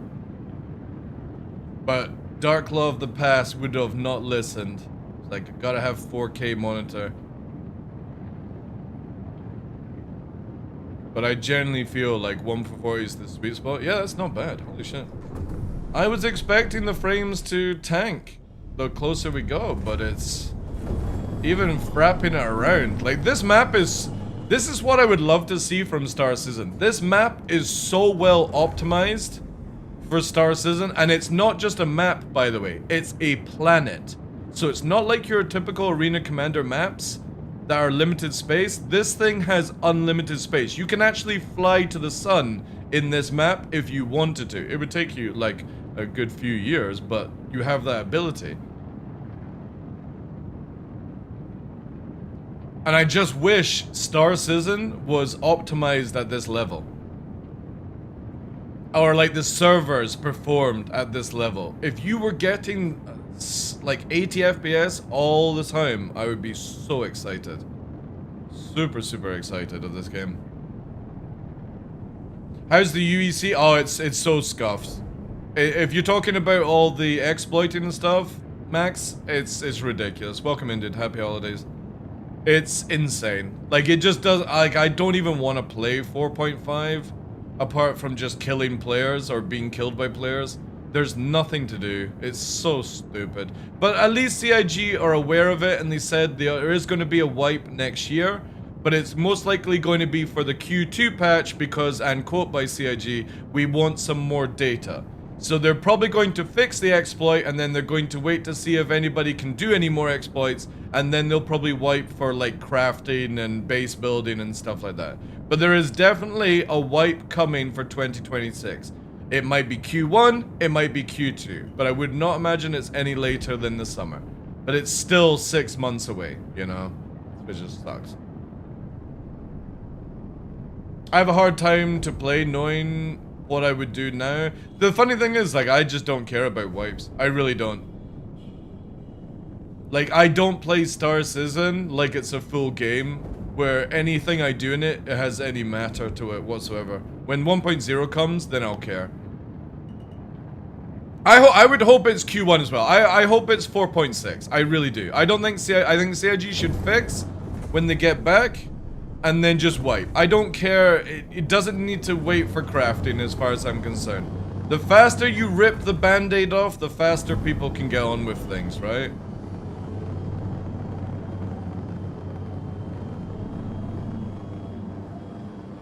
Yeah, it's not budging in FPS. Holy shit. Give me this permanently.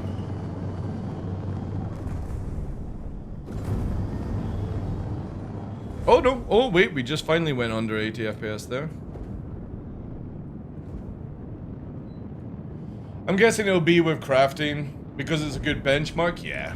The thing is though, is we know that CIG are going to do like 1 or 2 wipes before 1.0. So I would imagine a wipe next year, then I would imagine a wipe in 2027 for the full version of like base building come out.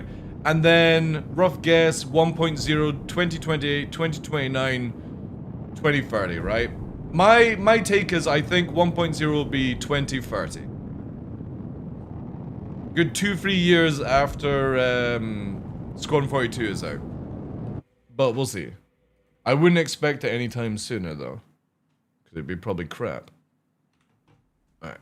That was not bad. Let's load up here then.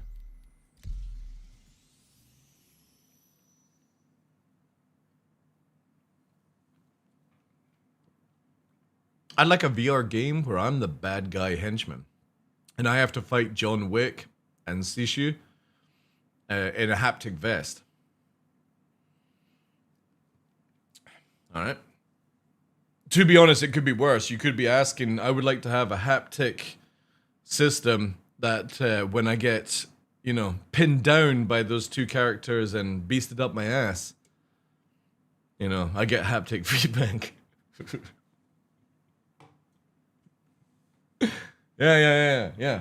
That's where VR can go, chat. Just wait till it starts having, like, inner cavity VR haptic feedback. You know? That's when it'll get really strange. Do you have one of those codes that gives you money if I get the game and use the codes? Yeah, exclamation mark REF. King Jangwa. You get, I think, like 50,000 or something more like that. But if anybody uses my referral and it actually goes on my account as referral, I'll give you like $1 million to get you into the game. Because nobody ever uses my referral. I'll give you plenty starter money. I'll juice you.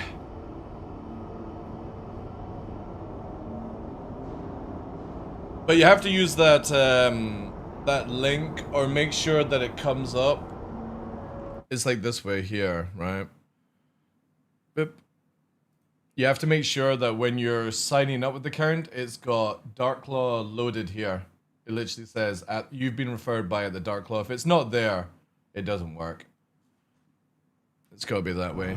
And if you're gonna buy a pack, I would suggest, depending on money, the I think there's a really good Titan pack right now for Christmas. Or Lunia, or whatever it's called. But yeah, I'm excited for when CIG does a wipe. But what I would like to see before CIG does a wipe is fix the exploits. But also add some economy before you're going to do it. Because I would love to see some real economy gameplay, right? Welcome to the ASOP vehicle retrieval system. I got my brother a new PC, and I'm gonna get him the game so he can play with me. Oh my god, what a kind brother. Yeah, Star Citizen's definitely a really good game to play with multiple people. I mean, you can play it by yourself, but there's something about, like, 1 or 2 people in a group in this game. It just feels really, really good. Also, if you're on, like, the same wavelength with jokes and stuff. Someone said exploits were fixed and hotfix, haven't verified though. Again, it wouldn't matter, right? Because the damage is already done. But if it's fixed, then it means that CIG can look for the analytics if somebody's able to do it or not. And that means then you could, if it has been fixed and there are no analytics of showing of like money exploiting, you could technically then wipe for 4.6. And I would really like it if CIG did that. But I don't want CIG to do any wipes unless exploits are fixed, because it wouldn't change a damn thing, right? You would wipe everyone. Everyone would be moody, apart from me, because I like the wipes in video games. And then people are going to exploit. Wait, do I have? Oh yeah, I do. I was gonna say, do I have horns? Forgot I'm in this armor set. And then they're just gonna be back with billions within day 1, you know. I can't find an org with my age range, so I'm gonna play with him. What's if you are interested in orgs, here's where I'm gonna do a little bit of EPing chat. Alright? You know it's coming. Just to announce myself, I am the only non-CIG employee with a pinned thread called Looking for Organizations. I've been running this for, I think, 7-8 years now on the new forum system. No, shut up, Tumblr. I'm not advertising anything like that. No, only QQP in this. But again, in all seriousness, I have the only non-CIG official member pinned thing here. Go through it. Do the same sort of thing that people are doing here. All right? Long as you keep within the rules, just by putting some details out. If you need help trying to find an organization, do this and stuff like that. I'm a younger person, under 18, so I can't join most orgs. What's younger? You know, are we above 13 or under 16? You know, if you're 17, then I don't think anyone should really care, but each their own. Again, what's the harm? You might find a group for you and your brother to play with that's safe. Above 13, under 18. All right. My org is accepting applicants in 2047. Cool. Mm-hmm. Yeah. Well, you've got you can't say, yeah. You got to be careful with what you say on that. But again, like there's also to, even if regardless, if you're not looking for an organization right now, if anybody is looking for one, just put down the details here. If you are an org owner, please, for the love of God, don't type, "Hey guys, I'm looking for a thing." You have a whole organization page to do that. Keep this thread clean if you can, because obviously moderators will delete it. You know, you're not going to get away with it. They're always on Team TheDarkLaw. But it's a great way to find an org. There's a lot of people that I've worked with to find organizations that suit them, and people get in contact. It's a really, really good system. And it's been on the go since 9 years now. Look at that, chat. 9 years. Been helping the community.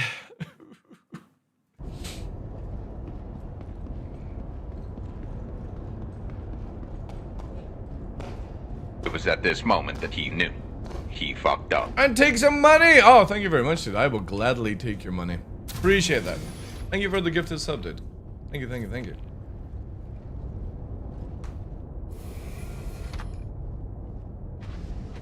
I'm in the middle of moving my arm clan over to SC. Very hard for people who are in the 40s, 50s, and 60s. Our lifelong helo pilot, ex-mil, whom I met online, recently died.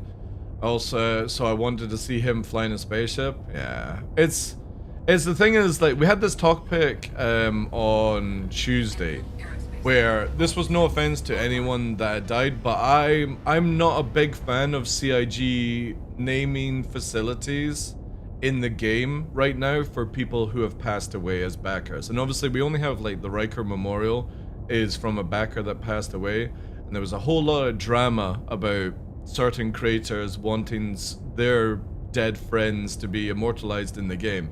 And I'm massively against this because, not to disrespect the people that have died, but a lot of people that we don't know who back Star Citizen have died.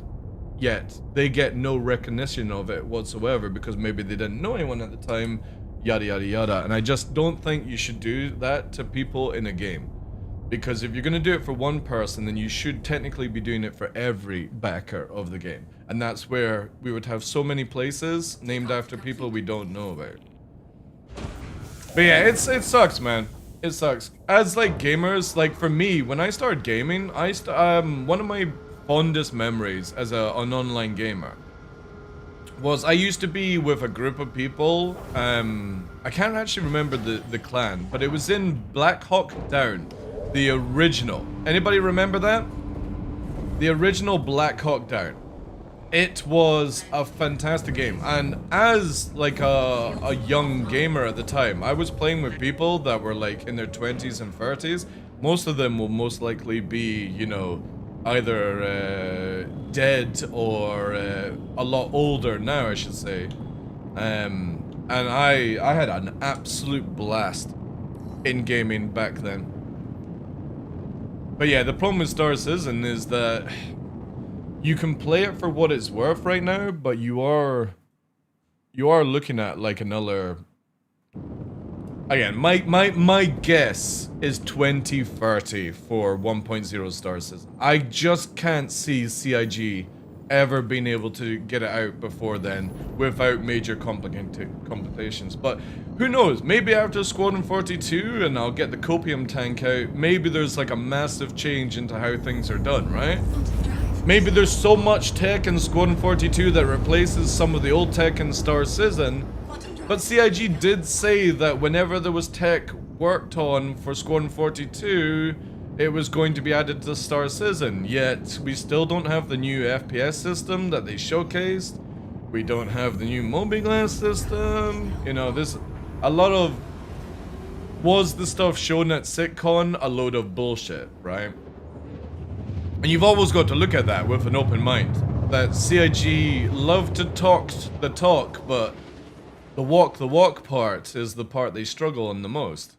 They will eventually get the walk out, but... I'm always wary of why nothing gets shown. And the multi-tool. Well, the multi-tool can be explained because it's, and quote, a military multi-tool, right?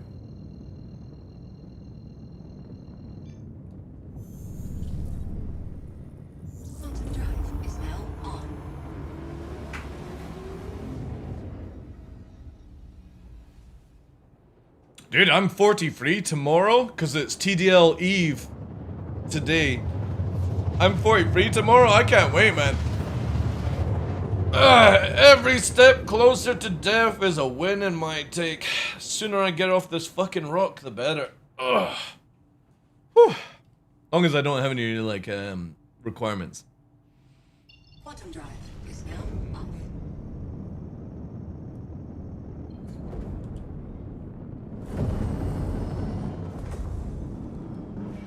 Shields online.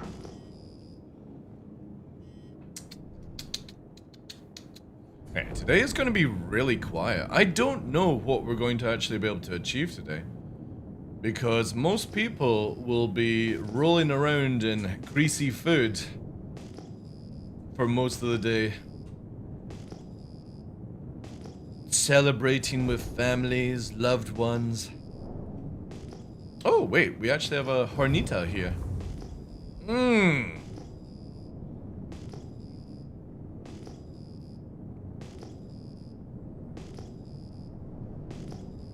And it is... There's a secondary target beside it, but it looks like a dead one.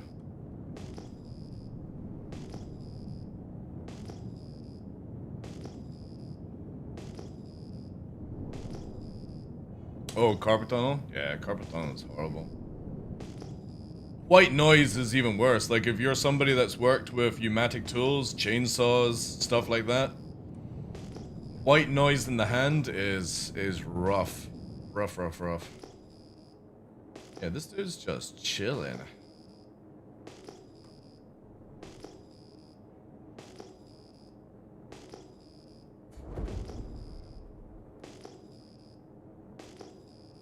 Bio break for our clan was 20 minutes.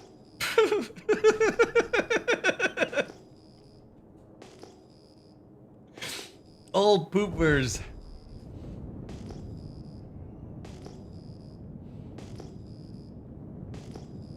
Yeah, that's the thing is like, as we get older, obviously the gamers that we game with get older. It gets crazier. Like, the thing is though is I would massively prefer to be being around gaming at my young age than young age gaming now. Because the quality level of gaming today compared to other games of the past is dreadful, man. Like imagine growing up with Fortnite as your main game and missing out on other video games because of it.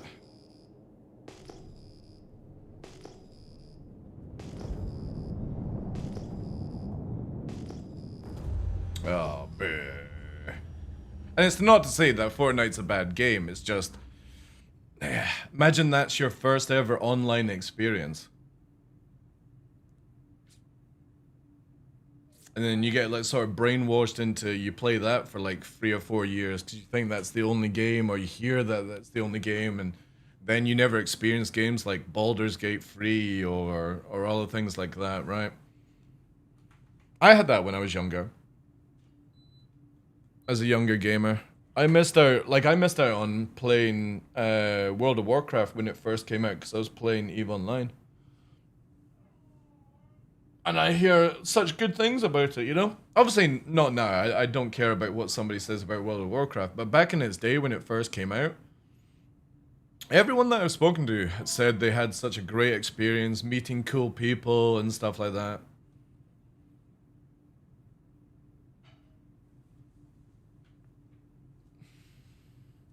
I don't think people who play Call of Duty would ever enjoy Star Citizen. I could easily put money on that bet. It's very niche, you know what I mean? Like Star Citizen is very, very niche. The cool thing is it offers a lot of things for people who are, you know, maybe not into the FPS gameplay. God damn it, this aircon is pumping out Arctic wind, chat. I can actually feel my legs freezing. What the hell? EVE over WoW? Oh yeah, yeah. Like for me as an EVE on, like I played from 2003 to 2012, and I gave up EVE Online to move into Star Citizen. Plus the direction of EVE was changing, and it wasn't changing with the direction I wanted to continue at. But oh my god, EVE Online was just absolutely amazing.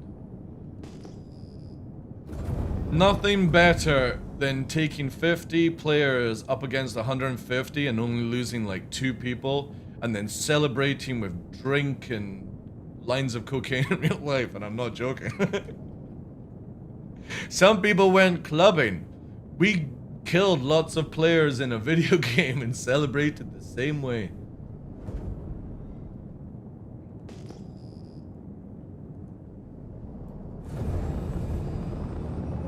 I've never been a fan of Call of Duty. I was always a Battlefield player, but if you're ever to give me an FPS game, Arma or America's Army. They've always been my highest, like, favorite FPS games.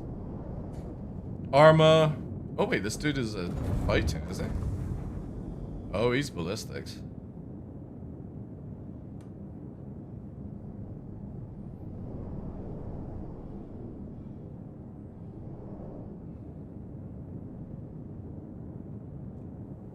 I started with Eve, more moved to France to work for Blizzard, and was hooked on WoW after that. Yeah, again, I would have loved to have played WoW back in the day. But it's the same thing as I missed out on a lot of like games like EverQuest 1. I never played EverQuest 1, I played EverQuest 2. And I did hear great things about EverQuest 1. Obviously, if you look back on the game now, it's like, ooh, what did you see fun in it? But it was like stuff with people, right?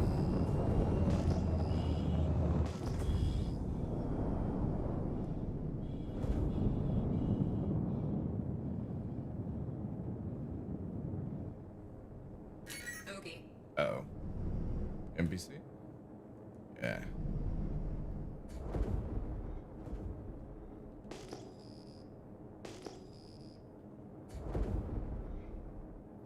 We gotta watch with this one. Hornita with ballistics. If we can get it close to the ground, there's also this one here,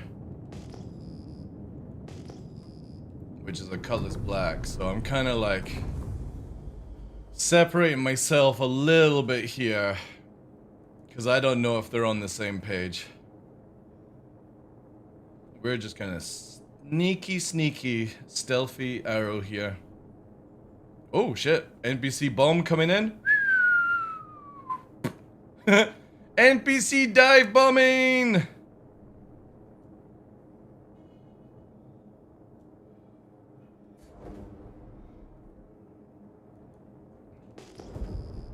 Okay. Yeah, this guy's gone nav mode now. So he's leaving. Which means I could go for the cutlass now. I do have a little bit of free reign.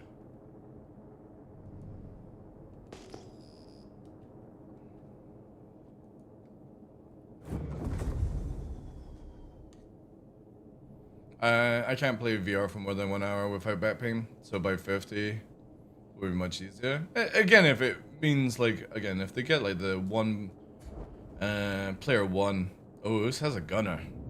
Player one element of gameplay, you know, you can just sit back in the chair and get the same thing like if you're standing up. That would be cool. That's where I would like to see VR get to, where you can do it standing up, but also like fully sitting down without having to use like a controller to do it. VR in a suspended chair, yeah.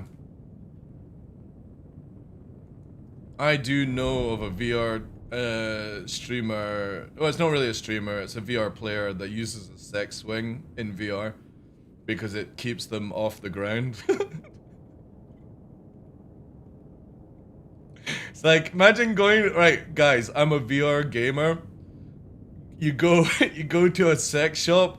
It's like, oh yeah, what's your best quality sex swing? Be like, this supports 2 people. No, I just needed support for myself. Oh, what are you using it for? VR. VR, yeah. Yeah. Because it's really the only thing, you know? Yeah, what are those hooks on the ceiling? You have people come over, it's like, why have you got a sex swing in here? It's like, oh, it's just for VR. It's like, sure, right? Sure.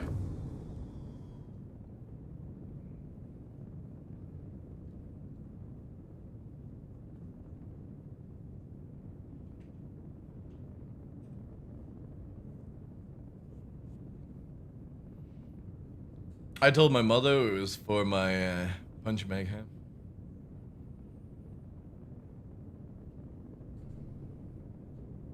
Again, I look forward to the next 5-10 years when it comes to gaming in where things go. The sad reality is, though, for the next 2 years, we're gonna have to deal with this stupid AI spike, and that's such a problem, right? The ship has a gunner. I don't really want to have to fucking deal with a gunner at the same time. We might be able to down it fast enough, though, chat.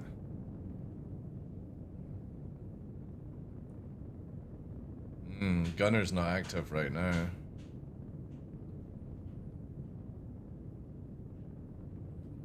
AR garbage.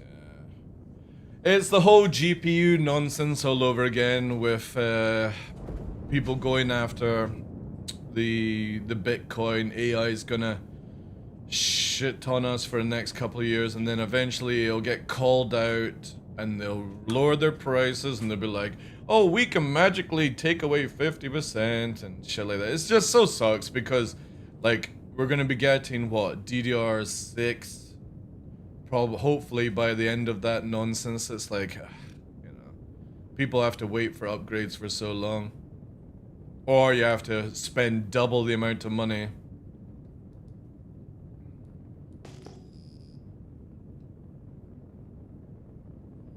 Are you shooting people at PFs? I have, well, I might. I've not decided yet if I'm shooting people or not. I've yet to actually engage. I'm more studying this player cutlass right now. Time to panic buy? See, the problem is that, you know what I mean? Like, you can panic buy right now, but who's to say it doesn't go up by even more, you know, in the next few months? Which to me just doesn't make any sense because it's at people's lowest, right? Between January and March, people don't have the money they want to spend, so putting prices up is then just purely fucking evil shit.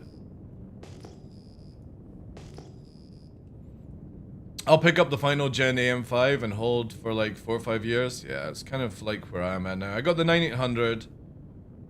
Long as I don't have any technical issues, I think the only thing I would upgrade it to is like a 5070 Ti and then just cruise for the next like 2 or 3 years. At that stage, you would be hoping that CIG just optimized the shit out of their game, and I don't really have any issues with other games anyway.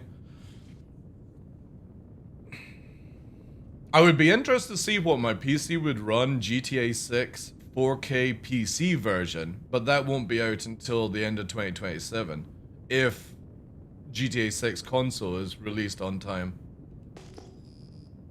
Because I would imagine GTA console is going to be held back to 2027. That's my bet right now.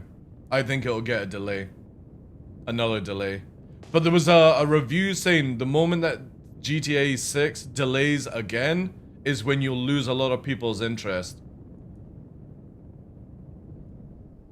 Not a huge amount of people, but you still lose a lot more because people just don't like delays. Well, the thing is though, it's still going to be like 1 or 2 years though, 90s, for the AI nonsense to calm down, because they'll spike the prices and it roughly, like even if they stop doing it, it takes about 1 or 2 years to settle. Just like it has done with the GPUs. It's not like a, alright guys, we fucked up kind of thing. It would be kind of cool if it was like that, but it won't be. What are these guys up to, man? Do you think they're stationary enough for me to drop a bomb on them?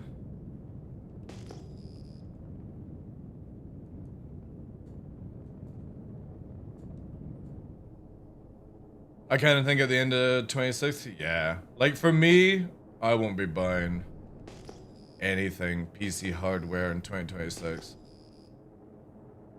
I think the only thing would be like the Steam frame. That would be it. But that all depends on price as well. And Chai, I had such a bad sleep last night. I'm already flaking. We're like 3 hours in and I feel so shit. I want to be on good form tomorrow, but I also think it's going to be super quiet tomorrow. No, on like Twitch and stuff, I just mean in game. Oh, we do have motion here. I think it's dead. Let's go to the other one. There's always a lot of players that don't like to fly around at nighttime.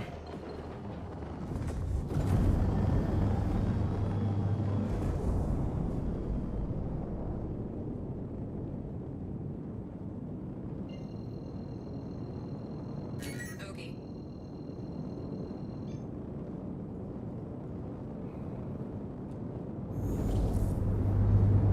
Quantum drive is now on. 128 gigabyte RAM is now the same price as a 50. That's just mental, man. It's just crazy. Like, I looked up my RAM price for what I got, and it's like easily 60-70% more expensive now to buy it. And it wasn't even that good of a RAM at the time, you know? I just got like what I needed. Quantum drive is now off. Man, there's so many left of. Like, I definitely think now, right? 4 or 5, if you are a salvaging ship and there wasn't the exploits. Oh. Somebody has me targeted up. The NPC. It's NPC. No, that was before NPC range, though. Shields online.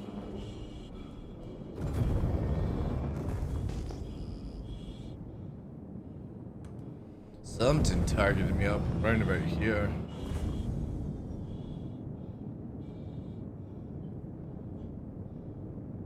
I bought 96 gigabyte of DDR5 for my PC at the beginning of the spike because I needed it, and 2 days later it's 4 times. Yeah, it's crazy.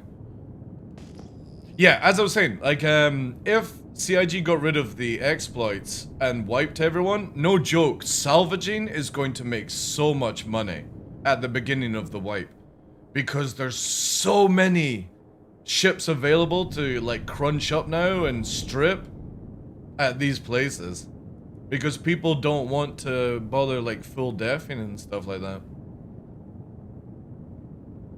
Like a juicy amount. Like, I don't even think that Terrapin is active. You could just go in, turn its fucking shields off and power it down and start stripping it. But there's no point, you know?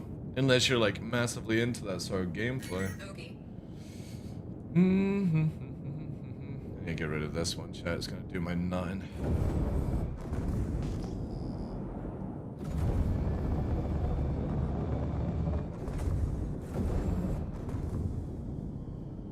Also, where is it?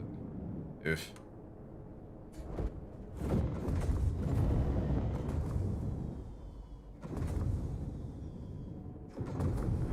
It's like tucked right in between.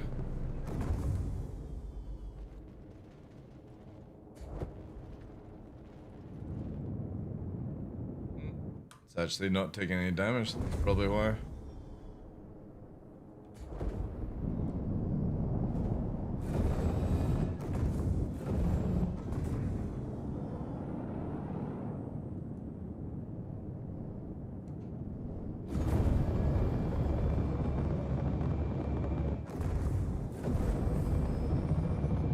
Also, it'd be cool if CIG could actually code these NPC salvagers to actually like salvage up the dead wreck, and then you could like hijack them for the boxes.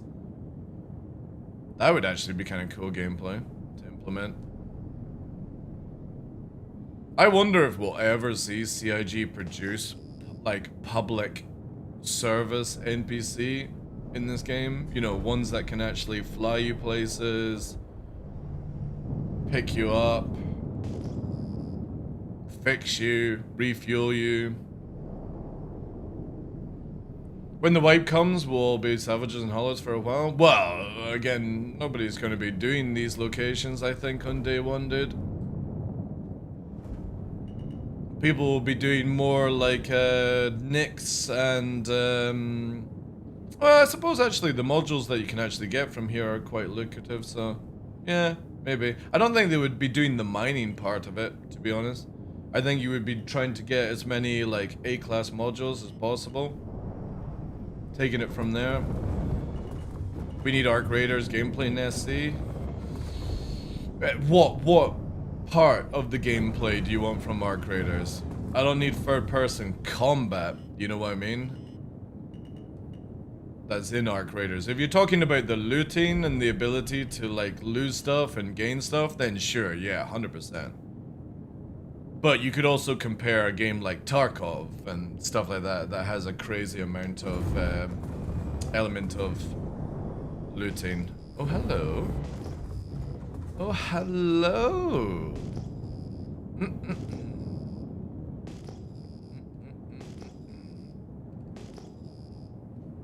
Oh, oh, oh. Juicy, juicy, juicy. Bogey.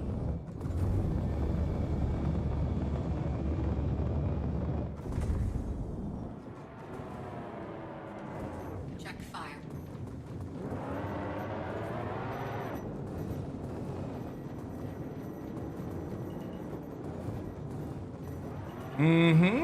Uh-oh. That's not my fault. Oh. Oh dear. Oh dear. Oh dear. Somebody crashed. Somebody crashed, chat. Oh boy. Mission looting? Yeah, that'd be sick actually.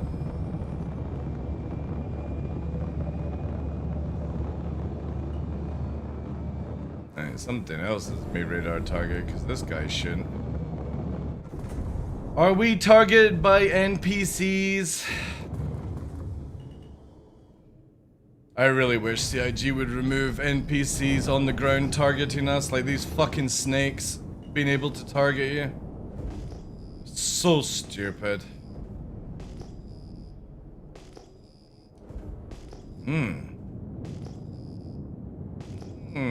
Oh, looks like he's got internal fire, chat. He's got internal fire, or he's repairing. Yeah, I'm pretty sure he doesn't have me target.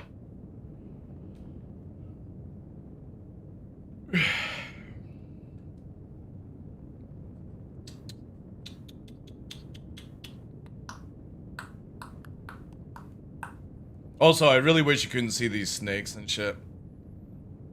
CIG has to make it where you can, like, fine-tune radar. Sick and tired of seeing juvenile bloody worms everywhere on Daymar. And then when you're flying around like Pyro 4, you see all the cows.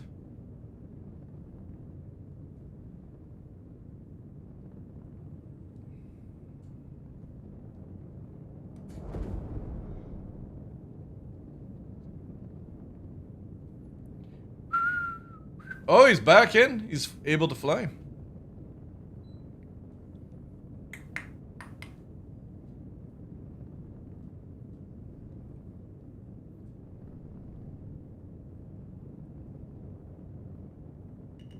Yeah, you don't even see them. Look. Look at this shit. Like, if they're not even visible, you shouldn't even see it, man.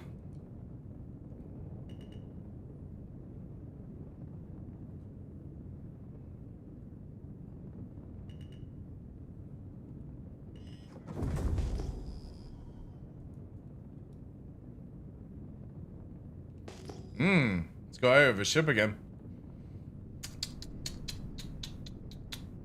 I should have only disabled it a little bit to where repairs required.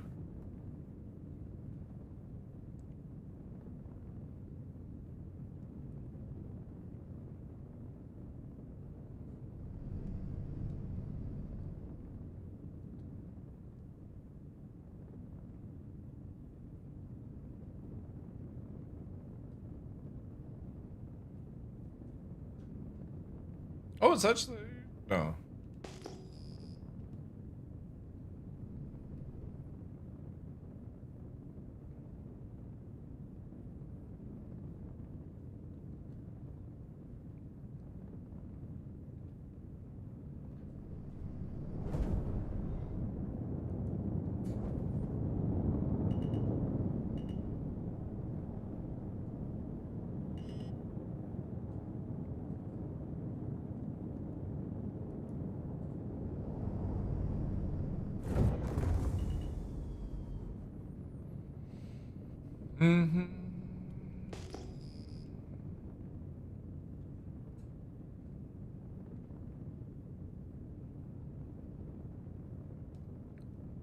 Bogey. God, these NPCs.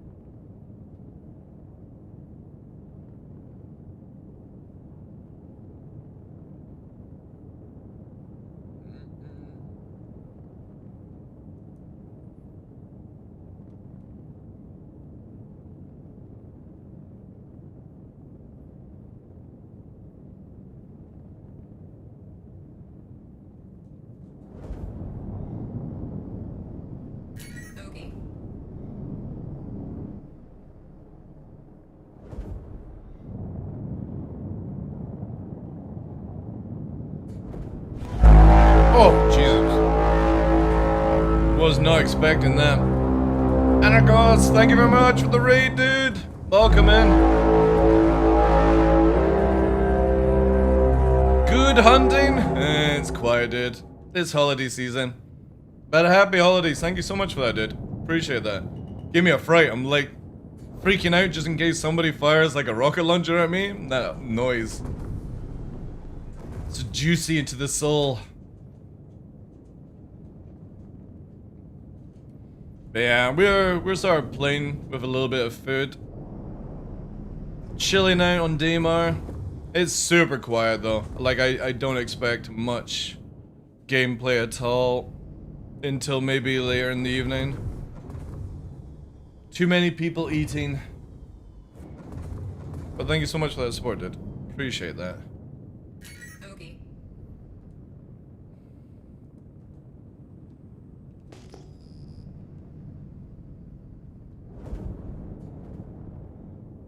I guess the dude just backspaced and didn't get the repair on. Again, we didn't kill it. Also, they crashed into the ground themselves, you know.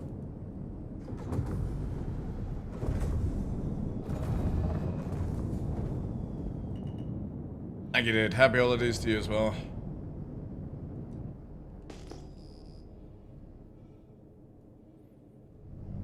Like, if you were wanting modules, chat. Ooh. Ooh. Hello.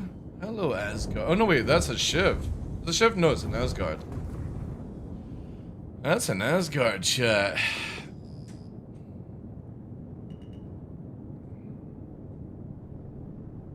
Is that an Asgard? See, this is what I hate about the MFD, is I really wish it was the old style. Where you can make it TD format.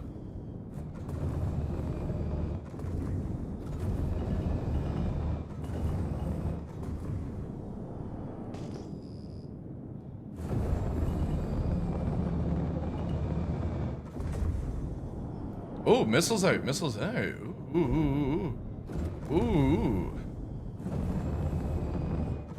Interesting.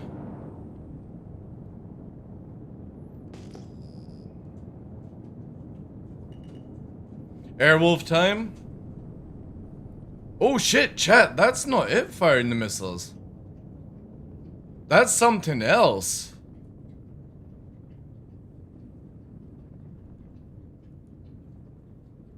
Ooh, I might have to behave myself here. No, it is it, actually. No, wait, he is. He's spamming the missiles. Alright. You want Airwolf? God. Should have done this maybe beforehand. Where is it here?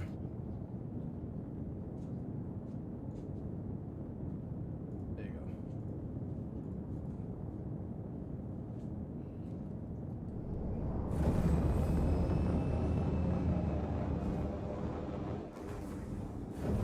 No idea what the fuck is going on. Let's get involved.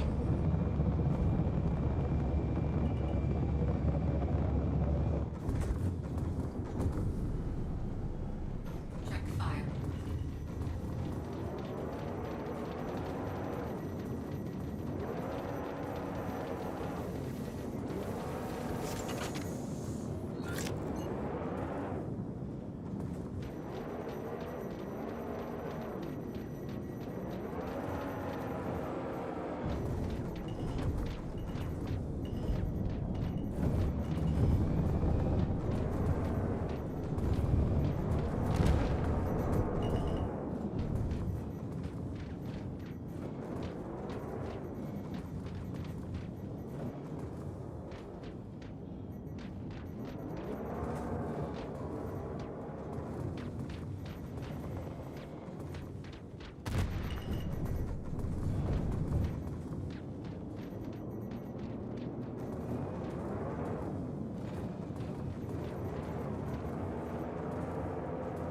Oh, wibbly wobbly.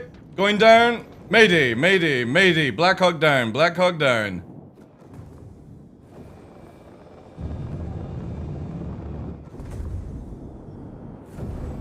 Alright, let him do a little repairing.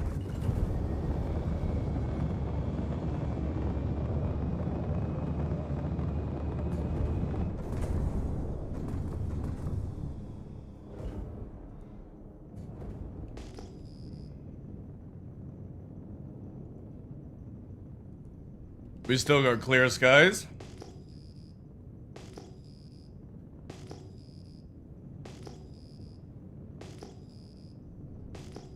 Oh, abandoned.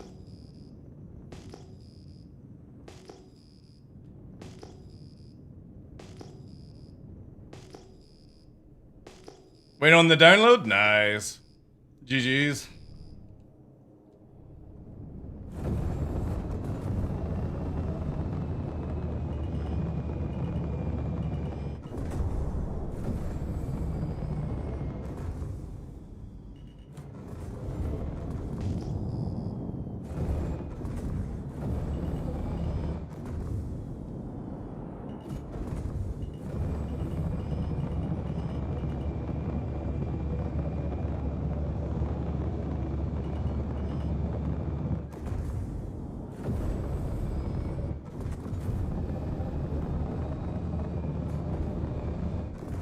What do you think up to now, chat?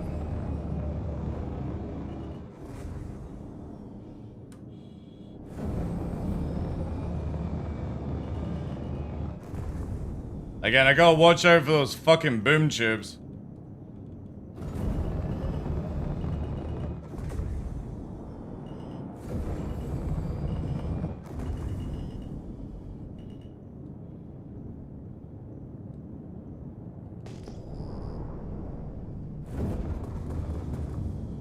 We're not so much fighting people. I down 2 players basically. Like, because 4-5 brings an engineering, so this ship that I have targeted here off on our right, that had a pilot in it, but I blew off its 2 main engines and damaged the rear, so it fell out the sky.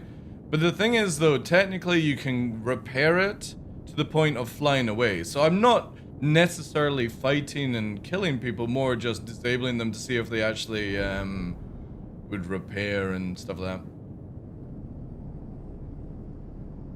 You know, the funny thing is, King gifted somebody a sub, but didn't sub themselves. And now they're getting hit by ad revenue. 5 minutes of ads, chat. Oh man, feels bad. See, always sub first or get Twitch Prime. Hey, Sal, thank you for that. It was at this moment that he knew. He fucked up. Solved. Refresh.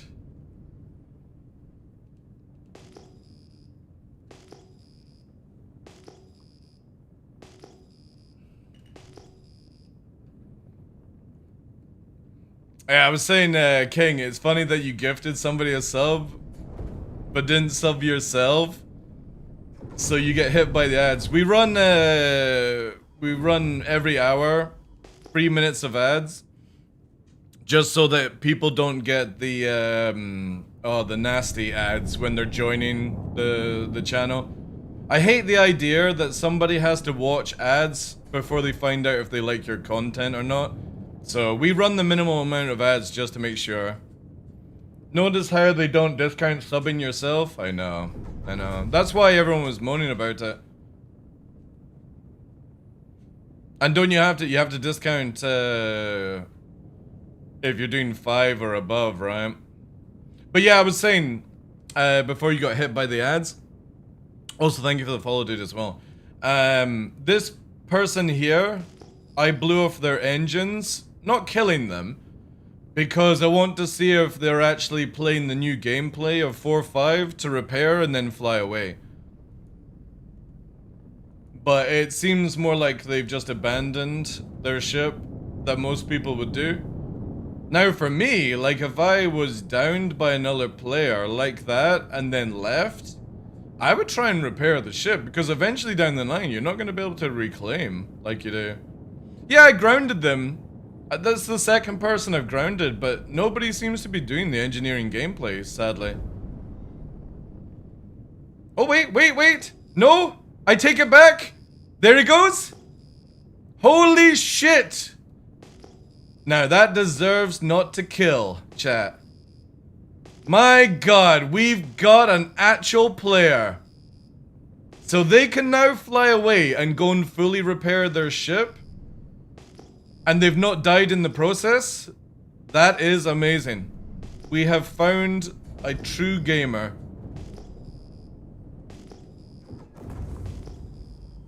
Even if he is a Vega line. No, dude, I got like that. If I'm disabling people to see if people are actually, like, unlike that Guardian guy. That Guardian guy just backspaced. Probably come with another ship, you know, another Guardian. I like the idea that dude literally repaired his systems and took off again. That is respect for me. Why would they do engineering when it's faster? But that's what I mean. That's what I mean. Like, I'm expecting people to do it that way, Tumblr, so I've got a lot of respect for somebody that actually plays the game legit. And is training themselves to understand these scenarios. Obviously, like, you gotta look at it this way, right? Well, the thing is, though, for repairing, you can't repair the main engines. That's what hopefully CIG will bring with, like, the Vulcan and stuff. But it's the fact that this person repaired the power plant, maybe got the hull, the outer engines working, and then took off again. You know? That's how everyone's going to have to get into the habit of doing it, because the moment CIG do anything towards reclaiming and loss of modules and stuff like that they could potentially do, obviously not said anything, but they could potentially do, a lot of people who just backspace and they learn that gameplay are eventually going to not want to play this game, because they train themselves, right? Hey, passerby, thank you very much, dude. Happy holidays. Happy TDL Eve.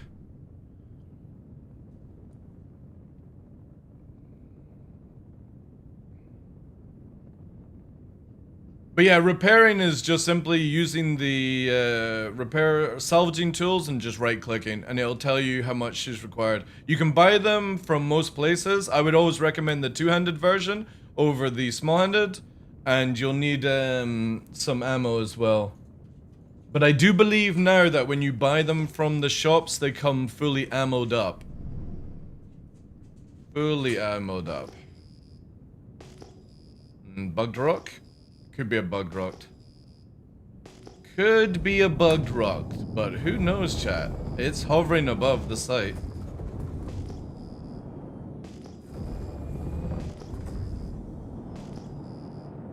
Oh, is it just the Guardian that's still down? Yeah. Also, happy holidays to you as well, Tumblr. If I didn't say that earlier on.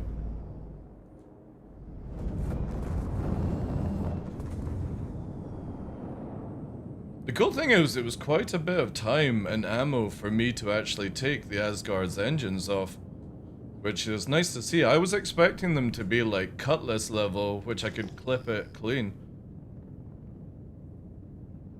I'm literally trying to train myself, chat, for it to be a disabler. Like, aiming on prime key parts to just shut them down in a fight, instead of going for kills. Ooh, could have something there. It's a weird light over there. And it is in game because it is hiding behind, but... Is that a moon? Actually, it could be a moon in the distance. Could that be yellow? Shields offline. No, it's not. What is that then?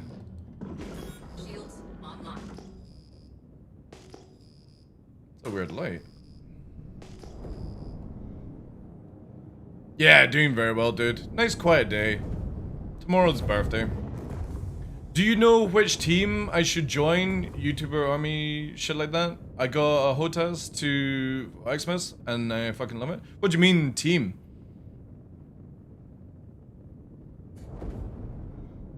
Welcome in, everyone. I don't follow the part of the team. Also, good that you got a HOTAS. That does change the game massively. Ooh, Avenger Titan chat. Here we go. Will the Avenger Titan detect us? Secondary target as well? Constellation with one gunner. Okay, that. Let's sneak this way. This dude hasn't detected me at all. Let's go this way, because we'll need to watch the Connie. The Connie with a gunner could be a bit of a challenge. However, if they hover, we can drop a bomb. That's them coming in fast as well. What, HOTAS? I use dual joysticks and pedals. And I'm on Virpil Alpha system.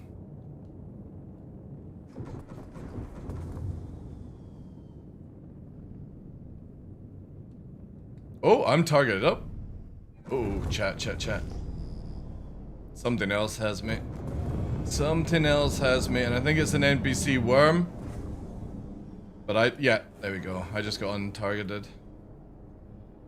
It has to be an NPC worm for me, or an NPC. There's no way somebody gets me. Unless they're super, super close. Yeah, that has one gunner on it. That would be the tasty. Oh, wait. We've got a busted up Terrapin leaving it as well. Now, let's concentrate on that Connie. One gunner. We might be able to disable. If we get the bottom engines, we'd be in a good spot. I'm using a Anvil Arrow, but it's in a very non-meta build of full stealth. So I've got like no tank whatsoever, and I'm using ballistic shredders. And the idea is you can't see me unless you're 5k off me. So whenever I see a radar pop up, I can only assume somebody's actually in the area that sees me, so it's like 5k. But I've got my radar set to 2.5 kilometers, so if anybody moves in that area, I should detect them as well. And I can react fast enough. But the problem is NPCs can see stealth, unlike players that can't, right? This is where I keep asking CIG to make it where NPCs have the same rule set as players. If a player can't see me, an NPC shouldn't be able to see me, but they can, right? So we got the Avenger Titan LP8408, I can't remember the name of the person there. And we've got Hunter, or this one here, which is the Connie. But it does have a gunner. However, the gunner is not active right now that I can see on the MFD. But that's going to take me, in my little ship, a little bit of time to actually disable.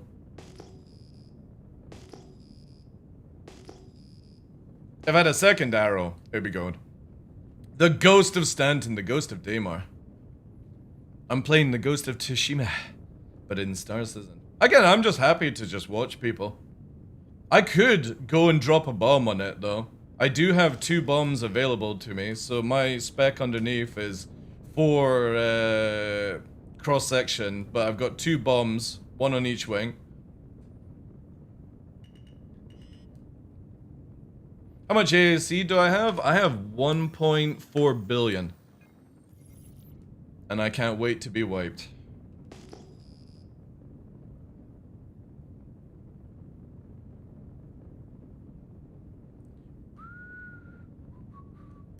Okay. Ooh. Alright, that's NPC. And you can tell it's an NPC when you ping it has a separation in the name. A player can't have a space. Oh, that's nothing, King. That's nothing, dude. I am not somebody that's been exploiting like crazy. There's people with like trillions of money. There's a mover up there, but I think it's an NPC.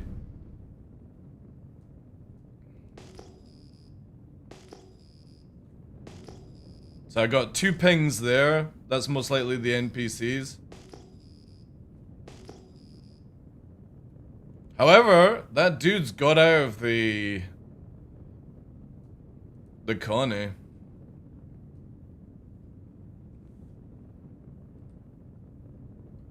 Yeah, so there's unfortunately a money exploit in the game right now.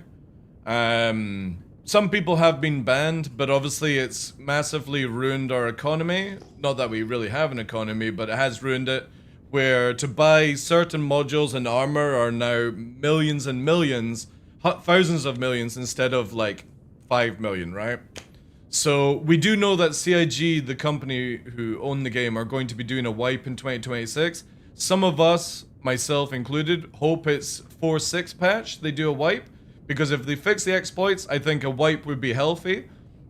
But if they drag it on too long, then it's going to piss off a lot more people, I think. So I think they should rip off the band-aid as soon as possible. As soon as you fix the exploits, do a wipe. Alright, they're on the move. Oh, NPCs dive bombing.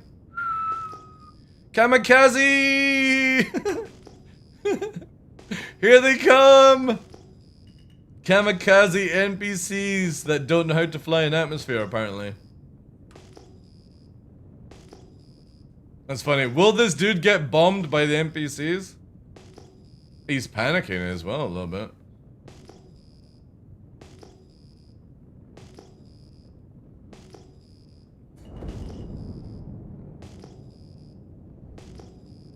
Yeah, I think a lot of people... The people that play a lot will want to wipe, you know?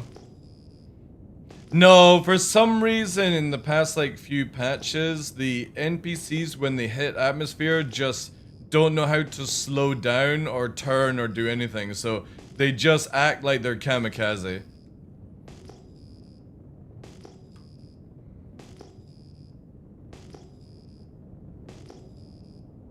Alright, chat, we're going for it. I got pretty much clear skies, right?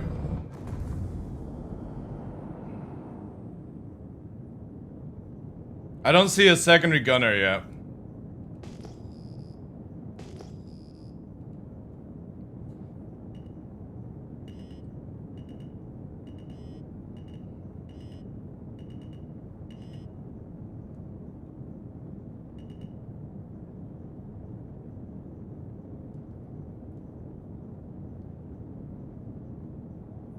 Still gonna go slow, just in case it changes.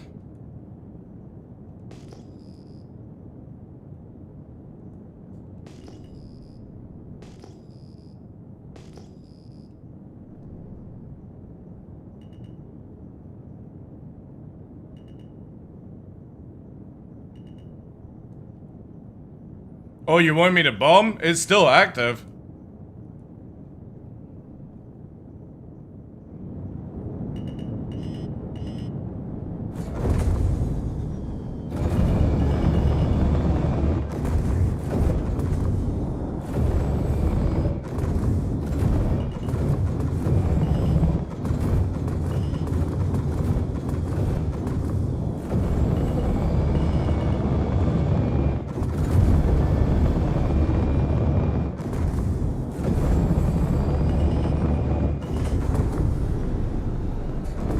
Check fire.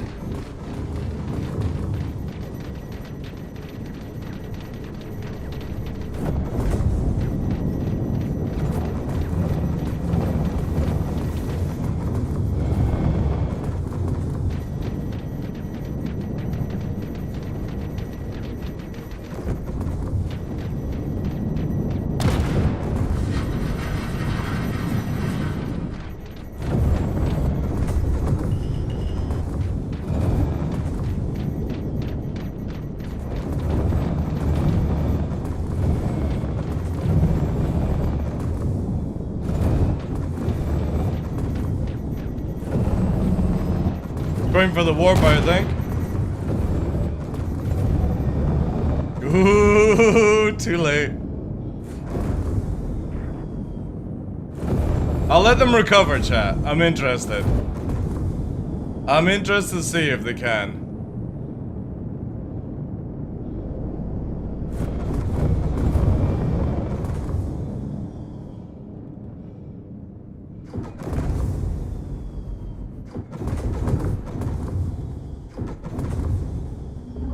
Oh yeah, shit. Shields offline.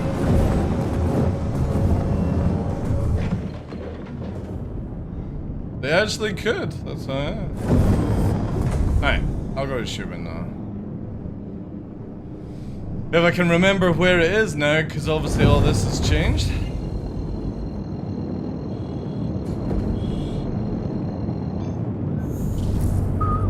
Quantum drive is now on. He's gonna warp? Yeah. I'm letting them know. I was hoping for the death spin. And then I was going to say the really immature thing, like, I also hope they're VR users. Nothing better than watching a VR player go like that. Woo! Quantum drive is now off.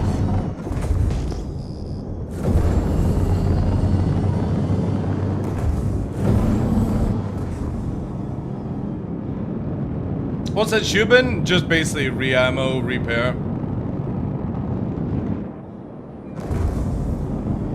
Maybe another contender, who knows? Again, I'm not really in the mood to ruin people's gameplay today. Just more like see how easy it is for me to disable certain ships.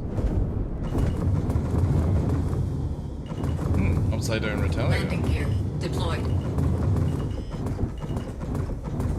Like if it was like a Hornet or something like that, Takeoff yeah, complete. I'd maybe go for a kill on that, but nice chill day anyway. Well, they might have had loot, but again, the thing with exploits is it just ruins any like want to do looting, right? Hey, believe going. How you doing, dude? Happy holidays. Takeoff complete. Win 11 OS? Yeah, I am on Win 11, yeah. Have you updated your NVIDIA driver? It will change your online life, especially SE. Yeah, I've updated it. I mean, unless there's a new one out. Is there a new one? There was like one out this week, right?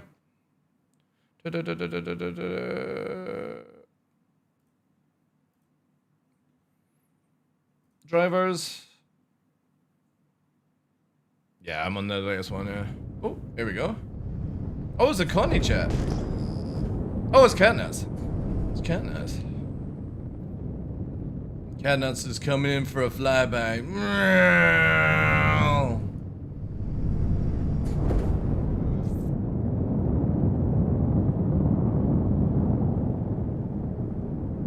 Yeah, I mean, I am a big fan in any format of looting in any video game, but again, it's like when people have exploited money and now to buy the armors is like 10 billion or 1 billion, and it shouldn't even be that cost. It, for me, as somebody that likes to scavenge hunt, I just don't want to go and do it because I feel like it's just ruined, you know?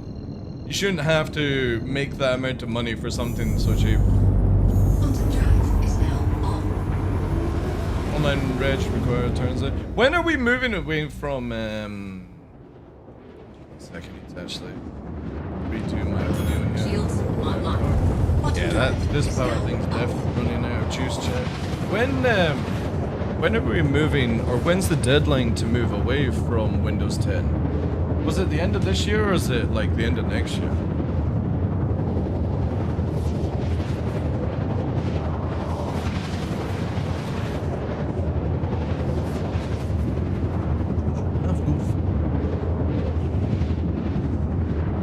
I'm a loot goblin.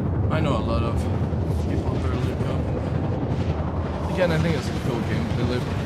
Hopefully it brings it back. Was it October this year? Alright. Oh.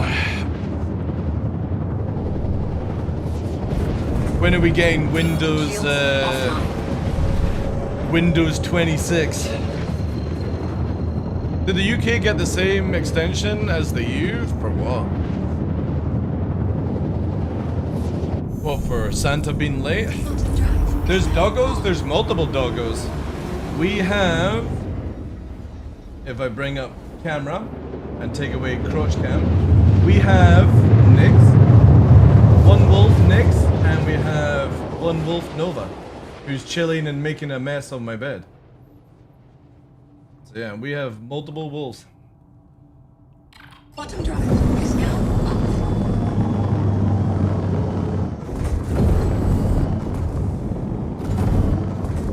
Oh, they're not pets, they're family. And the white one is Nyx, which is Latin for snow, and Nova is Latin for new star. Oh, we have actually got maybe a motion. You want to look up Win server update for Winland? Basically, it requires free key entries. Always do a restore point though. Unless I actually have to. You know what I mean? I probably won't. Okay. Like, well, what does it do?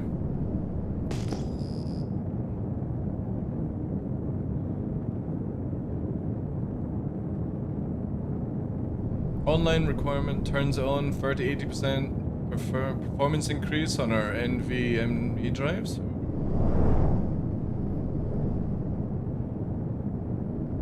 That's pretty good then, yeah. Yeah, I'll wait till like I'm forced update. I always wait for that.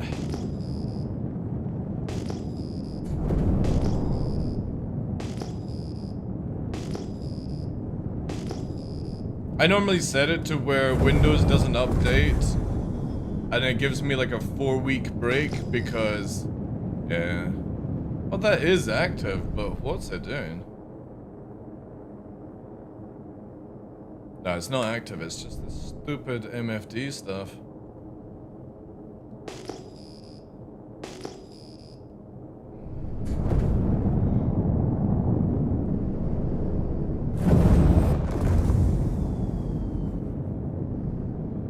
Turns the native driver baked into Win 11, but not activated. Win 11 currently uses SCI.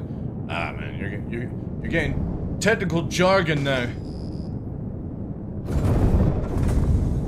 Just say it makes my drives faster, sleeker, more momentum.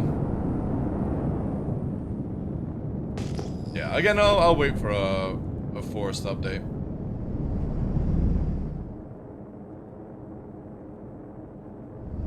As right now my PC's running quite well, I have to say, so last thing I need to do is do an update and it fucking ruins it and I gotta do a recovery and yeah.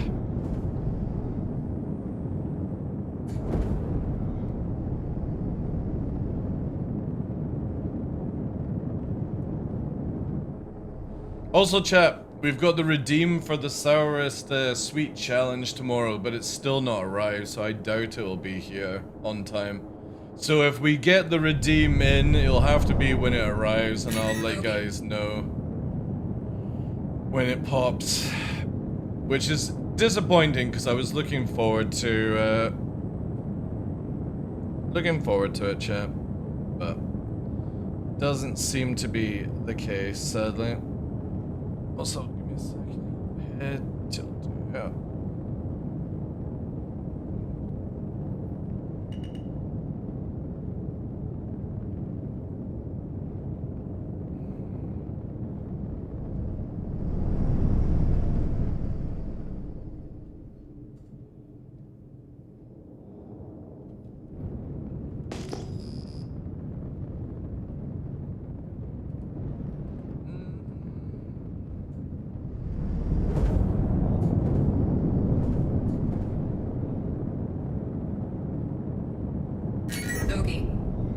Boogie.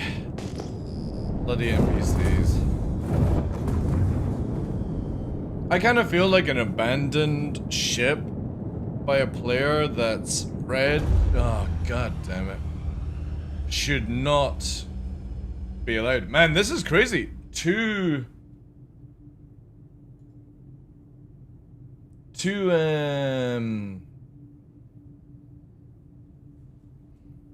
fucking like 30Ks in the space of 4 hours. Well, say 2 hours actually, because that's about the length we've been playing. Servers are not happy. I might need a backup game for tomorrow. What could our backup game be? A little bit of animal, party animals, or what's available, chat? That might be fun. Is there a free fight right now? No. The servers just seem to be a bit iffy. But it might just be this there. It might just be Daymar. Yeah, I was trying not to say Animal Crossing. I was trying to remember which one it was. Party Animals, the one we played with Burks and co. That was fun. I played a Penguin copy of Mario Kart a few days ago. It was free on Steam. Okay. We have possibilities, because again, like, I mean, I can still stream, I can still just yak to you guys, but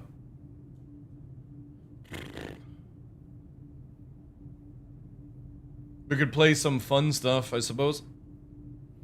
I could play Minecraft for the very first time. That would have to be one hell of a redeem, chat.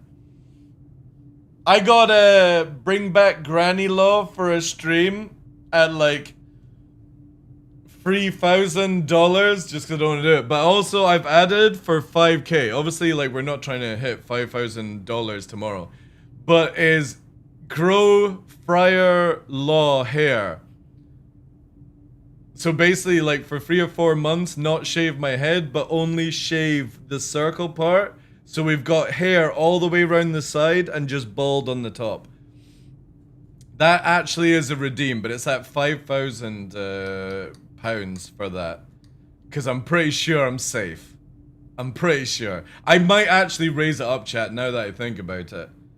Somebody could have won the lottery and they're like, I'm gonna fuck over DarkLaw for a few months. Yeah, I actually might raise it up. Okay. Just in case. Community build together. No, I'm already thinking I need to raise the money, you know. Just need the robe? Well, it would be a full robe thing as well. We'll wear the robe for the whole time it grows as well.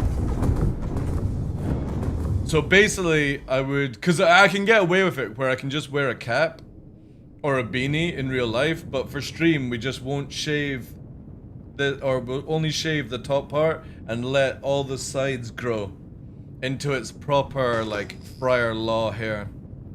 They were the only 2 redeems I could think of, so. Screen name to Friar Doug. You know the funny thing is, I got called Friar Lawrence at school. Just from Romeo and Juliet.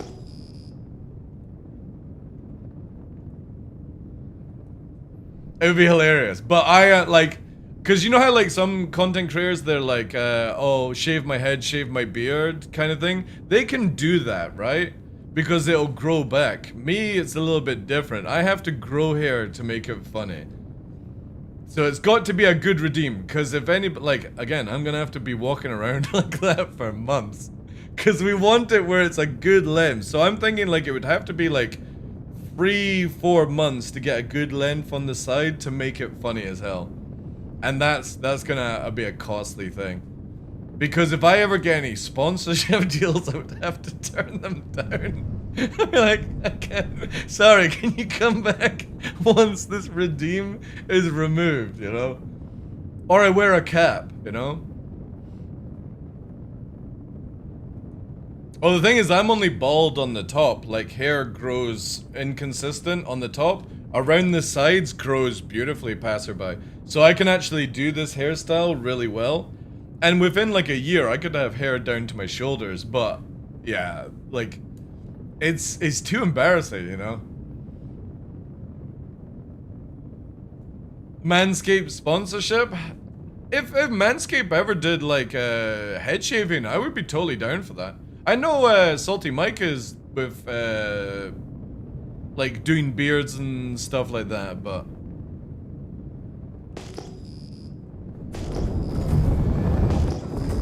I would never shave my beard for money. Like, even for charity, guys, just because of how slow it takes to grow. I wouldn't be able to, there's no money that would be worth it for me.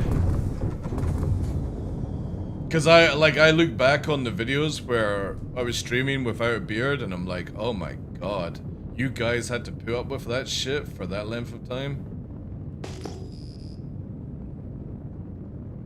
But we've got a few redeems. We've got the Nova backpack, the audio system, and then there's the redeem for the sour challenge, right? Sourest sweet on the planet challenge. Got to hold it in for like 45 seconds without making major faces to qualify as complete the challenge. That's going to be painful as hell. Well, not painful, but it's going to be interesting to try and hold the expression. And after that, it's just like supporting next month. Again, because of how generous you guys were for Nova's operation and stuff like that, I just don't want to do the typical content creator, I'm gonna milk you for everything that you're fucking worth kind of bullshit. So It's really only for items that would massively help in life right now, which is the backpack for Nova and the audio for the stream.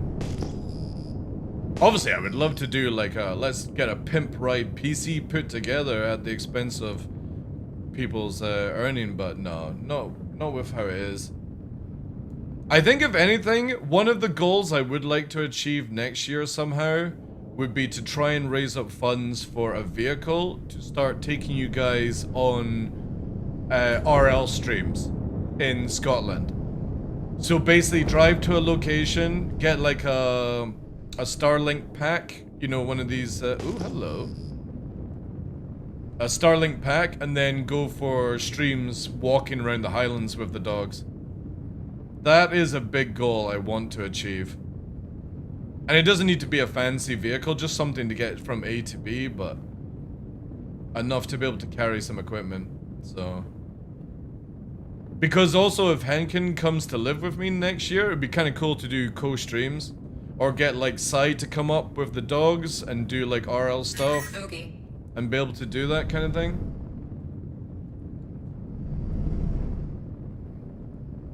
Half tempted to go in on this one, chat. It is a ballistic build Hornet though. Hey Puppeteer, happy holidays, dude. How about a scooter? Dude, you know what Scotland is like? It is not... Oh shit, we got a Hornet there as well. Alright, so we got Gladius and Hornet. Also, the Gladius is doing gimbal. It's got manual gimbal because that nose is turning too much to the right. Oh wait, shit, he's going in. Oh wait, they're attacking each other. Oh shit. Oh, chat. Survive long enough, Gladius. Lock.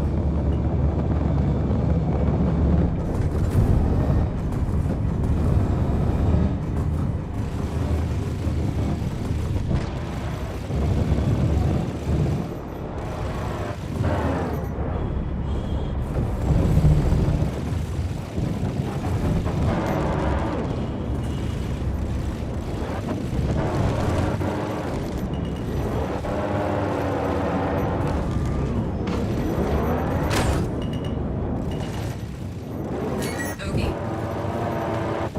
Oh, holy fucking...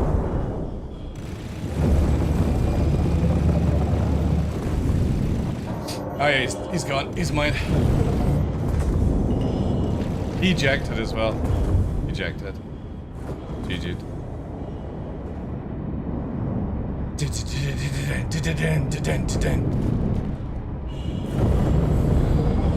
That Gladius died though. But he died at the expense of us getting a kill.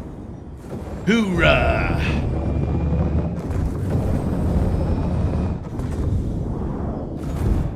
Our stealth capability.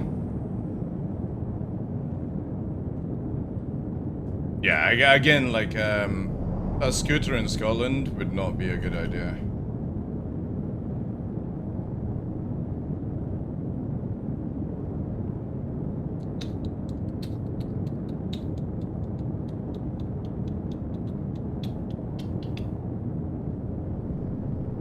Also, we need to get 50 referrals next year for the vehicle, chat. You and Henkin on the scooter? No, not a chance, dude. Where the fuck am I putting the dogs? Okay. You know what I mean? What? I'm gonna have a backpack with Nova and backpack for Nyx on Henkin. Yeah, that's not gonna work, dude. No. Again, that's just something I want to achieve, is getting the ability to have the streams mobile, where we can do like, I don't know, go around, you know, even as crazy as take the dogs and go and meet Cutlet in Germany or something like that, you know? We could do like distance streaming.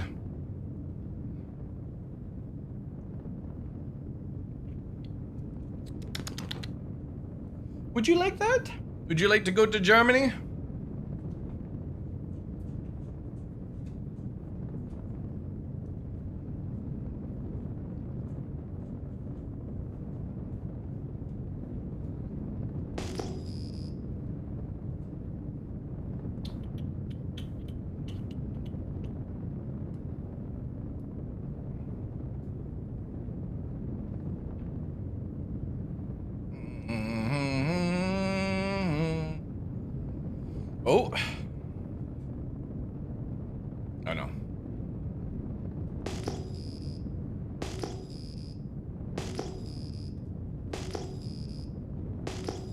I do like this arrow build though. It feels really good. However, it's useless for like fleet fights. It might be good for like small group ganking, but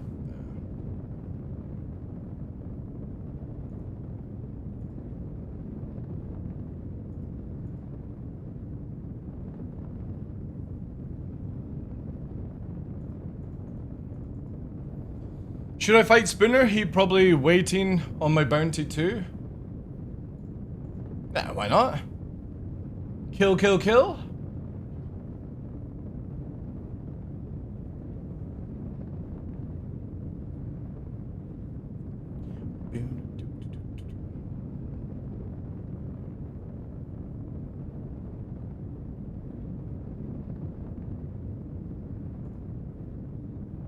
Again, why not? There's nothing else really on the go. Murder, death, kill.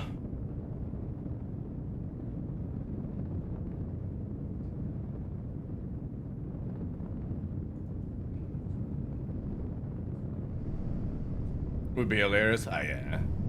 Jokes aside, though, I would never risk my dogs in a scooter or anything like that, or a sidecar and a bike. No, no, no. It's not fair. Is it not fair? No. Would you like a vehicle, though? Yeah, you would like a vehicle.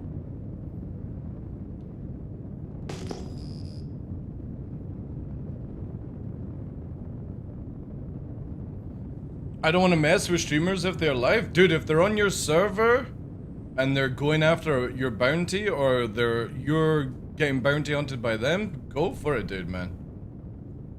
Like, again, streamers don't get any privileges as far as I'm concerned, dude. If they're at Hathor, kill them. If they're chasing after your bounty, kill them. If you see their bounty, kill them, you know? If you're not watching their screen, who cares, man? Who cares? They're just content creators, and that's no offense to like anyone like Spinner or Burks or anyone like that. It's fair game as far as I'm concerned. Just because you stream does not make you immortal to other players. If it's targeted abuse because you're watching their stream and they're like at Lorvo or something like that, then that's a different story. But yeah, if they're in highly active areas, gun them down, man. Put them in that stress hold position. Strangle in game. Alright, get them into the chokehold and in gang. Make them say who's your daddy.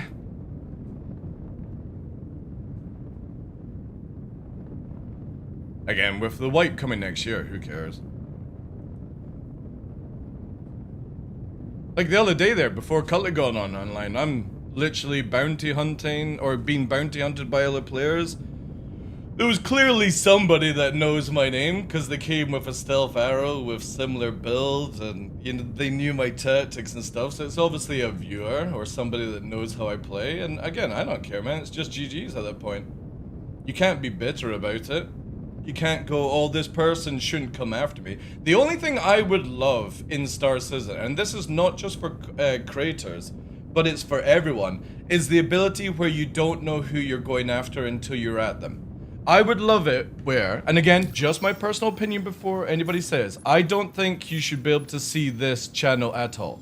And you should only see people talking if they're on Daymar, for example, or on Yella, or at Grim Hex, where it's local chat, local listing only, right? And then, when you take a bounty from a player, right? I don't think the PvP missions should say this person's name. I think you should only get the information on the player when you get to the area that they're in. Because again, people constantly jump streams, jump servers to literally look for a certain content creator's name, and then they go after that bounty.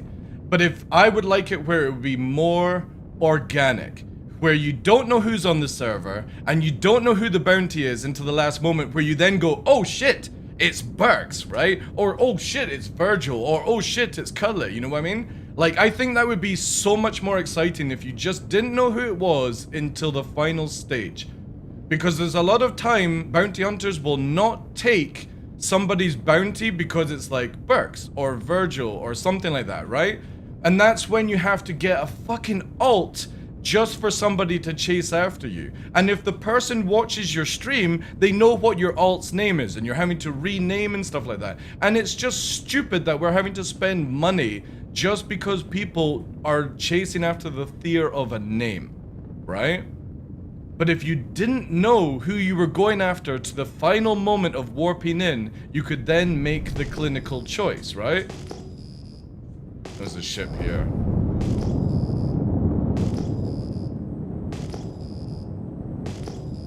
And I think that would just be so much cooler. Ah, it's the Avenger Titan pilot. I think that would just be so much fun. Because then you wouldn't be bouncing servers. You wouldn't be chasing after bounty names and stuff like that. You would just be doing the job that's required, which is bounty hunting. And the funny thing is, CIG could do it a different way. Instead of giving the player's name, they could scramble it up where the name looks like an NPC. They could literally give you a fake name for people to chase after. And that would also be super healthy as well. Because then when you find out who you're actually fighting, you can then go, guys, I've got a fleet of Space Cutlets group on this location. I've got a group of TheDarkLaw's group or Shadow Moses or anything like that, right? Avenger Squadron. And it just makes more organic gameplay. It's so cringy, the whole fucking, I'm just gonna bounce a server until I see a particular name. And I watch it all the time with Avenger 1. He gets stream sniped to fuck, and it's people bouncing servers until they find his name in the PvP list. And it's just like, then they're like, oh, it's totally organic, you're a fucking bounty. It's like, bullshit, man, is it fucking organic? You're literally adding people to jump on different... Don't tell me about the fucking stream sniping tactics, like, or try and get away with it. I know all the fucking tactics. Because I'll openly admit it, I used to stream snipe certain content creators before I became a content creator. I know exactly how to fucking hunt streamers. I just don't think you need to anymore, because the game would be more better if it's just out of the blue kind of shit. Org tags. Exactly, man. Org tags would be amazing. Being able to blue and negative up people as well. The contact list doesn't need to be used as a weapon, as far as I'm concerned. There's so much action that could go down. Pretty sure I saw a fucking engine trail there. It's also getting dark. Holy shit, it's getting dark fast. Shields offline. Okay. You got about an hour? Alright, Catnuts. I doubt there's gonna be much to do, to be honest, dude, today. Tomorrow might be a better day, maybe even in the evening. I genuinely wanted to try and do like a 10-hour stream today, but I just don't think there's enough content in the game to showcase anything. And I don't feel like shooting at Avenger Titans that, you know, unless it was like fucking, what's his name? For some reason I've got Meat Spin in my head, but it's not Meat Spin, it's, what's his name? Shit! Good looking guy, Shadow Moses, streams, tattoos, I think he's ex-military, fuck. And it's not, it's not Meat Spin, that's not his name. It used to be, oh, what was it? Thumb, that's it.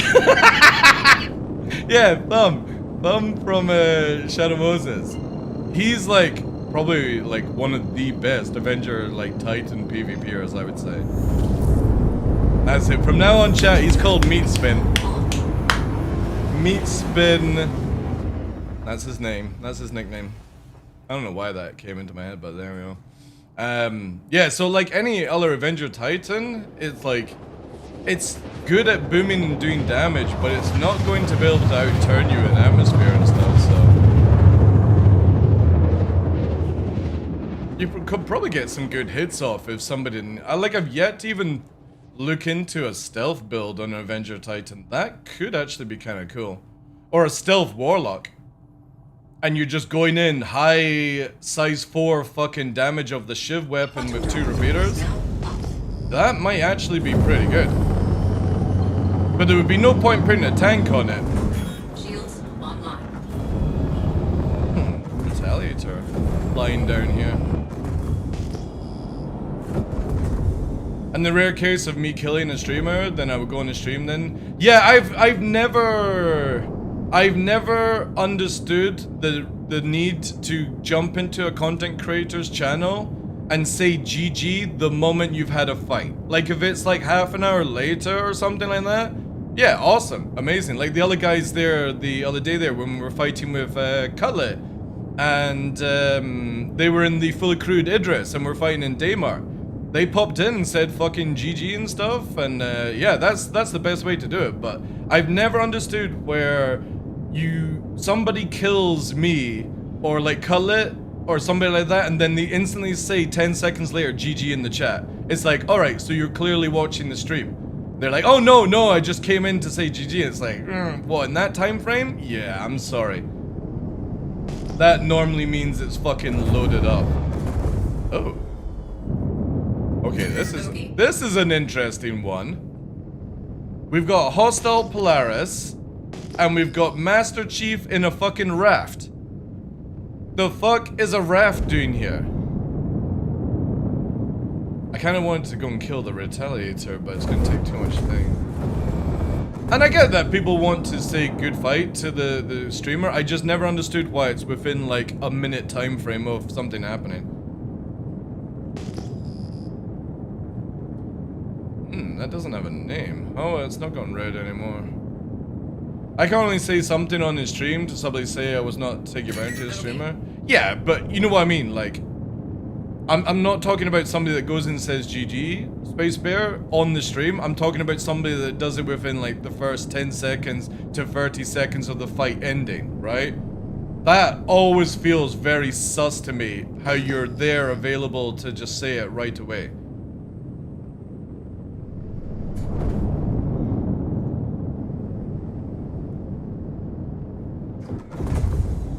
Dive bombing NPCs?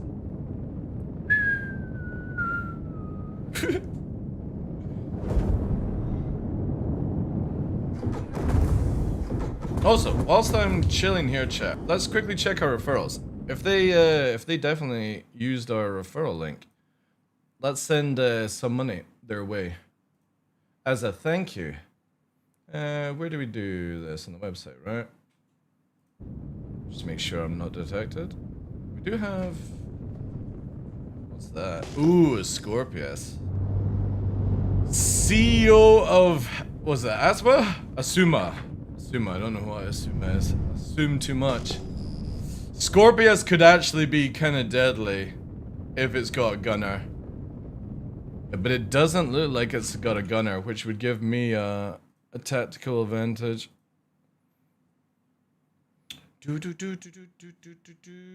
Oh my god, they did use our referral chat. Our next reward is a skin. Oh no, it's a model. Holy shit.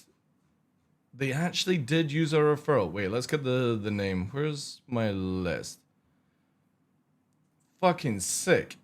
There we go. Alright. Can I... Oh my god, CIG, you have it? Oh, for fuck's sake. Let me put it here. Or do you want it instead, King, where you can send it to your brother? If you're still there, dude. I don't know if this actually works. Yeah, that's what I was gonna do, yeah. Can I actually do this? Oh, I can, yeah. But it doesn't... Am I typing this right?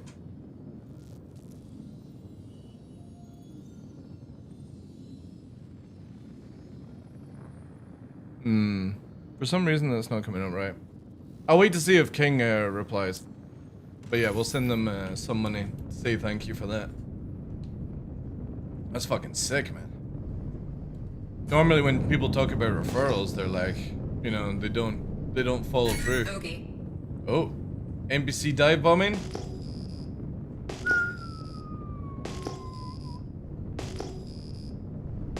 If not, we'll remember to do that, chat. We will get that sent out.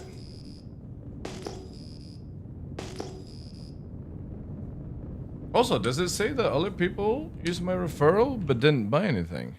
Wait. Oh yeah, somebody used my referral on the 21st but didn't buy the game. That's sick. Oh, quite a few people actually. Yeah, I'm looking at the list here. Sorry, it looks weird because CIG's compression. Oh yeah, 21st, first, 2 on the first. Nice, nice. But they didn't purchase, chat. Again, we continue. I've got 72 people who have used my referral but haven't bought the game.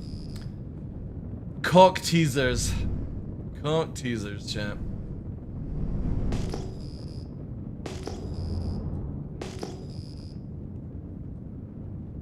But yeah, remind me, chat, to get something sent out to those guys if they don't reply in chat.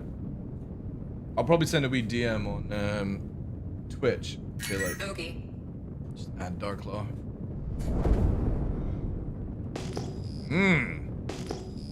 NPC's going after somebody.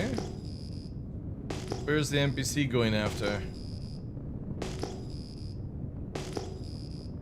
Where are you going? It's going fast as fuck as well.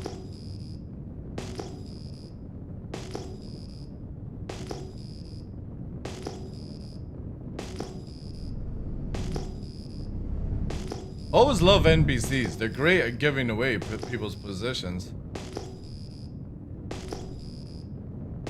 Ooh, also missile. Missile. Ooh, multiple missiles. Coming from the 14 target.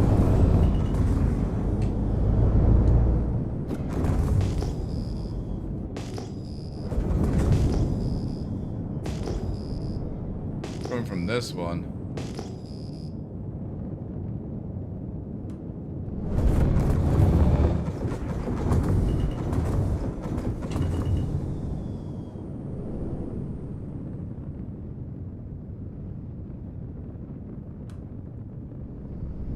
Guardian. They're playing up in the air.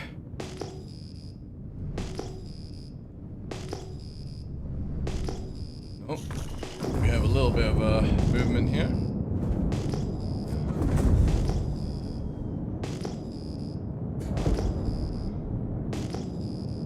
Okay. That's the NPC. This dude's like super low. Ah, that's the Scorpius. Scorpius is like, fuck. Go in this chat. Okay. Going for Le Disable now. Check fire.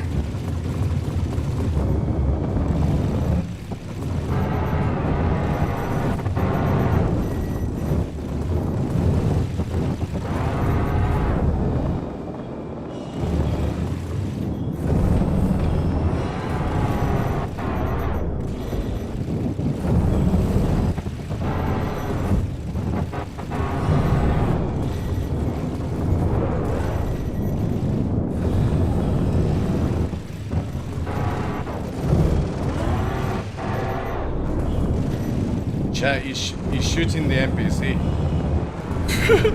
Chat, he's shooting the NPC. Oh, is it interdict? Maybe. Doubt it.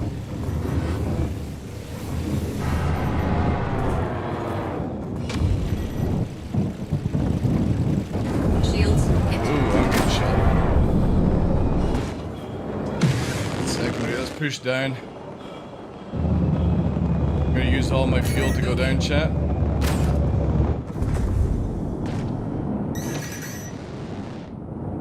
It's fine.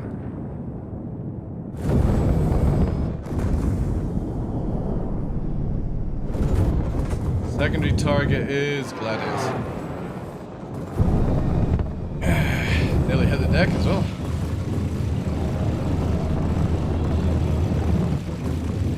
We might have to get out of here. There might be a secondary. Okay. Need to recover my stamina, aka afterburner.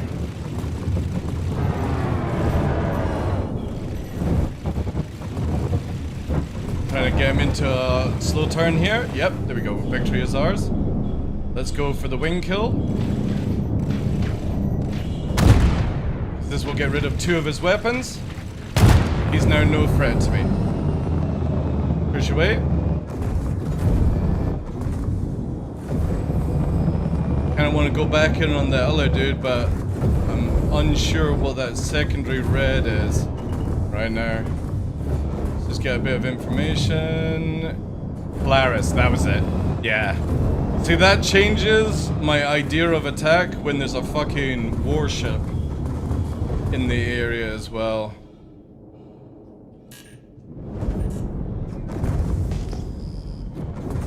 If I had actually dragged it down a little bit more, chat, at the beginning, I think the guy would have crashed into the ground because he fired a missile and then just pulled out of a nosedive.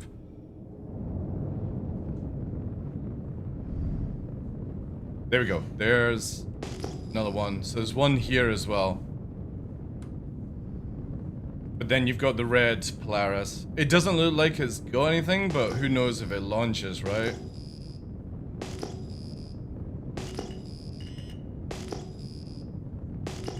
And the reason I'm down here like this, chat, is to hide engine trails and smoke and all that stuff.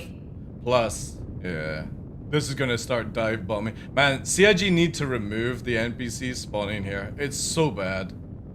I think I'll always say that the moment it happens, because it just ruins all the fun.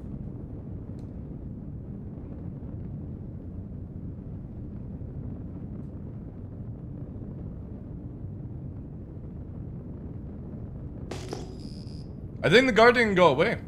I have a feeling the Guardian go away. That Gladius did its job well enough, peeled off.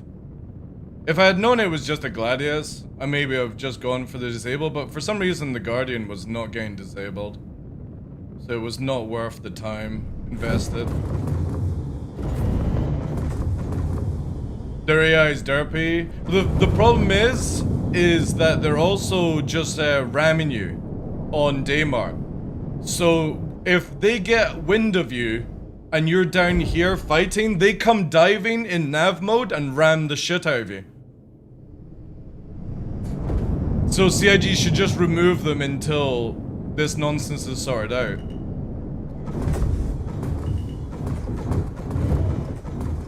Anyway, that was a good asset swap. I look on it that they got the Guardian out. The Guardian is a higher asset in the paybook, in my opinion. So losing the Gladius, but getting the Guardian out is a worth trade. If they had got the Guardian out and killed me, that would have been a great asset swap. Because I play on EVE Online rules. It's not about the kills, it's about the assets. So I'm not looking at KD death ratio. I wish I had the ability. Ooh. That would be tasty. But that also can be very dangerous. I need to get that down in atmosphere. I wish there was a way to have like a... when you kill certain something. I might do this actually. Make like a number thing. So when I have like I'll put all the ships and their prices. So when we kill like a Gladius, I would press the Gladius button on my stream deck. And on the stream, it would show you like expense of loss in Alpha UEC. Ooh. Oh shit, chat! The Gladius is active again! No fucking way! There's no way he can fly though. Well, I mean, he could actually fly. Catnuts is coming in. I'm gonna watch for Catnuts, because if they engage Catnuts, I'll help Catnuts. Yeah, look, he's going! Holy shit, chat! Oh my god, he's a speeding bullet of Narnia! Hopefully he's a VR user. What the fuck? Whee! Chat. He just went up in the air and just went. Oh my god, that was amazing. Still, I'll give props though. Holy shit. Got the ship from actually working. I'll target Katniss to the CSC hit marker. That's funny. That's really funny. But yeah, props for repairing the ship and getting the fucking thing away again, you know? Dude, if you were spinning around at that speed, you telling me you would be able to fucking, you know, handle that in VR? I don't know, dude. I don't know. Like, if your character's blacked out, then fair enough. If you close one eye, maybe. What, at hyper speed? That's interesting. It was hilarious. Just close your eyes, no gravy or hearing, that'll fuck you over. Well, again, yeah, but we're not talking about using the cheesy stuff, Garm, right? Also, why did you get modded? Ah, we'll fuck you over. Yeah, that's fine.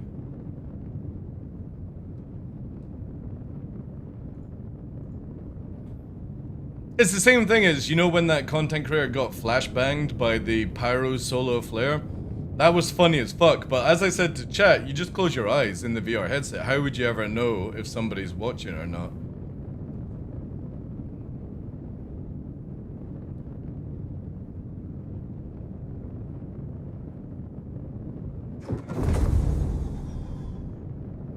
Well, the thing is, like, for me, I can spin around. Oh, wait, we're locked up. Is that cat nuts? Yeah, cat nuts.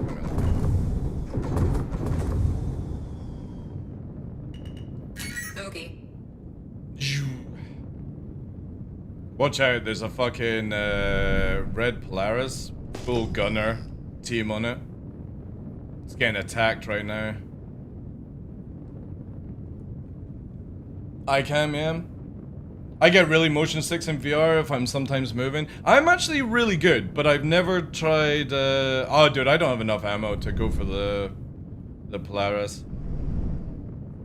I'll run out really fast.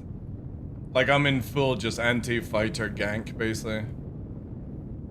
Like, I blew through so many rounds just taking off the engines of the thing. It's only got, like, a main gunner, it looks like. I don't see any cheek gunners or shoulder gunners, so it's just the main gunner on it. But, yeah. I am not built for dealing with that. The sticks are amazing. I love how smooth it looks compared to mouse and keyboard. Way more smooth. Are you talking about me, or are you playing on sticks now? I generally, like, it's not to be elitist, but I can't play any flying game with mouse and keyboard. I've got massive respect for people that can. I know Puppeteer was using mouse and keyboard for DCS World, and I just couldn't even imagine doing that shit.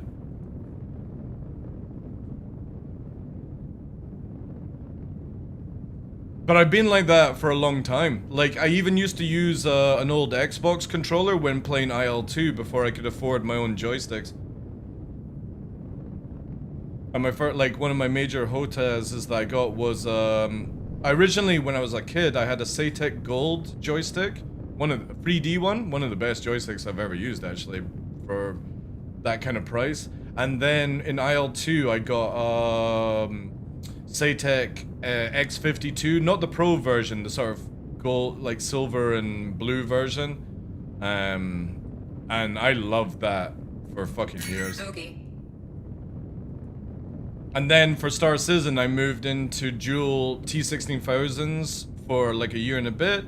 And then I moved into Virpil Deltas, VKB Koshimas, which are now called the Evos. And then I moved into Virpil Alphas and then Virpil Alpha Primes. And that was because Virpil kindly sent them to me. And I've never wanted to use an joy. I would love to test out Virpil's Warboard D bases now, because they have the clutch control built into them, which the previous Warbirds didn't. But I've got no reason to swap for grip. And I am tempted to try out the Aeromax grips, but the problem is they just have so much less buttons than the Virpils. But then I don't think I need all the buttons actually these days, so I may reach out to Virpil and like see if they would send me the left and the right. You're on the X52 Pros, great fucking joysticks back in the day. Or HOTAS system. Really, really good. Ooh, there's two Polaris, chat. One red, one normal.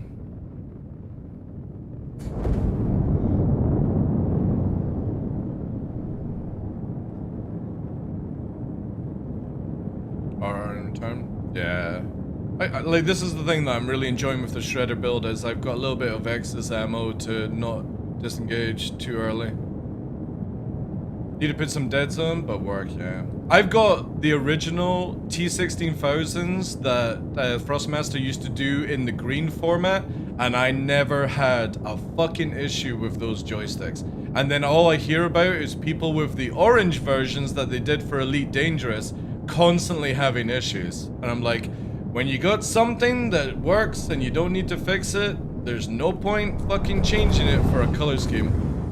They are rare, yeah. I've got them still to this day, beautifully conditioned, wrapped away. If my joysticks ever broke and I had to wait for replacements, they would be what I'd be using. Absolutely incredible. A few of those cannon hits made me red. Oh yeah, the Polaris cannon is no joke now. It's no joke. Ooh. Torps?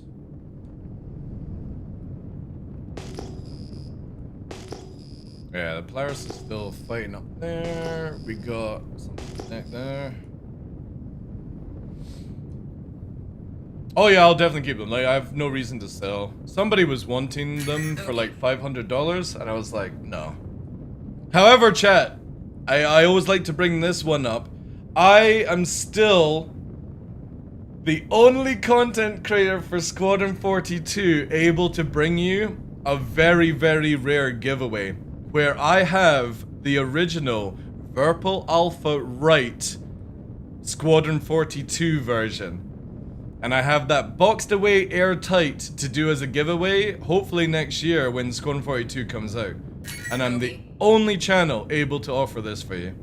And that was thanks to Verpal many, many years ago. So somebody has the left version, and I got contacted where the total amount right now is $1,000 for the 42 serial, and it comes with a plaque and everything like that. So we'll be doing that for Squadron 42 release.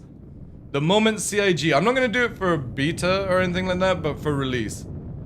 And we'll be running that whilst we're playing Squadron 42, where people hanging out in the channel will get it. And I would hope that nobody uses it, because it's been pristine air pressed or like air vacuumed for this length of time now, and that's like 5-6 years I've had it. I think 5-6 years, or at least under 5 anyway. And I can't wait to do that giveaway for somebody. There's a Scorpius. That could be a little bit dangerous, because we got the same sort of plaque that Nubifier gave me, which is that one there. If you see it here, let me bring up the camera. You can see it there. So you can see my one for serial 27. I've got it where it shows the Verpal Alpha serial number for 42 right. And it's got the dog tags and all that jazz. At least I think it's got the dog tags. I'll need to double check on that one. Okay. But I've got a little plaque, everything to be sent away for that thing. I can't wait for that one, because I've been holding on to it for a long, long time.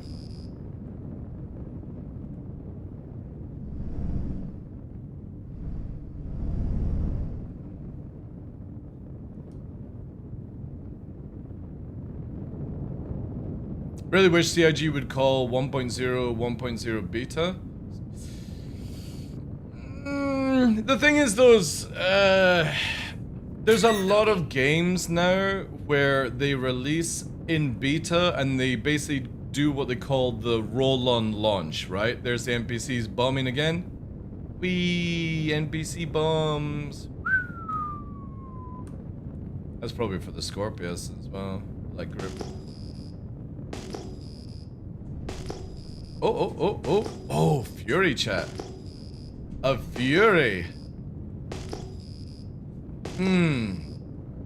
It's also repeater Fury.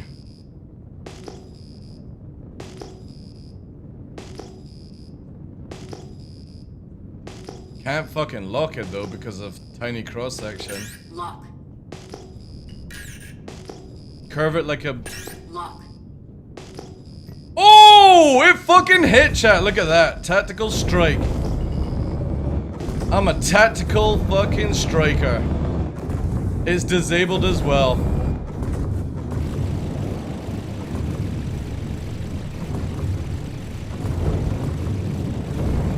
Target destroyed. Num. That'll give us crime stat though, I think. Oh no, is it already red? It was already red.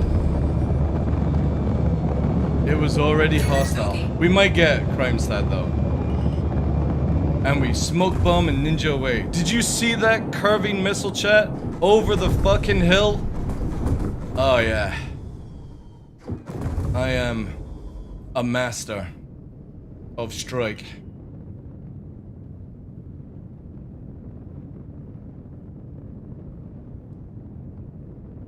But yeah, again, I don't think CIG will call it a beta because a lot of games do roll-on launches now, which is basically beta just with no wipe. Previously, video companies used to do the method of we'll have CBT or closed CBT, CBT open, so CBT alpha, then another CBT, and then open beta, and then launch. But games don't really do that these days. The only game that I know that is Ashes of Creation. It's either early access or release. Not many companies go with the alpha beta route these days.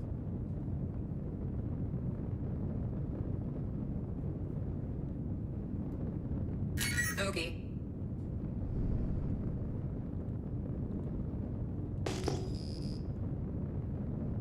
A lot of action above me, chat. Just don't want to get involved in a crew fucking Polaris.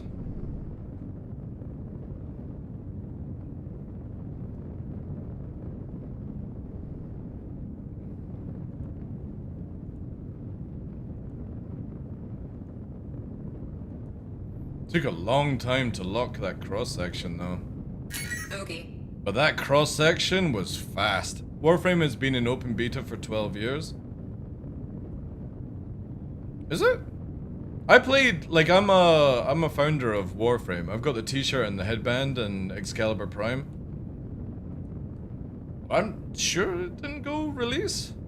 Or did they never just state? There's nothing I can do against a Polaris, Dorney.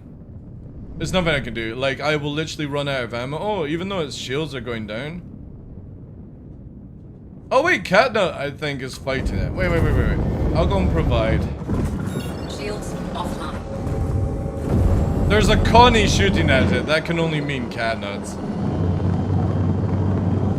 Okay.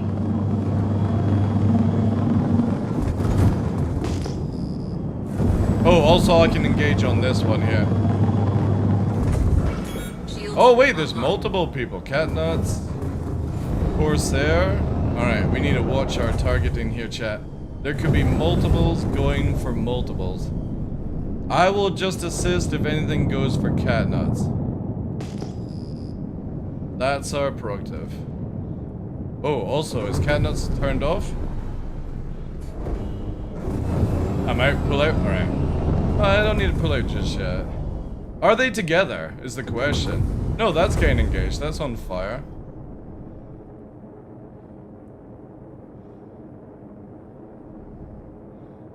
The Corsair.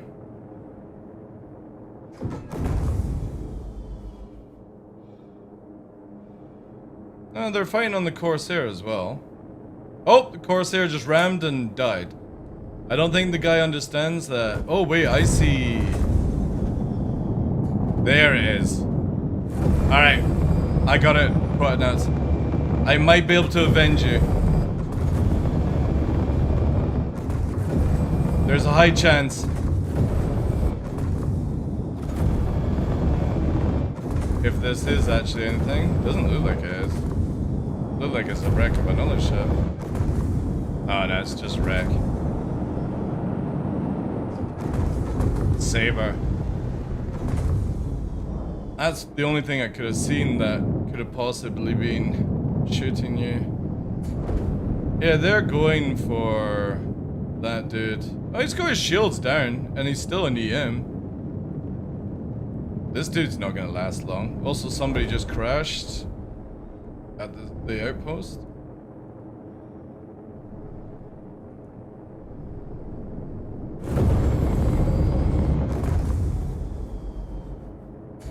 This guy's going back in for another fight. He's using deadbolts as well. At long range. Interesting. On a Guardian. Still holding the shields down though. That's impressive. A Guardian is holding the Polaris down. I've got no caliber that can go now. It looks like the Polaris lost power. No, it's still got power. It's at 15 EM. I think they've just maybe got its quantum drive. You had good position on its power plant? Yeah, I mean, it's got no shields. It's got no shields at least. There's no way that amount of fire would not bring it back up. The question is, have they got the capability of it stopping getting away? Because also, this dude's not in a good state. If he gets hit by those size 6s, he's gonna have a bad, bad day. But he should also be able to orbit the thing. It all depends on the PDCs. And we have AI spam, which might go for it. That could be interesting. Again, I'm not wasting ammo. I have nothing that will pen this thing enough.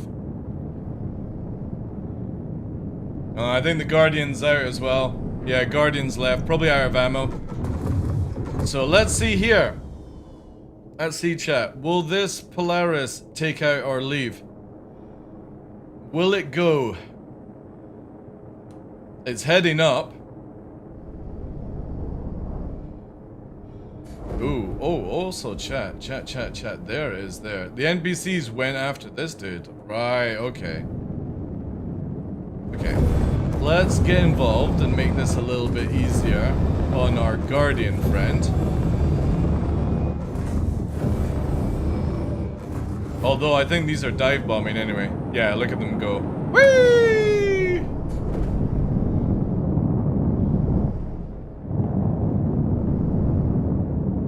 Alright, so he's still got ammo. However, he's like missing the shots massively. Like, what the fuck are you aiming on?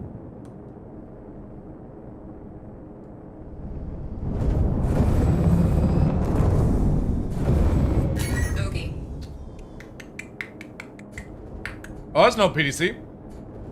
Oh, it is PDC. Oh, no! No! The failed ram. Oh, shit! It's I'm firing my laser! Chat, we've got an Idris called Taxman. A solo Idris just appeared. Oh, goddamn! This is what I love about Star Citizen. It starts to get very memey, right? The IRS is here, yeah. Oh shit, there's a wolf! Are they gonna get an interdictor?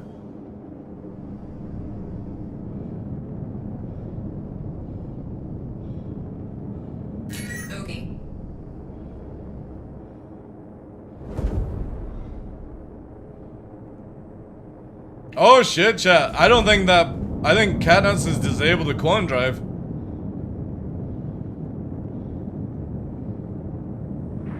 Wish you would?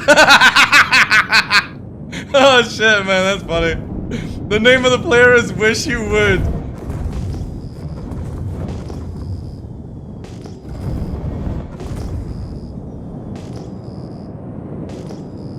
Oh.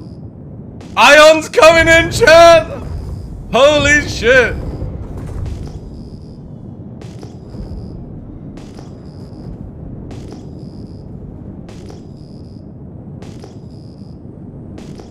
Now we just need a Mantis.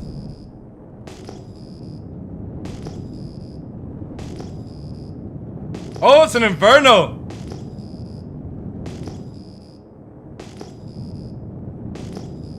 Ooh.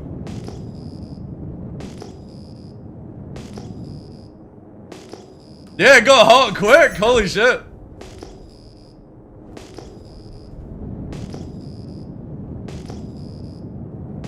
That's what I love. I love how you've got like a high contender and now it's, oh chat, it's gone into nav, but now it's realized it's got nothing. Oh yeah, it's a GG. And the AI are going fucking full speed, but yeah, it's slightly faster than the Idris, obviously. If I was the Idris, oh yeah, they're going nav. Yep. So they're already thinking on it. Oh shit!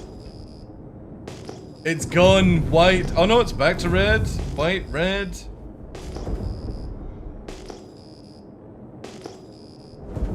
I don't think these guys are with the Idris though. I think it's just a collective. Maybe bounty hunters? Wait.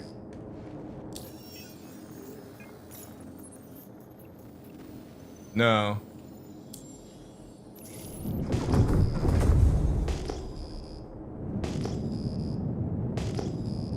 Is Crush Nuts your cousin? Oh, it's getting lasered again. It's still moving though. Or is it? Let me quickly come to a halt. Okay.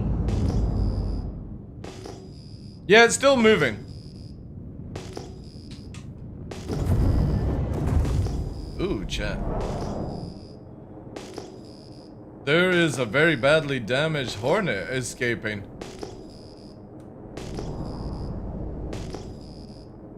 Getting chased after by what looks like an NPC. There's the Ion, or Inferno. There's the Wolf. Okay. Let me just double check I'm not trailing. No, I'm cold.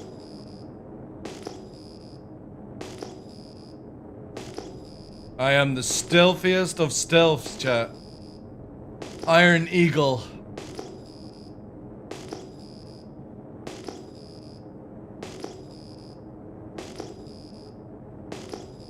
Doesn't look like they're going for it anymore.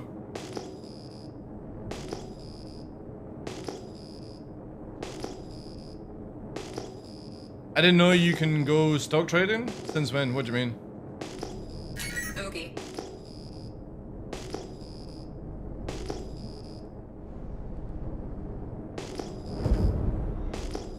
That was crazy.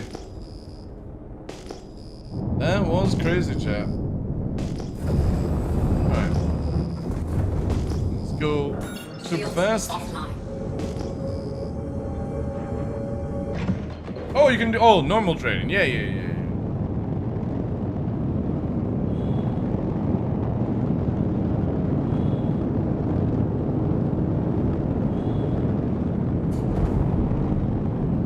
Yeah, I guess they abandoned it. It's still getting shot by the NPCs, but...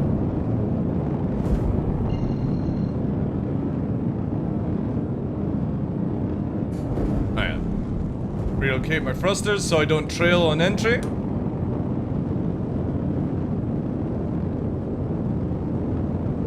Full stealth.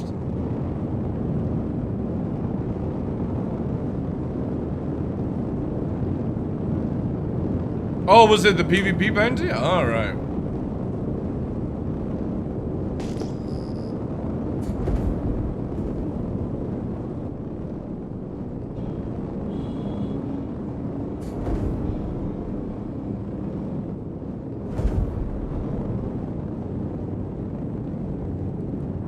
Shields online.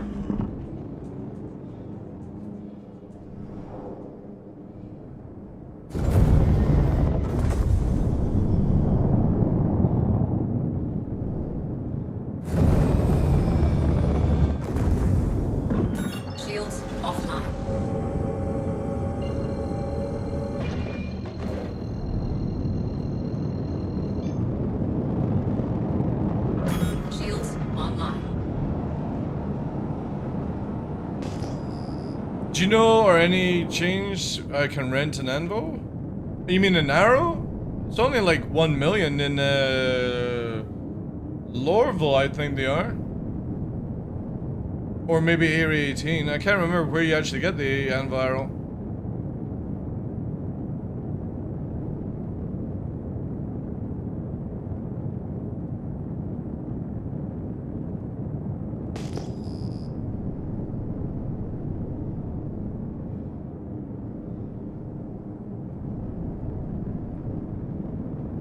Yeah, they definitely need to make it where ships deteriorate over time. A lot of fucking wrecks.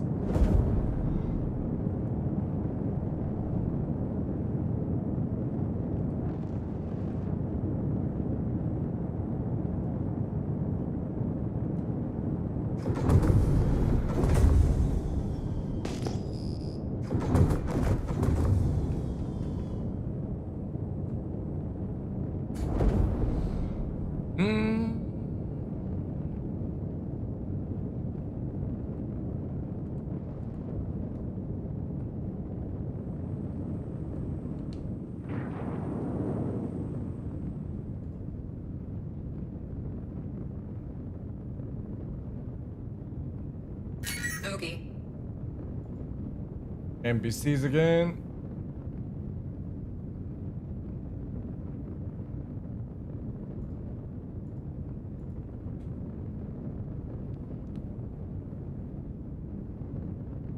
That would actually be kind of cool, yeah. Oh, they're dive bombing.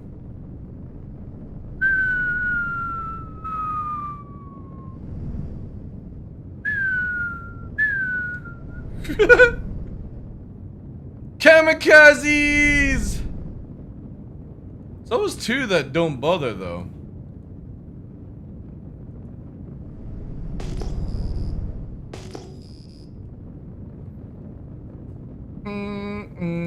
Oh dear, what did you do, Diddy? Oh, you posted a link. Only subscribers can post links in my channel. But yeah, use my referral. I'm still waiting for that person to create a character so I can send them some money for using my referral today.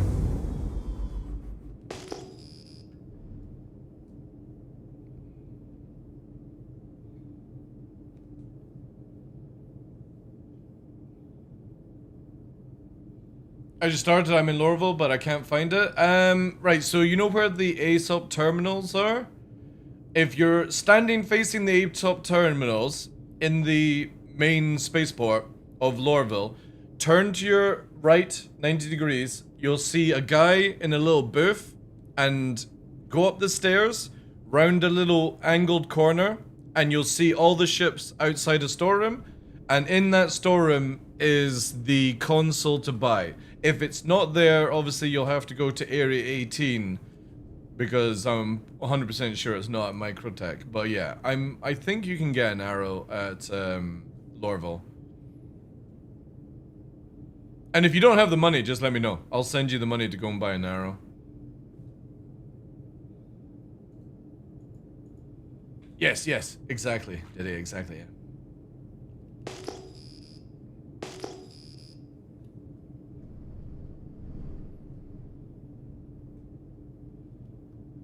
But it should be like between 1 and 2 million. You have 178k? Let me know what your in-game name is, dude.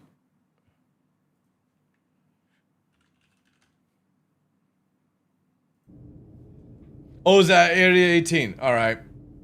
Alright, you need to go to Area 18 then. So that's, you need to travel to ArcCorp, door name, and buy it there. And trying to describe how to get to that one is going to be quite difficult.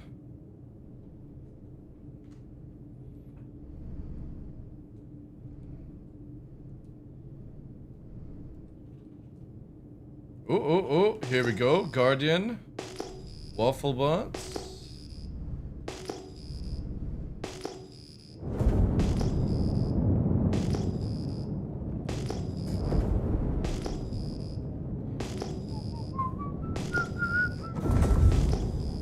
That's a dead one though. Alright.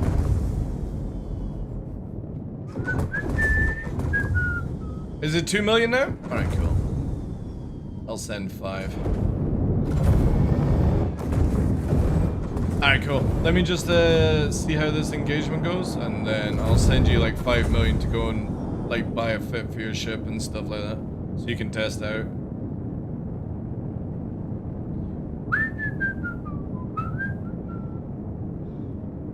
Cat Nuts going after the Guardian, maybe?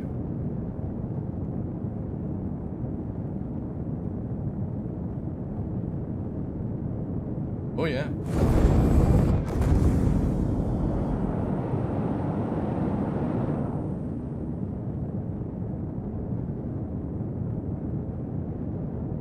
Ooh, some nice hits there.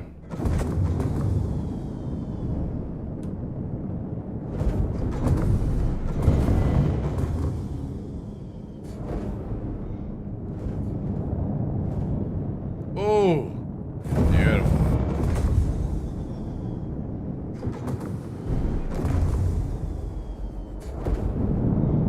Oh, I think Cat Nuts might be in trouble, maybe? Guardian has the mobility, I think.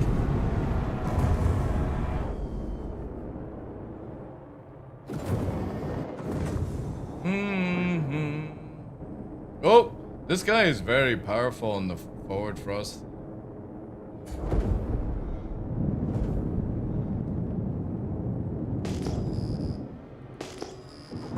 Yeah, Guardian has the advantage because it has been upgraded to mobility.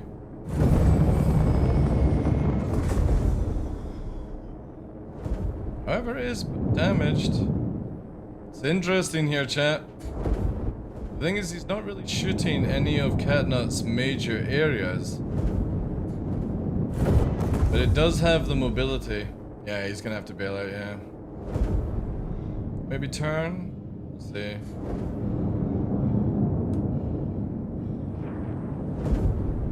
Shouldn't be hard once I took out a player Conan. Yeah, the Guardian's in a really good spot. The MX in particular with the 4 size 4 deadbolts. The Guardian itself is not bad. Yeah. It's difficult now, like in a Connie and stuff like that. Okay.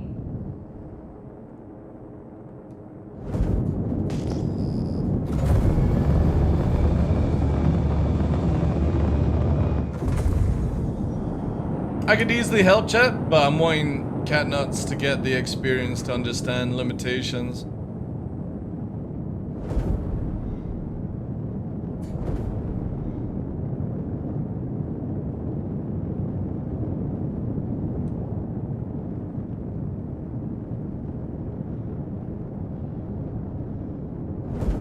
Yeah, the Guardian just does have the mobility. Creator, thank you very much for the follow as well, dude. It's a good ship, yeah. It's good for like dealing with big ships. Like, again, the Guardian is not much threat to an arrow because of your positioning and stuff. Catnuts does not have limitations. Okay. I would say, no. Does.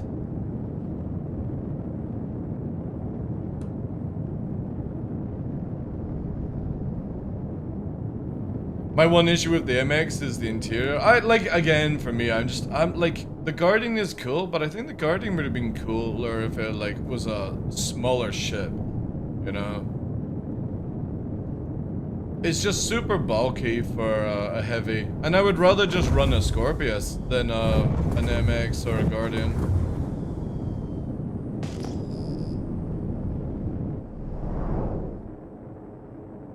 But this is a deadbolt one as well. So this ship here is set up to go after big ships. It's got that high alpha, high pen, but very slow rate of fire, or slow movement on the projectile, so it's very good at dealing with big ships. But I would say Catnuts is still a better pilot, because when I was watching the movement of the Guardian, the dude was over Wing for no reason. He could have sat on Catnut's ass the whole entire time, but he's over Wing.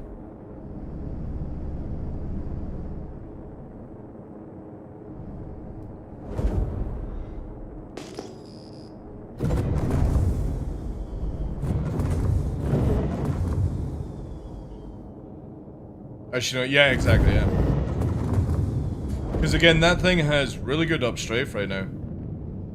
The thing is though, like, no joke, it's the crazy thing in this game. If Catnuts had landed all 4 size 5s on one engine, that would have been it. It would have been an easy game for Catnuts to do with. And I love that about Star Citizen right now. Because the Sweaty Pilot we were versing on Monday, or Tuesday, sorry. Monday or Tuesday. It was one of those days this week. That person was clearly better than me. And in the first fight, we had 2 fights. The first fight, I landed a shot that disabled their power plant. And if it had been 4-4, that pilot would have killed me, you know, 9 out of 10 times, right?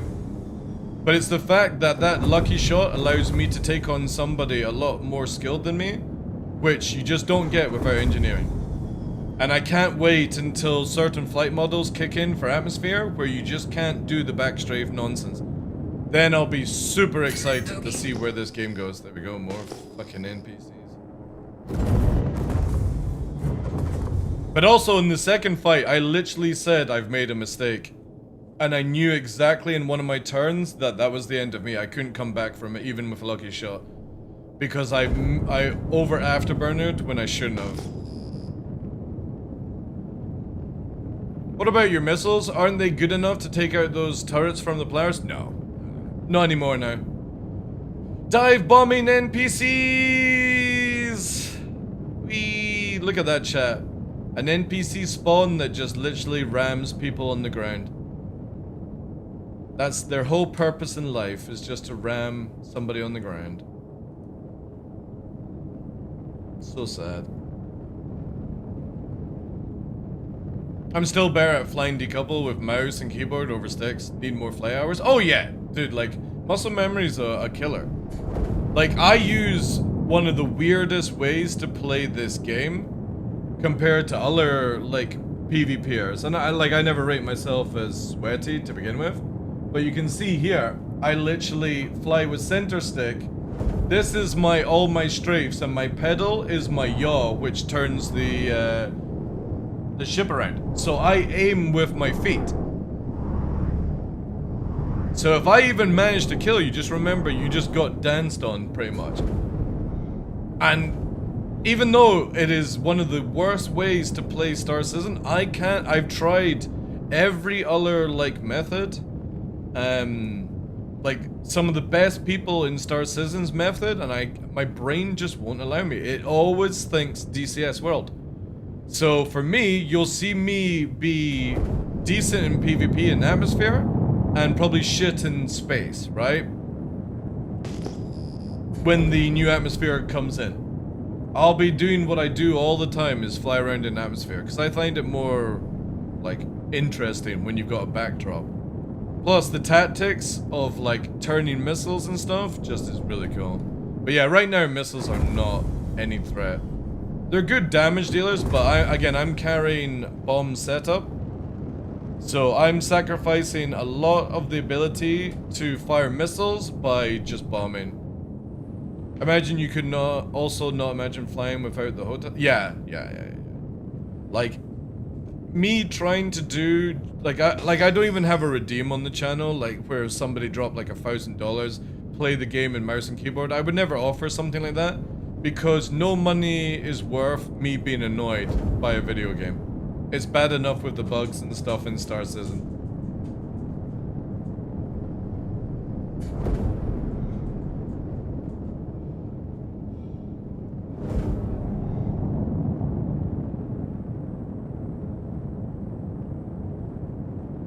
Oh, is that when you've got is that where you got the keyboard turned differently? Or are you using arrow keys, Catnuts? I know there's 2 or 3 ways FPSers use keyboard and mouse. They either rotate it where it's like D is forward, S is backward. You know what I mean? There's like a weird way they do it. Right mouse button forward, alt backwards. Oh, right, yeah.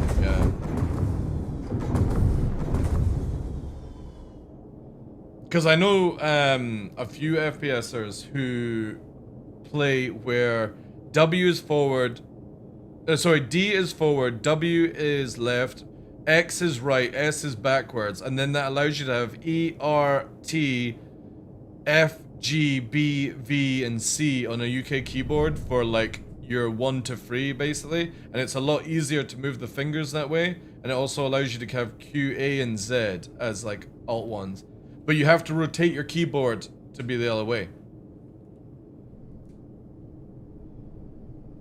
Free from the others, yeah.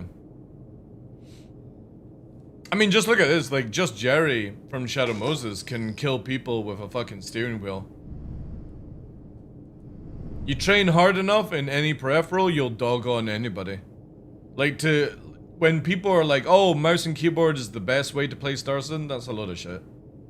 Dual joystick is the best way to play it, that's a load of shit. There is a woman who completed Elden Ring this week by using a boxing bag to hit a boxing bag to fucking complete Elden Ring. And I can't remember her name, right? But she literally did it this week, chat. She beat Elden Ring by boxing a model. You know, the ones that have got the faces? So there was a sensor in the cheek for like left, right was up here, and she beat the hardest boss. We're not talking about standard Elden Ring. We're talking about the fucking end game against,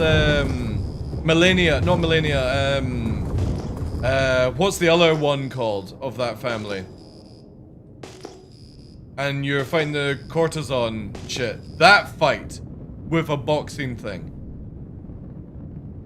So never, when somebody says this is the best way to play a video game, just tell them to go and fuck themselves. There's no good way to play a video game. It's only what you are good at and what you can understand. Yeah, let me, whilst I'm sitting here and I don't really have anybody like hunting me down. Elden Ring beaten by boxing. It was literally this week, or it was last week. Yeah, here we go. After 14,028 deaths, Elden Ring player literally beat the whole game using a real boxing dummy, as not even Millennia was safe. Twitch streamer Eddie Bot recently refined and fits only, so you can see here, right? Oh, well, never mind. Has the person been banned? No. This person here. Let's see if there's a clip. Maybe they got rid of the VOD. Yeah, look, this is them playing Dark Souls with a boxing, right?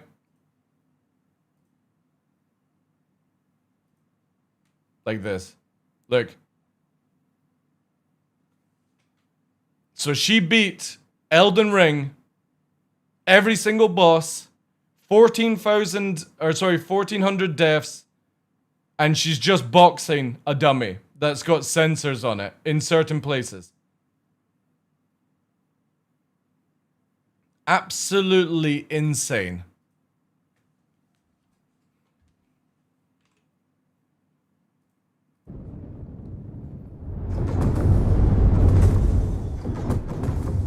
A force to be reckoned in the bedroom.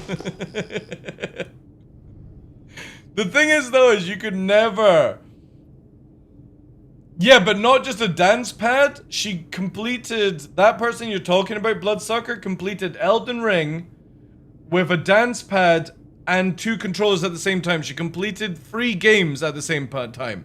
So she had 1 game in left controller, 1 game in right controller, and the other game in the dance pad, 3 screens, and she beat it all at the same time. 3 bosses, 3 different games, 3 different controller methods. That is insane multitasking. Absolutely insane.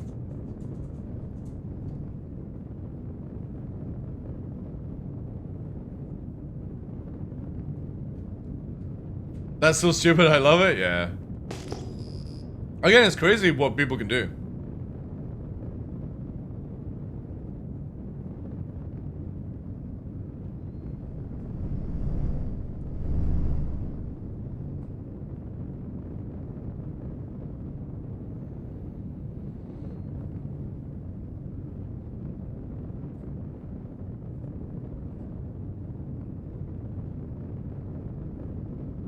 Proof dance pad? Yeah, there's a lot of people that are multitask like that, right? Shields Alright, let's offline. go and get ammo whilst we're chilling. Did you see the controller with a force feedback steering wheel? I hope they get enough demand after CS. No, I've not seen that, no. I've seen there's a lot of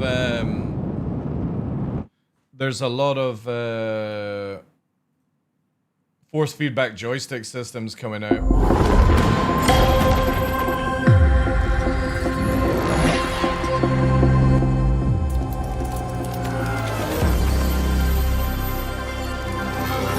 Oh damn.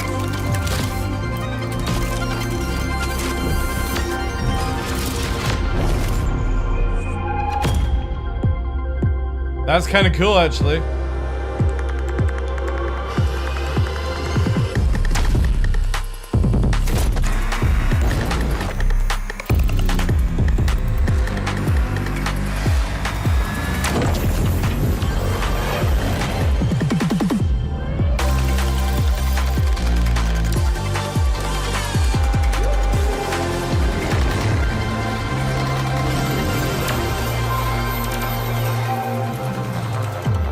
Very interesting. Holy shit.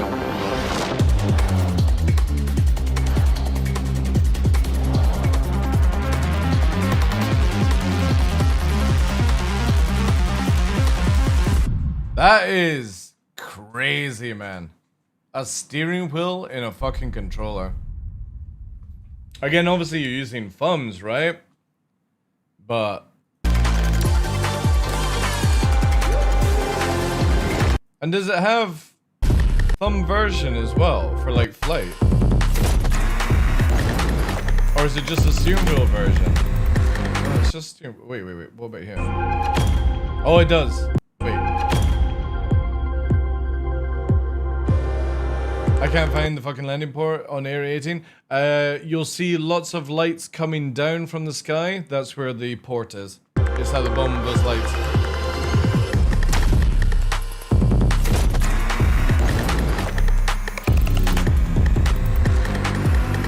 Very interesting. Very interesting. That is pretty cool, actually. I like technology like that. I don't know, like, for me, I don't know if I would be like, if I was gonna play a racing game on a controller, I don't know if I would want that, or I prefer, like, you know what I mean, like, an actual joystick for a car game.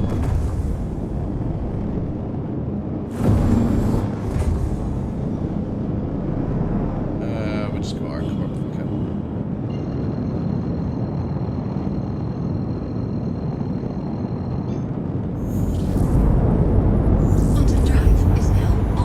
Casual racing games, it'd be perfect. Yeah. Again, not everyone has space, right? Some people can only have you know, like a console, a TV kind of setup, right? Shields on. Shields offline. Quantum drive is now off. I would probably struggle, because for me, if I was gonna play any racing game, again, steering wheel, joystick, stuff like that.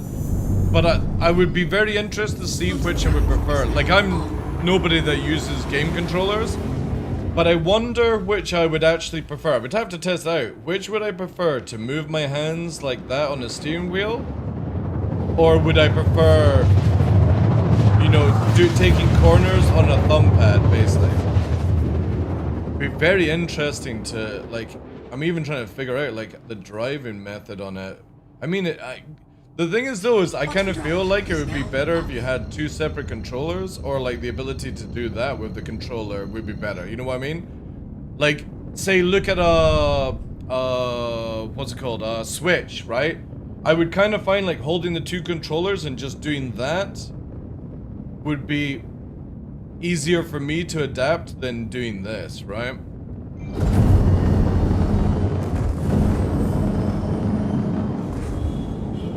There's a lot of people that have they play Star Citizen with only one hand, and they then use like voice attack and head tracking and stuff like that. There's a really good FPS gamer who uses they're paralyzed. They use their mouth and eyes to play FPS games on a level that would kill you normally.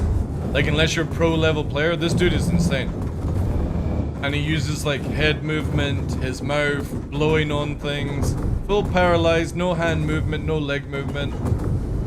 And he's able to kick the shit out of people in like Warzone and Apex Legends and stuff. Absolutely amazing what people can do. Landing complete. Never let anybody say there's a good or right method to play video games. It's all just down to what you as an individual can actually do. Takeoff complete. Landing gear raised. If SE ground vehicles behave normally? Yeah, that's a good point. To be honest, like if CIG ever updated ground vehicles and I had the flexible income to buy that controller or get to test it, you know.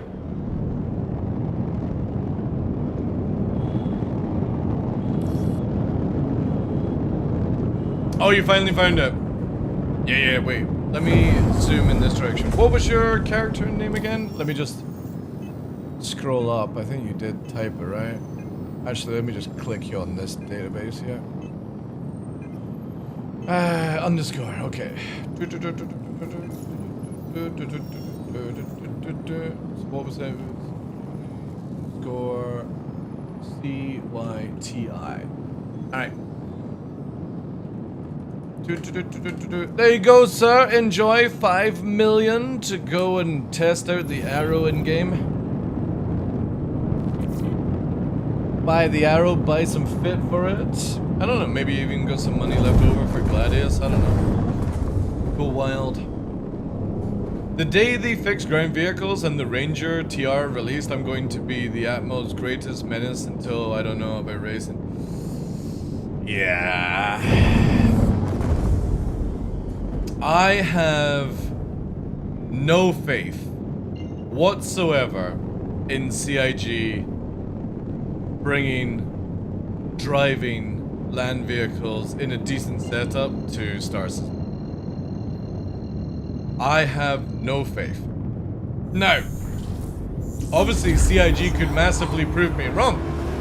Yogi, the mastermind, could come out with a flight model that is amazing and then get time to work on land vehicles. Or, for example, somebody in the woodwork has been working on land vehicles for the past 2 years and we just don't know about it. I will then change my tune, but every single version of land vehicles I've seen in 13 years has been a disaster in Star Citizen. Almost to the point, actually not almost to the point, to the point where I say Call of Duty Warzone has a better driving experience than Star Citizen. Prove me wrong, please, CIG, prove me wrong. Shields online. Get something out that is enjoyable. It makes sense, it's skillful, it allows you to throw the weight around vehicles. Please, because I will never enjoy land vehicles until this gets changed. It is a dreadful experience.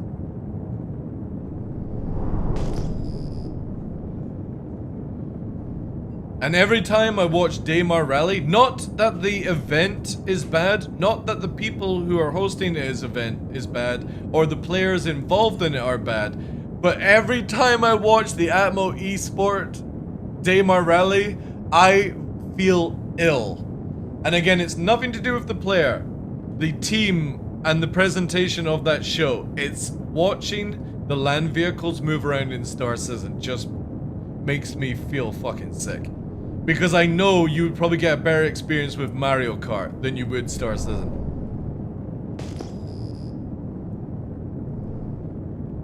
Also, is the sun going down? This is where, CIG, can we please get East, West added back into the game? I'm so stupid I have to fucking do this.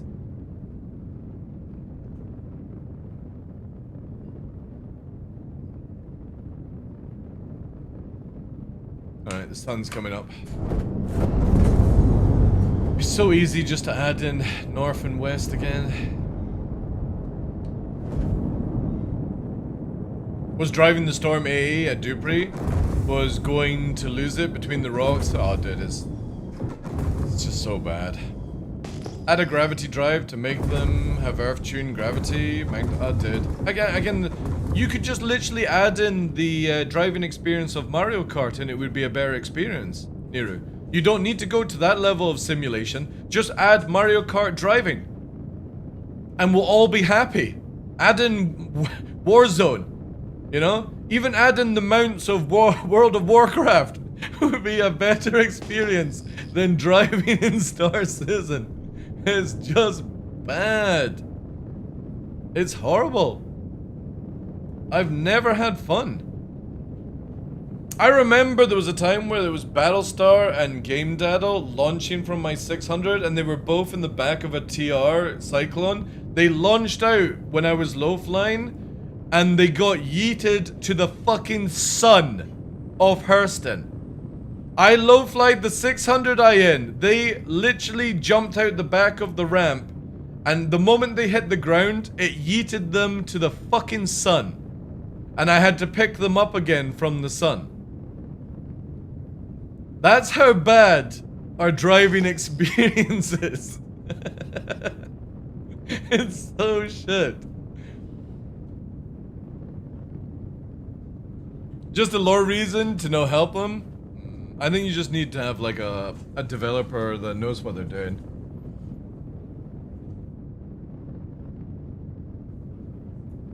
Alright chat, gonna have some food whilst we're just chilling here.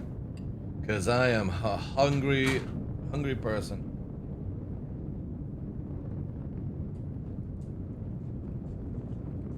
Nom nom nom. Little barbecue pulled pork here. I'm eating well, chat, until next year, and then we're going on our drastic dieting fitness program. I got my gym ready outside. Just gotta get the schedule and the eating down and we're good.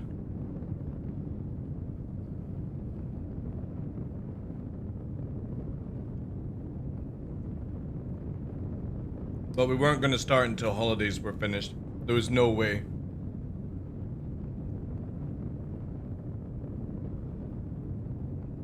No, it's mine, Nova. Mine. It's also way too hot for you. I'll save you some, but it's too hot.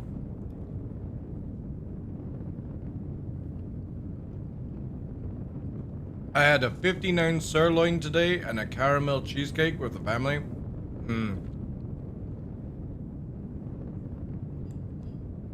Yeah. This is like the first time, you know, I'm just not a Christmas kind of person. I would rather have steak than turkey. That's just me.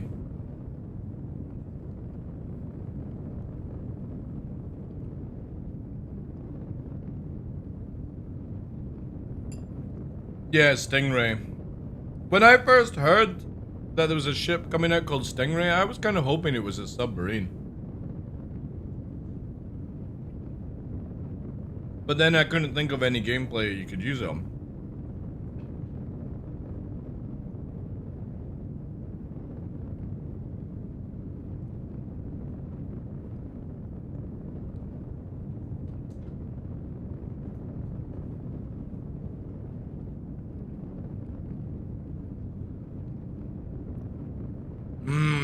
Smoked tenderloin. Nom nom nom nom nom. I think actually next year I'm going after the posting on Discord with the dumplings. So again on Discord, if you're not on it, !Discord. I can't remember who it was. I need to check up. Was posting like what they're making, like dumplings. I think next year I'm gonna do Christmas dumplings. So like maybe have like some, you know, aromatic turkey or aromatic duck and then just sort of, you know, cranberries, a little bit of potato, make little dumplings out of it. I think that'd be cool. Smoking a 12-pound prime rib.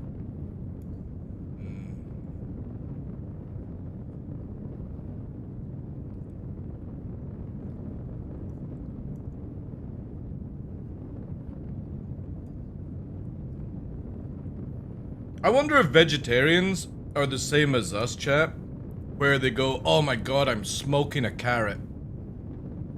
I'm gonna do a fucking 6-hour eggplant. Oh, it's gonna be amazing, you know?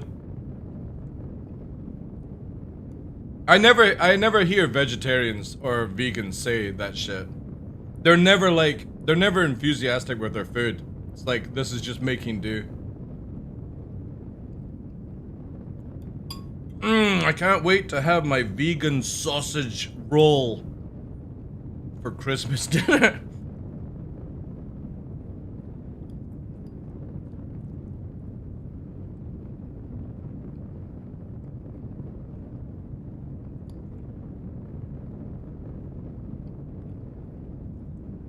You could never make me go vegan.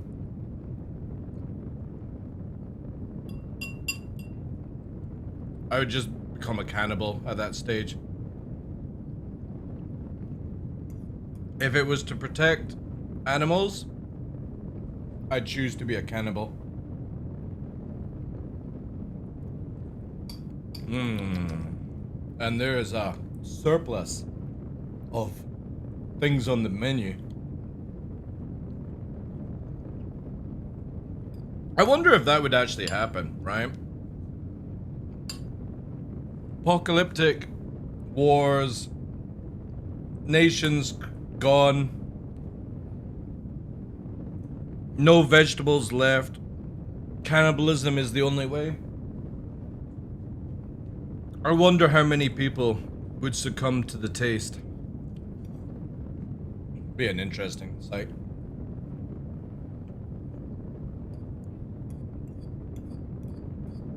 Yeah, I'm not saying that slow cooked vegetables is not a good thing, Garm. I'm just saying I never hear somebody going, oh, I can't wait. I've got this fucking 16-ounce eggplant. I'm gonna marinate it in barbecue sauce and fucking smoke it, you know? You never get that enthusiasm from vegans or vegetarians.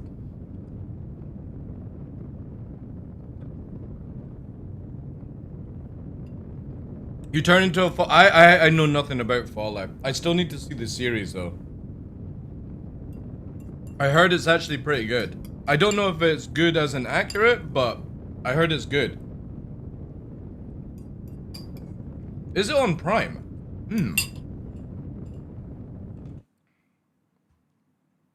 God, for some reason my mouse keeps disappearing off the screen.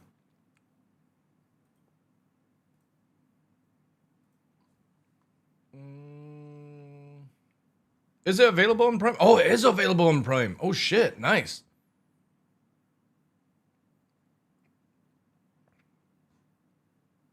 All right, yeah.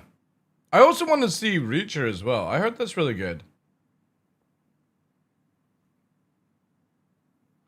Secret Level, so good. Death of a Unicorn, I kind of want to see that.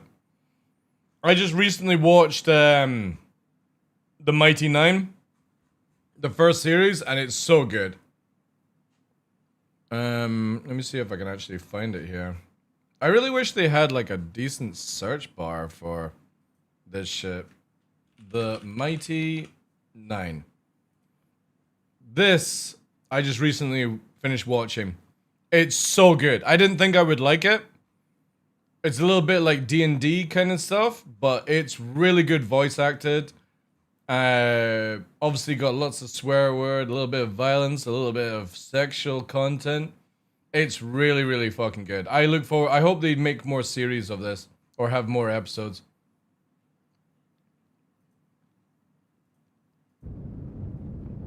I like the Jack Ryan. Reacher was good too.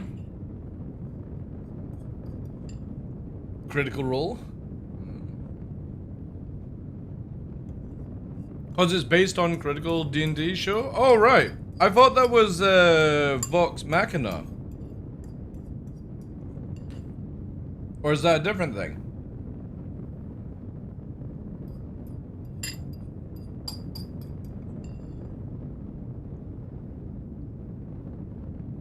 This is also, oh wait, so the Mighty Nine is another, is that like another D&D thing they had? Yeah, because I really want to watch, I have that on my list to watch Vox Machina. Oh, really? Sick. Alright, thank you. Cool, so I'll definitely enjoy Vox Machina then. Because I really enjoyed Mighty Nine, that was good. Yeah.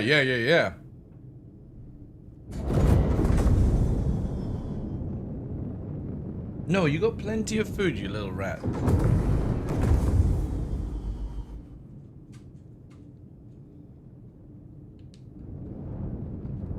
Yeah, because do they have a trailer for...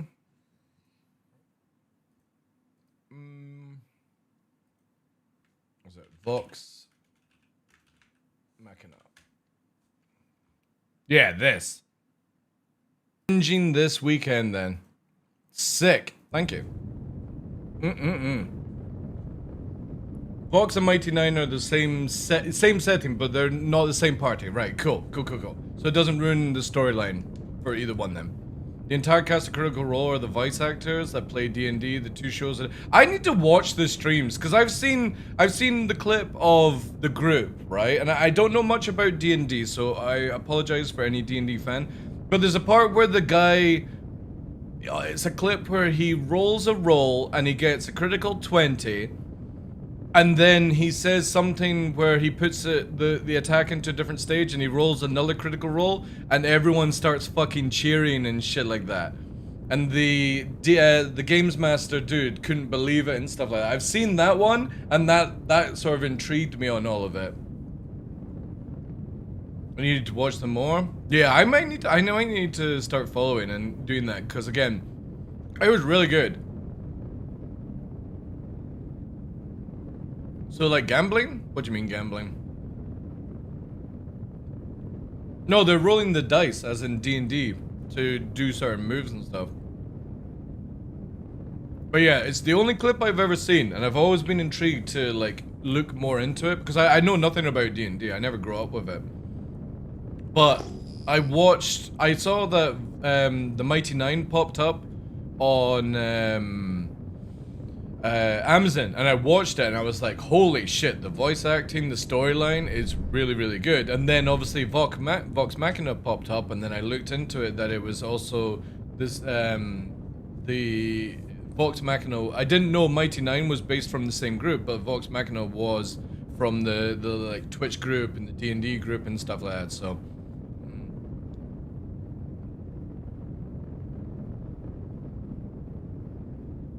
I can't understand how people have got roll and stick. I don't got pedals. I just imagine roll not being there feels off. Again, it's different for me. I roll on the X-axis on my right stick and I yaw with my feet. Each to their own, you know. It ain't a gambling once. It's dice roll determines. Yeah, but again, because it goes Vox Machina fuck things up. And then he rolls a dice, and then he says something rage or enraged or I don't know. And then he rolls the dice again, and the whole place just fucking cheers. Because obviously, like, I can only imagine doing it twice back to back is pretty fucking crazy. And obviously he does the little rolls and stuff. And he was like, I guess that like insta-gib the boss or something in their show. Again, I need to look into it. I just don't know enough. But it was so cool to see it, and that's what sort of... I watched the movie Dungeons and Dragons as well, and I was like, alright, cool. And I've recently just watched, this year, Firion for the first time, the anime show about the elf, and that includes a little bit about D&D. Not so much about, like, the turn-based, but more, like, dungeons and loot, and... Yeah, my curiosum has got hold of me, so I think I'm gonna binge that now since you guys say that it's it's good. There's a clip of 3 people rolling a 20 in succession. Man, I couldn't believe it. Yeah, I definitely... Have you played... I played Baldur's Gate. Baldur's Gate was the first Dungeons and Dragons style video game I played. I've never been any interest in turn-based, but I don't even know how many hours. I went through the whole of Baldur's Gate 3 on stream. It was incredible, even to the point where I was doing some off stream just to catch up and stuff, and that's the only one I've done, you know. Next part of Mighty 9. See, the thing is though, they stopped at episode 8, and I don't know if that's the end of the season or whatever, because they kind of left it where it's not even like an end of season cliffhanger. So I hope they've got more episodes getting added in. But I heard the same people that did Baldur's Gate 3 are making a new Divinity game, and I think I might play it.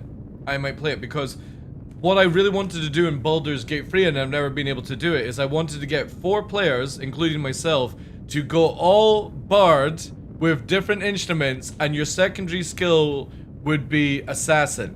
So we would be an mariachi team where you go in, play, charisma, all that shit, and then you backstab and stuff like that, you know? I think that would be a really, really cool way to play the game.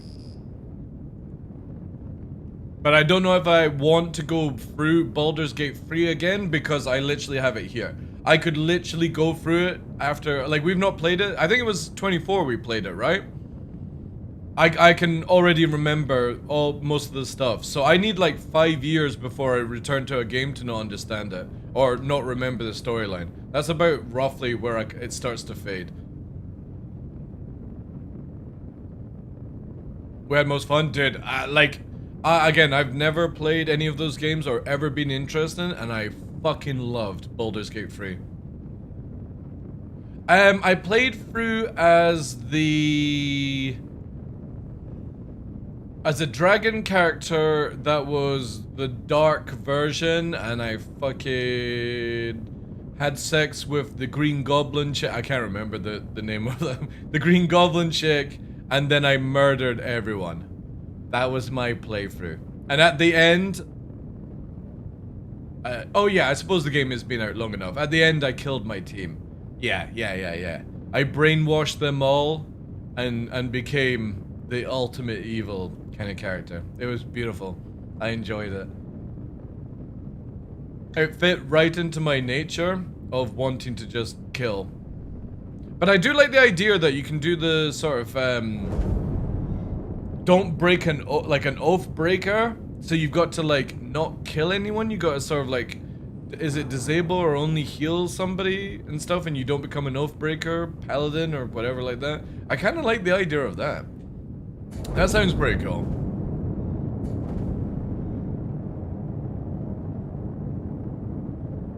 But yeah, very surprised that I was actually, I got into D&D a bit more. I don't know if I would have the patience to play, like, with a group of streamers. You know what I mean? Like, what that group does. I don't think I would have the patience to do that. But I have the patience to watch it. You know?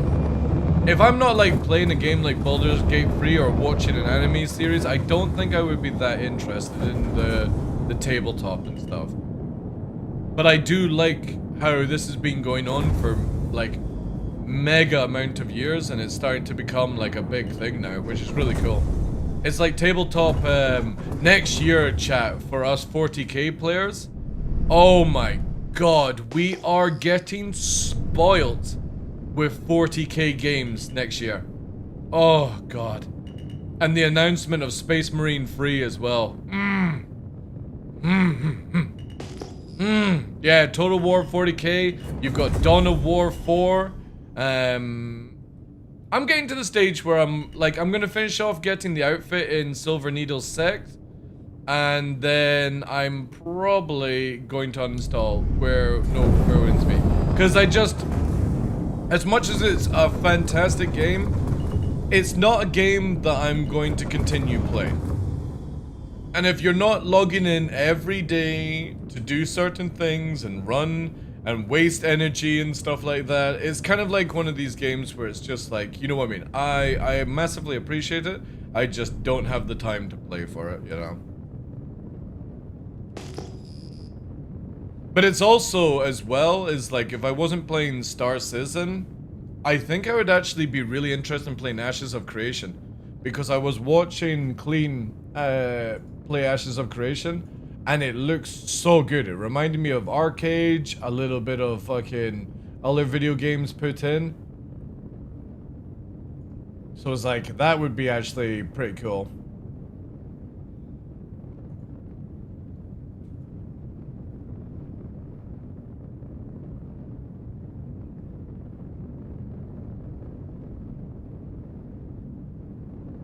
But I can't fault anything to do with Where Winds Meet. It's one of these games where I just don't have the time to keep going through it. I played Ashes a while ago, was my game, and played a lot of classic MMOs and enjoyed them. I think it's just like, it needs a little bit more cooking before people, you know, the combat system isn't for Ashes. Yeah, that's what I've heard a lot from people. Stack, thank you very much for the follow, dude.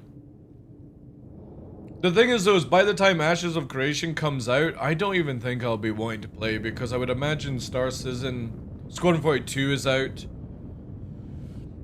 1.0 Star Citizen would be very, very close, I would imagine, within like 3 or 4 years. So I don't ever see myself playing these games, and I just don't think I would want to play it in a non-released, like, again, I think it's the whole, like, once you play Star Citizen for a period of time, it gets very difficult to play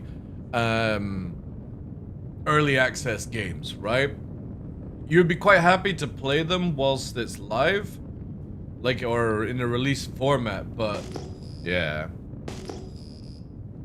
And also Ion 2, I was half tempted to play. I played a lot of Ion 1, and I was half tempted to play it again, but then I just, like, the moment I watched, I can't remember his name. He's Asian, and he did like Throne and Liberty, and he does like a lot of other games. Can't remember his name. I was watching his stream, and I looked at Ion, and I was like, do I really want to play an MMO where it's based off constantly grinding for gear percentages and stuff? You know what I mean? I would rather play Diablo at that stage. Hey Flager, happy holidays. Also Stack, what's going on with the current Star Citizen? I mean, there's a lot of people with billions of money just because exploits were found in the game, Stack, and typical human beings went and exploited it out of their mind, and then people were selling items in the game for normal prices, and then a lot of people, for some jokes, were like, I'll sell this item for $1 billion. The people who are exploiting bought the items for $1 billion, and now the new norm is to buy these items for $1 billion instead of a small million. So we're now at where I've got 1.4 billion non-exploited. I just sold one piece of armor, sold something to the content creator Citizen Spooner for like 300 or something mil, and now like, it's pointless. But if I had actually gone full tilt with it, I could have had like 100 billion by now. And it's just, the game's ruined because of that. So apparently next year, Q1, Q2 area, we're getting a wipe for Star Citizen. And I think that will fix the game. Because again, right now, there's no reason. I was enjoying the scavenging for items and armor gameplay. I was getting the medals gameplay and selling it to player for reasonable money. And I was making like, you know, 10, 20 million a week off it. And now you can sell one of these items that were like for 5 million for 1 billion. It's like the game is dead because of that. So you come in and test, and it's like with Dorney today is like wanting to, you know, just started off playing the game, low funds, gave 5 million to go and buy an arrow. I could have given 500 million, but I think that just ruins the gameplay, right? So 5 million, go and buy an arrow, get a fit for it, test it out, and then on your way kind of thing. But yeah, definitely need wipe soon. Also to, like, again, it's because it's the holidays, the game is going to be very quiet. Someone bought a 6 UE medal for 2 billion each, so I sold 4. Yeah, I always sell low anyway. Like, I could have got like 10 to 100 billion by now.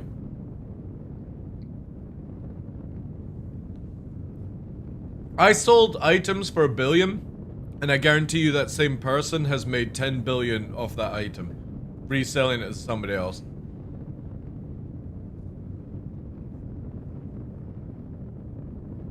Yeah, exactly, Wiz. It, like, without money sinks, it ruins the game, unfortunately.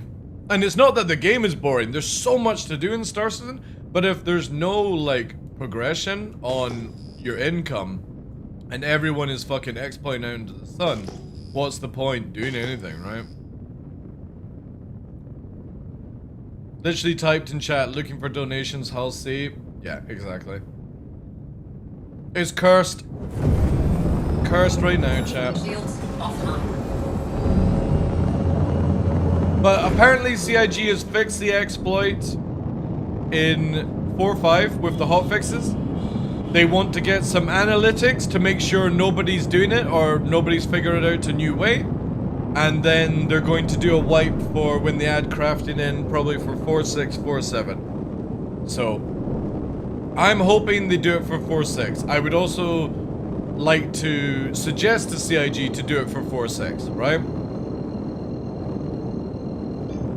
You just get a much better gameplay. It's better to rip off the band-aid now and get it over with instead of waiting until half a year with people bored out of their minds. Because again, as soon as people start exploiting, you ruin the game. It affects everyone. Oh, the craziest part is people are real money trading. I know, man. Like,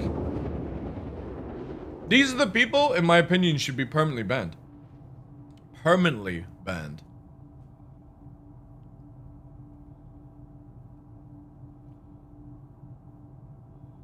Bottom drive is now off. By the way, will the wipes delete bought ships with real money? No. Anything bought with real money never gets wiped from your account. And all the money that you have on your account like, you know, like you get some packs with like 50,000 or 20,000 UAC, you get all that back. You only lose in-game money, in-game reputation, and in-game bought items, aka ships. Anything bought with real money, you always get back.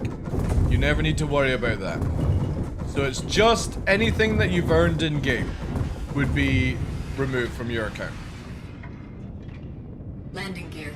But deployed. it's so healthy because also it creates new reasons to play stuff that you never did. Like for me, I don't do any trading. However, as an old player of 13 years, I start with 1 million credits in UEC because I spent real life money on it like an idiot.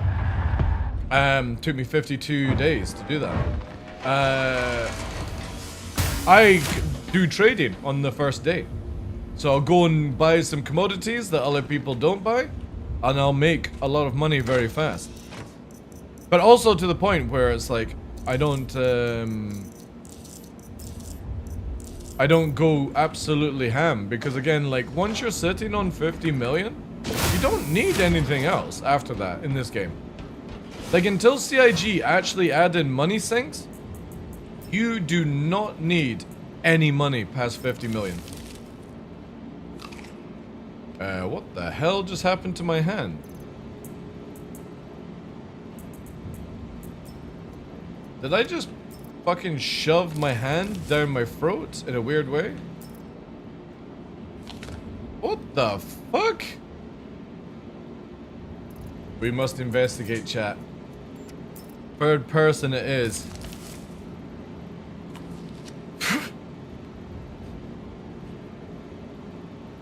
All right. That's a beauty.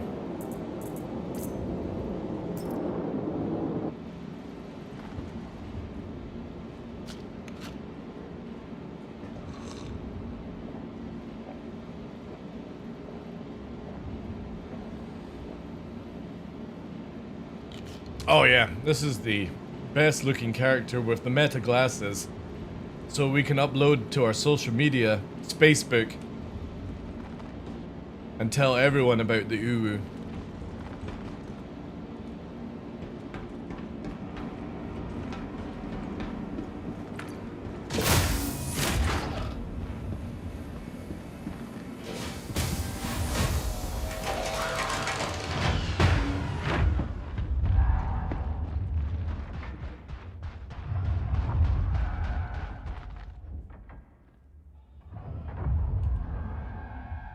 That jawline is silky smooth. When my character was born, it came out of the womb in perfect flow. There was no complications.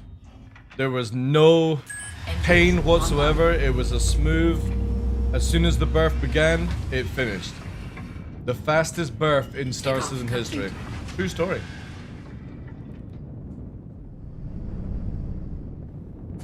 Landing gear raised. 30 seconds of labor, yeah. The moment the water broke, I was out.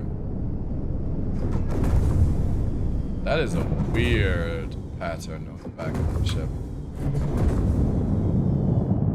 Grown in a pod? Mm-hmm. Shields offline. And I really hope our sour challenge arrives tomorrow for the birthday stream. Just to let you guys know, EOM is tomorrow, ! EOM. We've got some Star Citizen giveaways. We also have some Star Citizen 20% codes, courtesy of my own pocket, giving away. We have some redeems as well, and anybody that drops $25 for like 5 gifted subs or something above, going to be blowing up balloons with your names on it, and whoever, like, we're going to try and pop a balloon basically in a collection. We're going to probably put them all in like a box or something, and whichever one pops, we're going to hopefully read out the name, and that person will get a Star Citizen giveaway as well. But we'll see. My idea might backfire on me completely, where one of the dogs might burst the balloon. Is now on. We'll see how it goes. I can't guarantee the blue one being a success. But I do have the ability to run like a tape system where the balloons stay off the ground. And then we're going to put the balloon, turn the name so you can't see the name, and then fire something when the dogs are out the room at the balloons with my eyes closed in before I Quantum drive. destroy something of worth in the room. The more I talk about this, the more it sounds like it's gonna go wrong. But that's what flew through my ideas. Just put treats at the bottom of the balloons. Oh, that's actually a good idea. Well, and have the... No, I don't want the dogs to burst the balloons, though. I don't want to give them, like, a scare.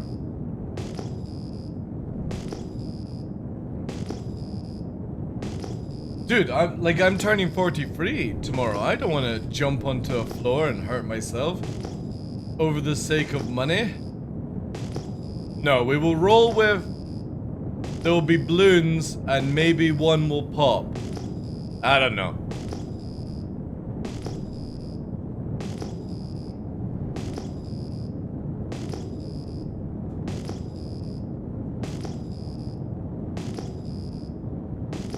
Whilst you're in hospital recovering.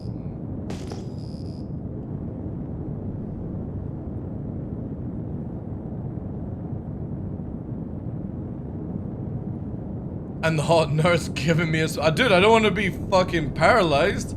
The hell? I'm not doing that over the sake of like $25 on Twitch.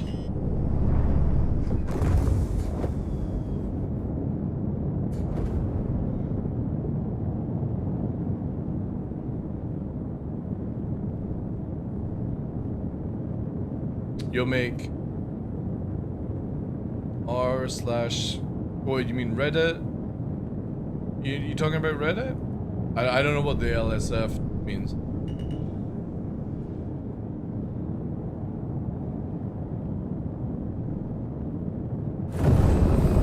Maybe let's change server chat. I bought our young dog a treat. Search pillow carpet, where you can hide treats in the fridge, cloth pieces. Oh yeah, I've seen them, yeah. Oh, live stream fails. Oh yeah. No, we don't want to be on that. We definitely do not want to be on live stream fails.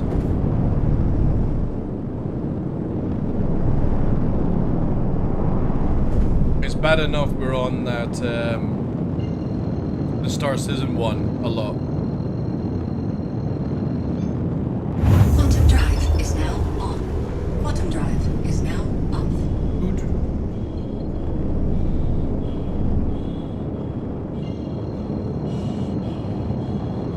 But yeah, we'll figure out something tomorrow. At least we've got the goal for like Nova's backpack and stuff. So we shall see. Also, I'm technically 42 into 11 o'clock at night, so we have a whole day of being 42 until we lose that capability. Or put raffle tickets inside the balloons, you draw the winning number, and you have to pop all the balloons to find out who it was. That's also a good way. Yeah. Bottom drive is now on. Bottom drive is now off. That's interesting.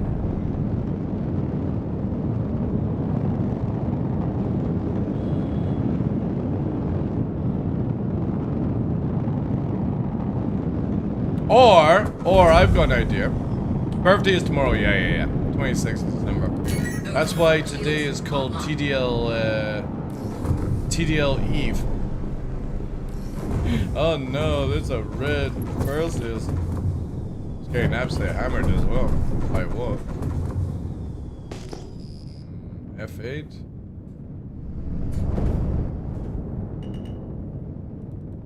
Docking initiated. Yeah, we could do, I got an idea. We could do, depending on how easy it is for the balloons, I could write somebody's name. Oh, I got this, yeah. Landing complete. I could write somebody's name if you get a balloon, and then I'll write a number on the back, right?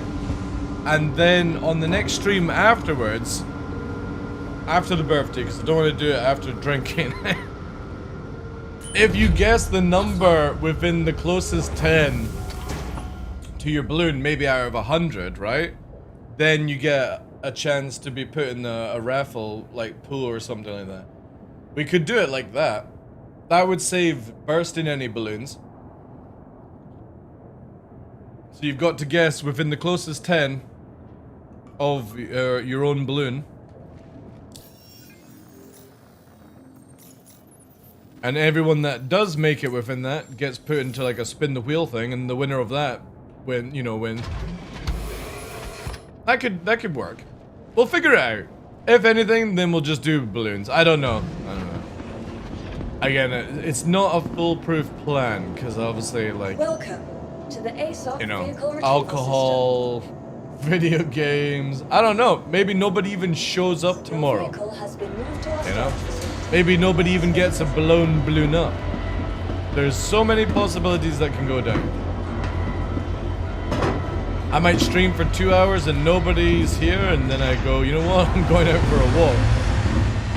These things can happen, chat.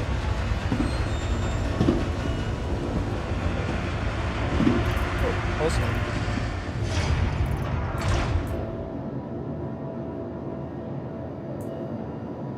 Where's... Oh no, I took it to Thingy Bob. Need one more of them.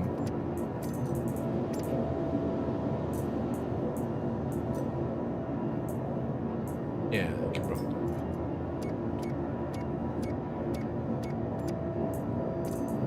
it. Kind of a bit off, but whatever.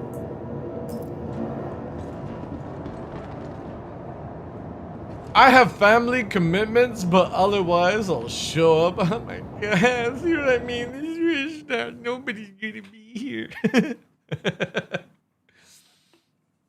Luckily, I have my faithful wolves. They're always here. They never let me down. Also, how much you want to bet Sai doesn't turn up tomorrow to wish me happy birthday? Was anybody here when we guilt tripped Cyborg Angel into remembering my birthday after like 5 years, 6 years? Who thinks she will actually remember to show up? I don't have. What do we have here? 575. Icon has spinner. 5-7. Is it just one? Let's try this one. As soon as you run out of snacks, the wheels are gone. True. But that's only because they'll hunt other people.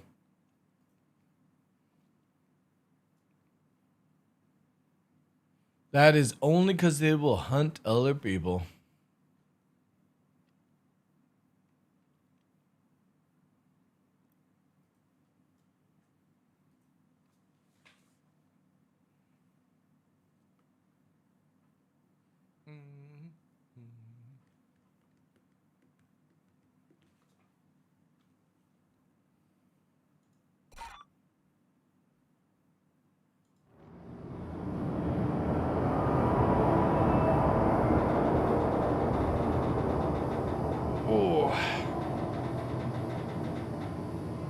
Also, still, I'm actually quite impressed that I managed to get nearly a 7-hour stream.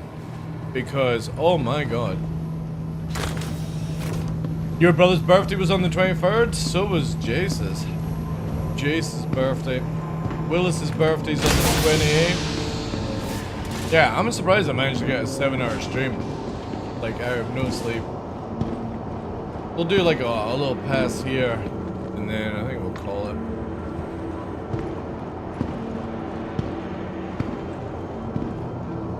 Aunt's dog only ate pork chops. Every time we visit, my dog would race off and grab them. It's an interesting choice of meat for a dog. Nova loves fish, but burgers, cheeseburgers is Nova's favorite. Cheeseburgers, steak, then pizza, then fish. Thank you. Welcome to the He ASOC loves vehicle it. retrieval system. Vehicle selected. Stand by. He loves that fish. But I think he would kill for cheeseburgers. The reversed.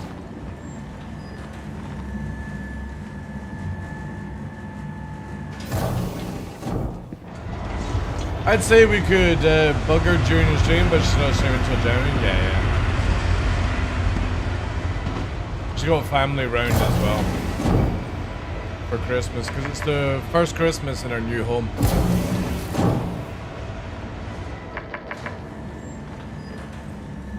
This hangar bug sucks. I hate it. I hate it. I hate it. I hate it. I hate it. I Welcome hate to this the bug. ASOC vehicle retrieval system. Fashion. Bring Your back vehicle has been moved to ships that authority. just spawn on the pad. I hate Vehicle this selected. fucking moving platform. It is the worst idea CIG ever came out with, because it's not even good immersion. It's just downright boring and slow.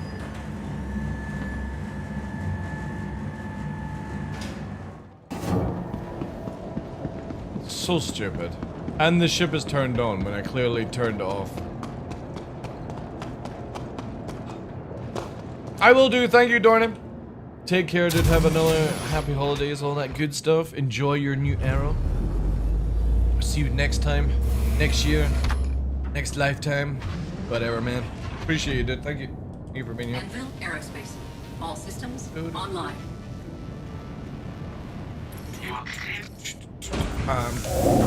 Takeoff complete.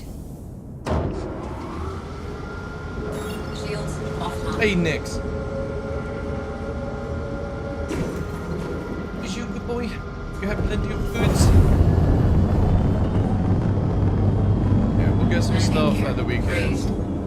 I think if tomorrow goes well, Landing we gear will deployed. get some steak for the dogs, chap. Landing gear raised. I think that's definitely going to be on the cards.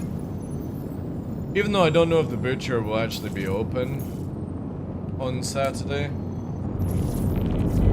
Maybe. 28th? 27th? Yeah, it should be. Maybe they're closed. Quantum drive is I'll need now to investigate. off. Quantum drive is now off.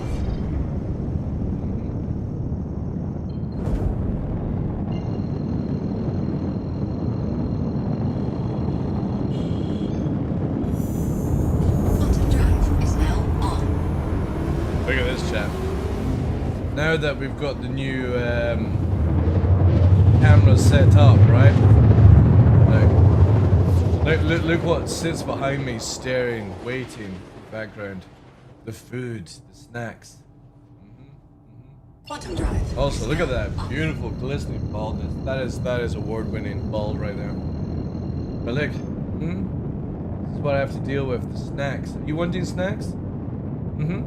Should I get snacks? Where's that chap? Shields online. They want snacks. And they shall get. Okay. Oh. Good catch. There we go, chat. The snacks. I don't know if I'll keep the camera here. I might put it to like the corner here where it sort of like looks down the way. Haven't really decided yet. Haven't decided.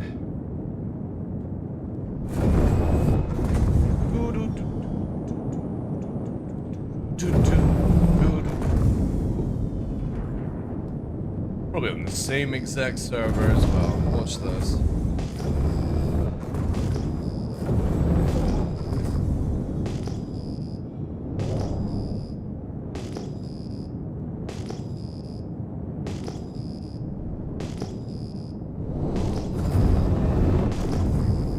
No joking. If say I did a wipe, and then they made like rare, like basically took Hathor, the idea, and put that in Nyx, or the new Nyx one actually. What am I saying? The new Nyx mission. It's like a line in mine, but you've got to do it where the spaceship goes into the asteroid. If CIG does that with the wipe, then it'll be amazing. Red phone is analog, direct line with CR? It is, yeah, it is. I need to bring it back onto my desk to actually use it as a phone, but right now it's just a gimmick. I need to make a platform for where it can actually sit, so I can actually use it as my phone.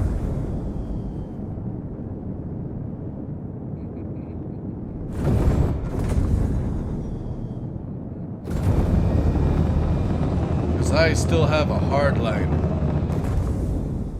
You never know, chat. Never know when you need to call somebody when Skynet takes over. Also, we rocking sun going up or sun going down?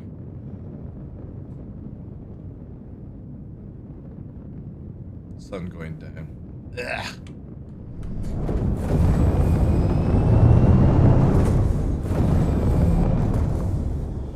Proper old school? Oh yeah, damn right. Damn right. First charges and all.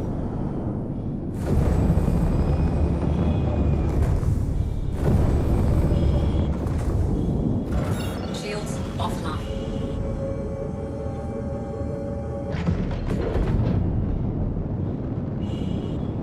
No over IP shenanigans. Exactly.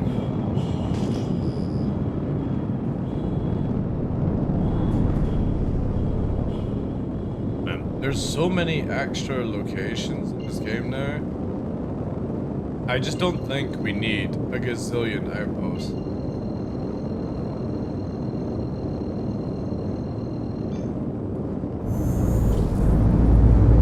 Quantum drive is now on.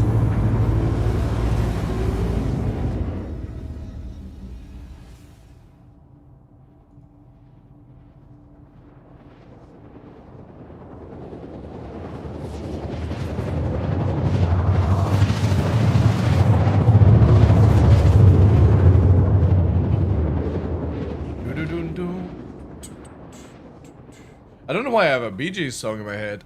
Have you guys heard some of the new AI stuff? Like the song, which is the thong song, but it's singed by like an AI preacher, like American preacher kind of style. I don't know what you guys call that. Gospel, is it? Gospel singing? It sounds so fucking good. It's really, really, really fucking good.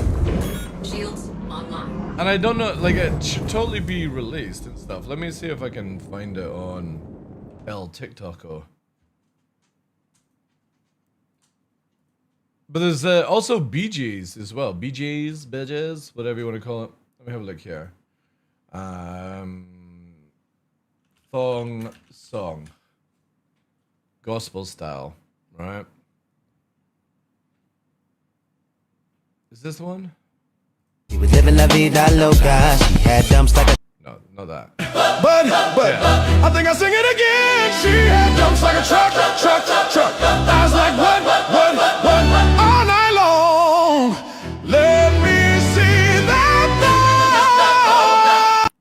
It's so good, man. It's so good. I think it should. I'm not showing you the videos because obviously it'll get whatever. But it should be totally released on Spotify and stuff, I think it's absolutely incredible. Really, really fucking good. It's like one of the few AI songs that just really goes well. I was a bit disappointed that it wasn't a real singer, but at the end of the day, that is a good AI. But gospel thong song, who would have thought?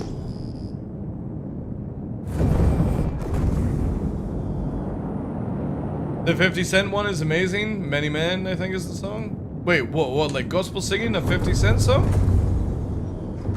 Is that what you mean? Let me have a look.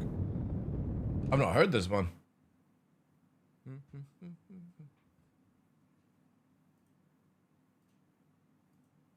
So what are you saying, 50 Cent? 50 Cent AI song, would it be?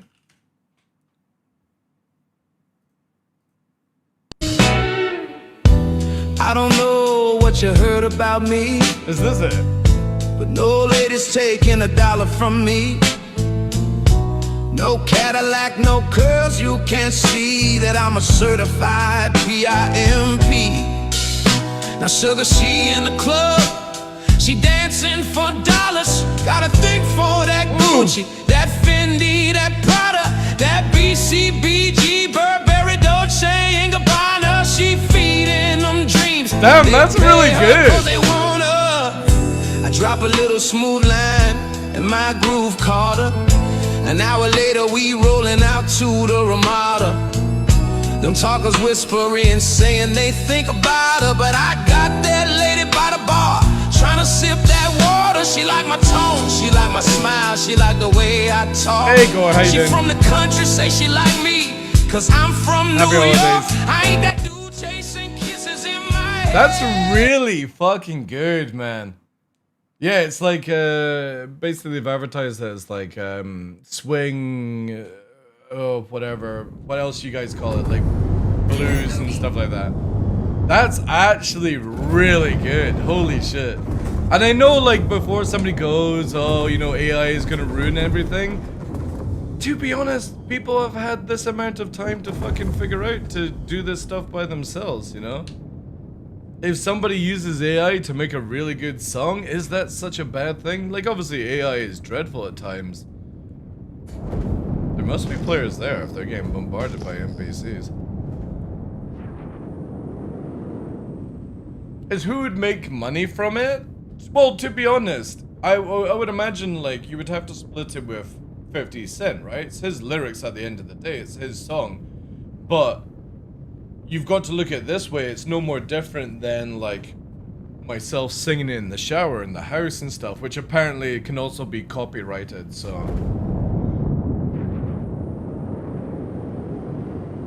I make bangers all the time and I get so much hate. I think just people are, like, you know what I mean? Like, people are always stuck in their ways, Seamus, you know what I mean? Like, AI songs can sound dreadfully bad, but those two sound really good. The thong song in gospel is just, like, I'm not a fan of gospel singing, but it sounds so fucking good. You know, because obviously I'm not religious. If you're going to do, like, any other song in the format of gospel singing, I'm all for it. I don't particularly like religious songs. Again, I'm not religious. If you're into that, awesome.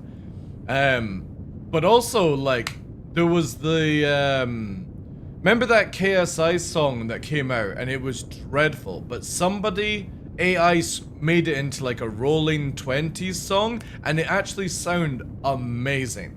Because the words and stuff like that, obviously people see KSI as meaning, like a meme, but moving it into that sort of genre of music is really, really cool. AI itself isn't the problem. Yeah, exactly. AI is not the problem, it's the people that use it. The typical human nonsense behind it, you know?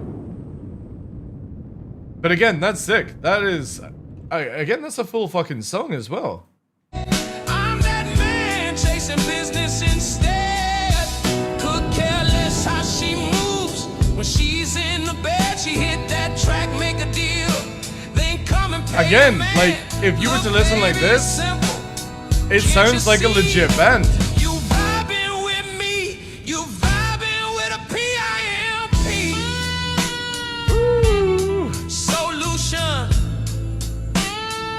You know what I mean? Like, you wouldn't know that's AI. This sounds so good. Because normally you can sometimes hear the differences in AI, but it's fluid all the way through. If you're rolling with me, I'm a PIMP, not what you see on TV. No Cadillac, no greasy, head full of soul, yeah. Because this feels like it's multiple levels of AI merged together. If you're curious to see how it feels to be There's, like, I would be very interested if this was like a full one take AI and not melded a little bit, you know? Solution, you see, girl, we could pop that champagne, we could have a ball, toast to the good life, yeah, we could have it all, we could splurge a little. You know the great thing about like blues type of music is dancing to blues and like slow music like this is so good. It reminds me of like old school R&B, like Dave bumping and grinding. Now you would get a sexual fucking assault charge for doing something like that, right?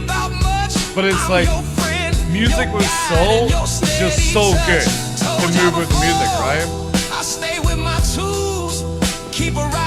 And I think that's the most important thing. You always should look at any music, regardless if it's a real person or it's AI. Is somebody put soul into it to make it like that, right?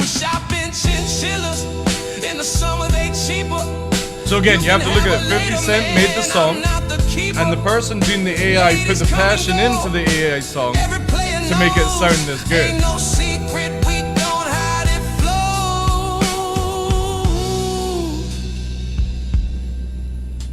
Baby, choose with me. Like for me, I would buy a whole CD of this. And I'm not a big 50 Cent fan. Like I'm not big into like rap and stuff like that. But you give me a full fucking CD like this, I would be tempted by it. Don't test my wit, 'cause I need 4 TVs and a ride that oh, church music is good. Like gospel, the whole idea of gospel music is really good. I just don't like when it's talking about religion, because I'm not religious, you know?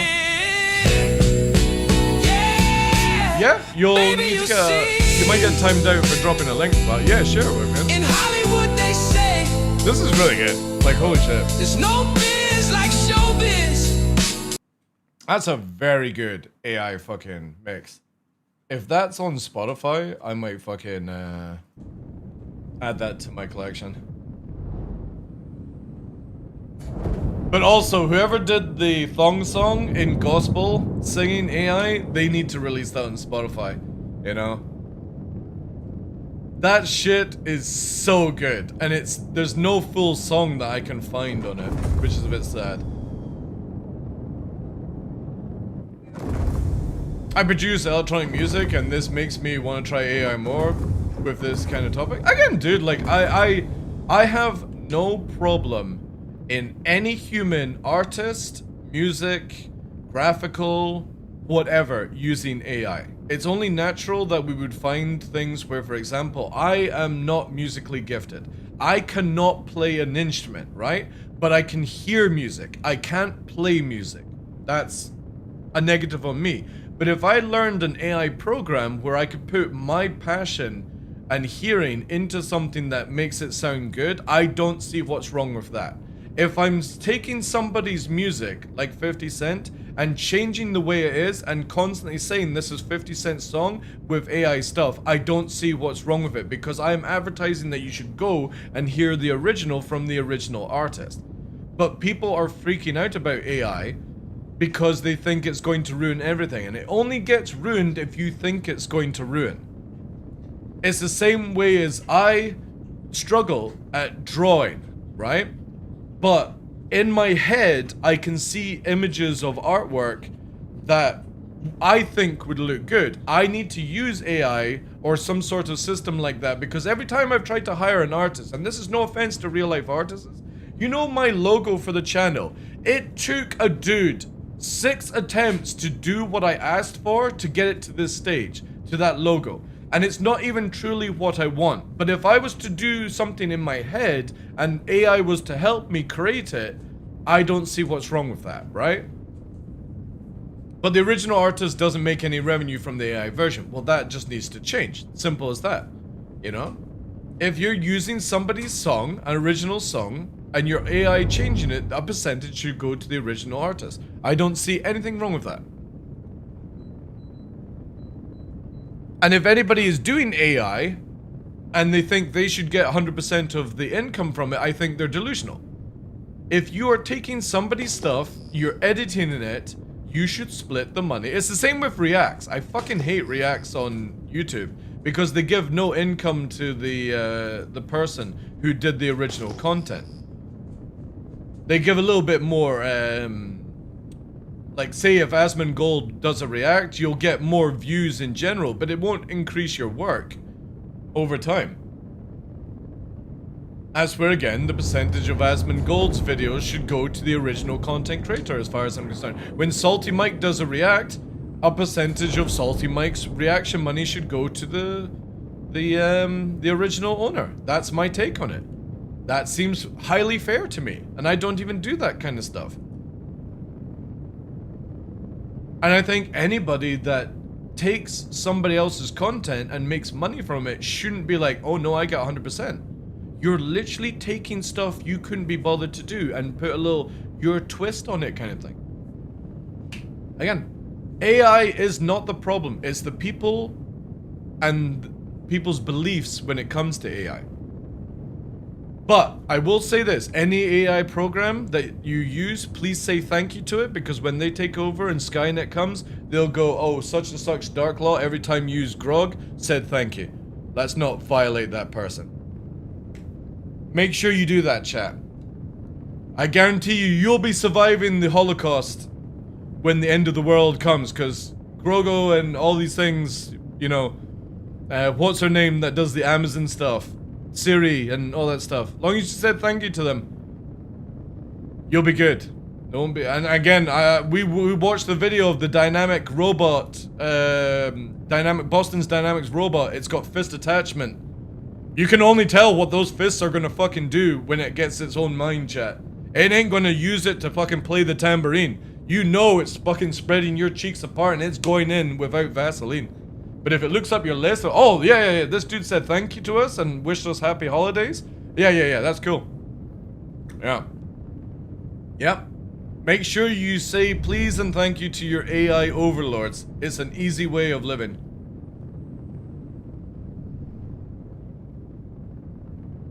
Alright, chat. That looks like it's a fucking ballistic repeater version. We're going in! Cupola! Stealth attack. Check fire.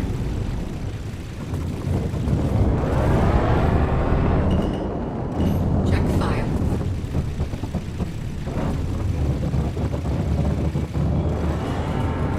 Check fire.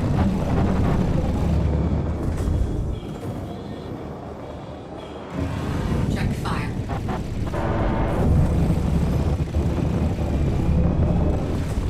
Check fire. That's it. Shh. Shh. Check fire. Shh. Shh. That's it. Hold still. Hold still. Shh. Check fire. It's just a dream. Just a dream. Merry Christmas. Shh. Smoke bombs. That took about 30 seconds, which is so funny to me. Wow. When you don't detect the killer. Sneaky, sneaky. Away I go. Huzzah!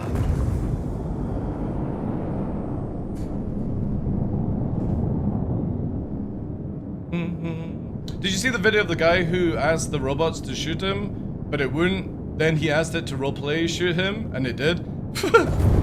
What? With a real gun? Did it roleplay with a real gun, or did it... Ooh, chat. I just made it in time, so no Idris turned up. Like a stealth. Nah, airsoft? Really? So the AI wouldn't shoot him with a real gun? Or did he have just an airsoft gun and asked him to shoot him, but then when role-playing, did the AI know the difference between a real gun and an airsoft gun? Or was it just the weird parameters? Oh, what the fuck's going on here? That's interesting. Again, I wouldn't trust AI with a gun. I got nothing against my AI overlords. I just don't trust you with a gun. To be honest, I don't trust AI robot with a fucking spoon. That's gonna hurt more than a gun. Why a spoon, brother? Because it's dull, you idiot. It'll hurt more. Fucking one of my favorite scenes in Robin Hood, Prince of Thieves. And to this day, I always have a collection of spoons at home. Caterpillar. Coming in at ridiculous speed. As in, almost missile level speed. See what I hate about it? Like a giant ship like that coming in at that speed and then suddenly slowing down because of nav mode. It's so bad. I can't wait for the new changes where you can't do this. Just wait in 30 years. Do you think I'm going to be alive in 30 years? You must be fucking kidding yourself.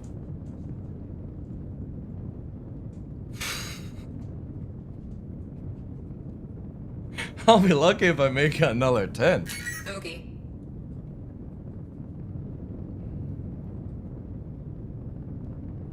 Alan Rickman, yeah. We got contact here. Pisces. AI dive bombing.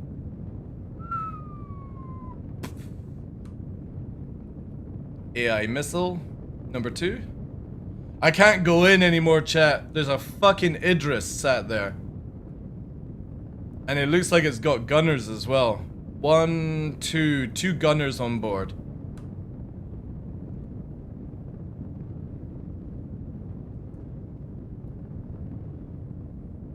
The robots will keep you alive if you want to.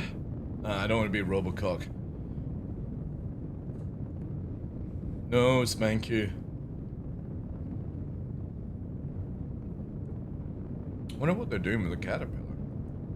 Oh, chat. Chat, there's a wolf. A wolf is there. That might be kind of dangerous.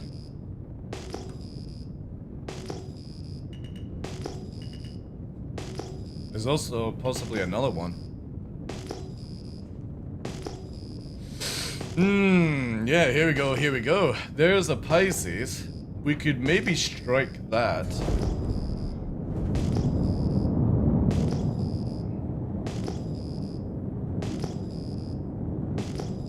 The wolf looks so L22, so it's got high mobility, but it doesn't have speed. If it's ballistic build, I might be able to overpower it. It all depends on the pilot, though. Again, we could fucking hit this thing.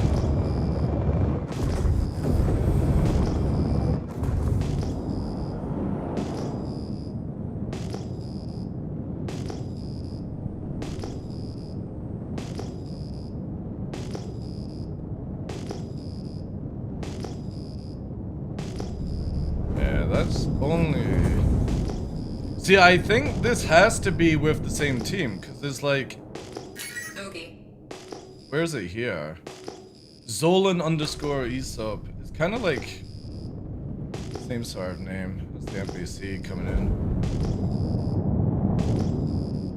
Get him? The problem is the wolf is right beside a crude Idris.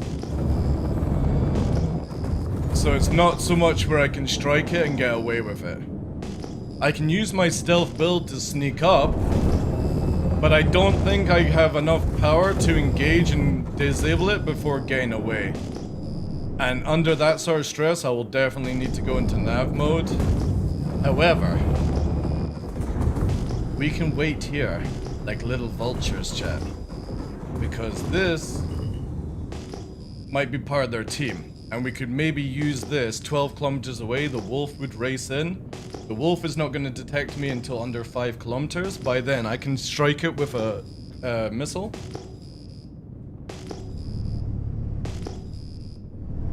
That's the plan anyway. We'll see how that theory goes right now. Hey, Tubby Stark. Happy holidays, dude.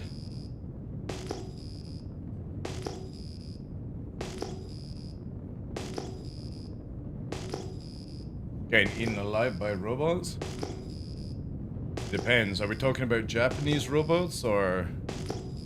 Because, to be honest, like, I'm curious. Have you guys seen the hot image of the avatar that somebody made? It's like a sexy. They begin with an N, Navari, Navi, whatever the fuck they're called, and it's bent over, and the comment is, "You know you would," and everyone's like, "Oh no, that's disgusting." I'm sorry, I'm gonna fucking say yes. If that shit is bent over like that, looking that fucking hot, I don't give a care about your skin color. Plus, it comes with a fucking built-in tail. You better than a butt plug. 4K. Again, like, I'm not gonna show it on stream. It doesn't have any nudity. It's just like, you know, it's in a very seductive position, and people are like, "Oh, that's disgusting." Ooh. It's like, shut the fuck up. Like, you know, if you could do it, you would. Fucking line cunts, like.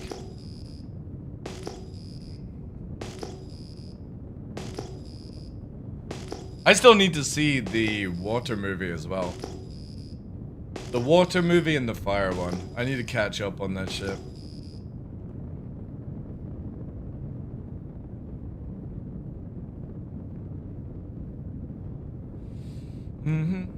So yeah, we've got Caterpillar. We have a crude Idris. We've got a damaged Perseus. We've got this dude here. This is unoccupied. And we've got the wolf flying around. However, I'm not detecting the wolf, so there's a good chance that it's docked up in the Idris.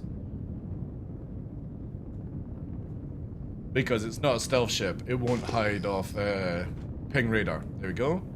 There she is. Just come back. Oh, it's a secondary. Ooh, 2 wolves. 2 wolves, and that's a 21. So we've got at least a laser variant and a ballistic variant. But the laser variant could also be ballistic fit. Like, striking these guys is going to be difficult. It's going to be very difficult, chat. Those little things are very squirmy. But we do have Speed Blade. So we can go fast. We can go faster in nav at low height than they can. So if we get out of missile range by 10 kilometers, we win. Or we can escape, I should say. We just gotta strike. Strike at the right time. This is the level of difficulty we have become accustomed to? What do you mean? Well, I fucking love it this way. Again, I gotta use my fucking brain before I go up against a big group? Damn right, I shouldn't be able to just fly in and fucking murk them all. Chat. Change of plan. The bait, that's a fucking salvaging ship. Or a mining ship. Either way.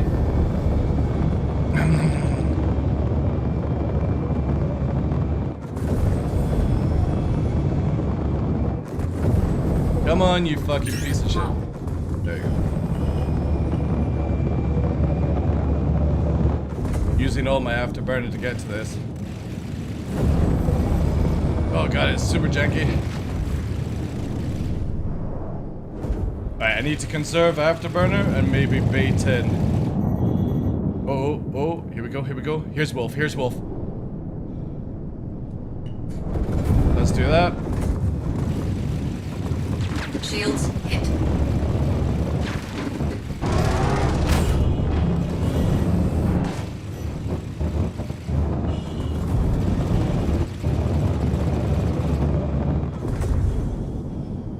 He's going nav? Oh, he's like moving away.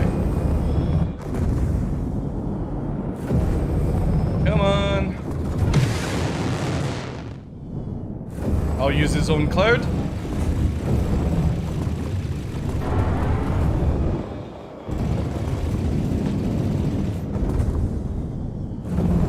see him? He's dead. One down. We striking like ninjas. Oh!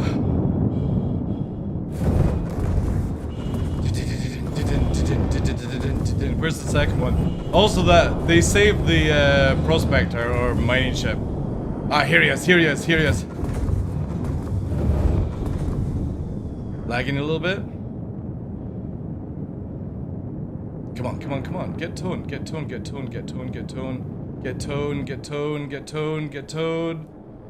Fuck. These shitters.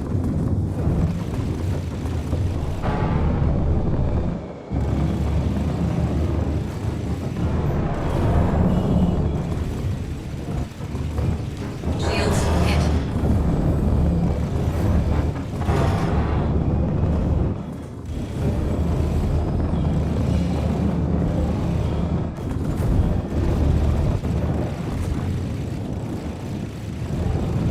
No! Fucking navs!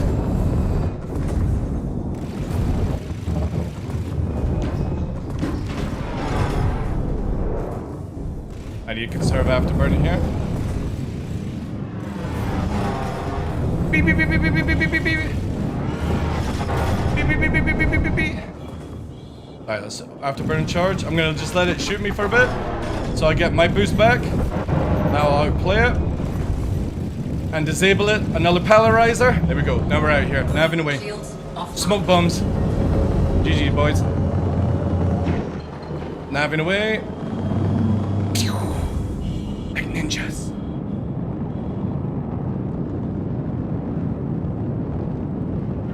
Shields online. That will cool down.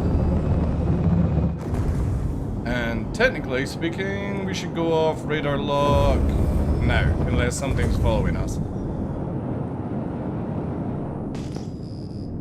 But I think it's NPC. There's nothing actually following us, so I think it's a fake lock at this point.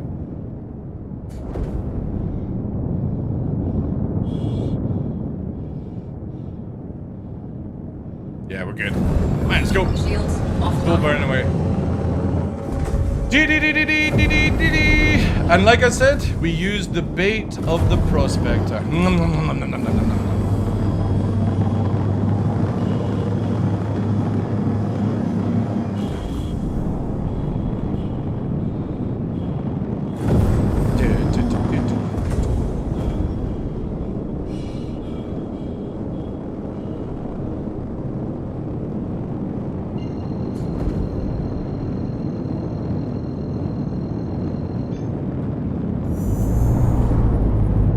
Quantum drive is now Yeah, reclaimers off. do have BTCs, yeah.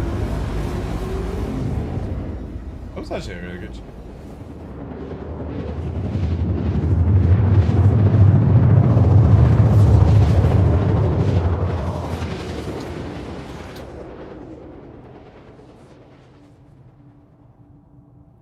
I kind of feel like it might change out to EM missiles again. I don't know.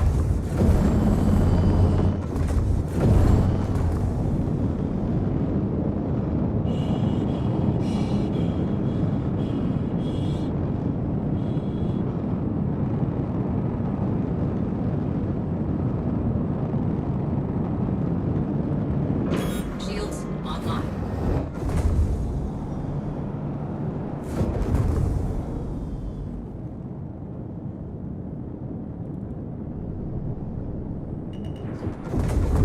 Landing gear deployed. Yeah, it's NPC bugged radar. Landing complete. Touchdown.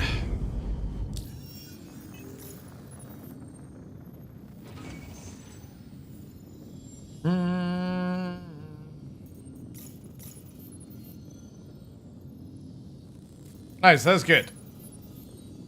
We got a little bit of action there. 100%. That was juicy.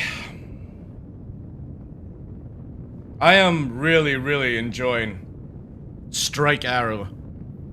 I might get rid of the bombs, chat. Takeoff complete. I might get rid of the bombs to have variation of missiles, because I could do Raised.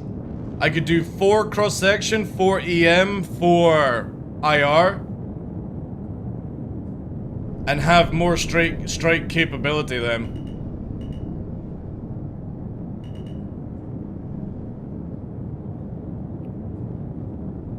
Like add in some sidewinders, you know what I mean? Like maybe do couple of EM, couple of cross section, and then have some size 1 IR sidewinders. Because I just don't seem to be using the bombs as much as I thought, but obviously it's kind of cool to have like the loadout, right? Ballistics, bombs, missiles. In that situation, just because of how small the signature was, I couldn't get a target lock.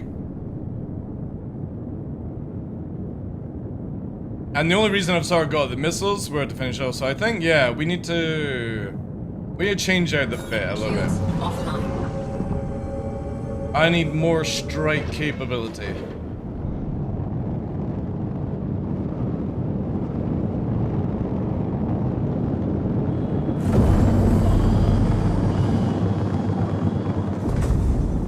To the science lab.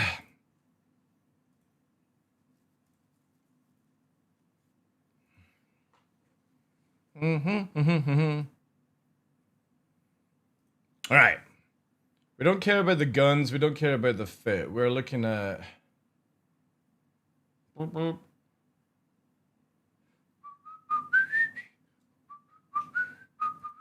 Yes, we could do that. Strike Force. And then IRs, right?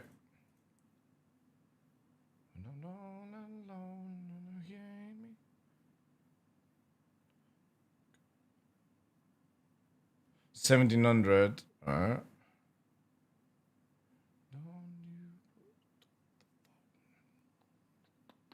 Yeah. Alright. Some arrows.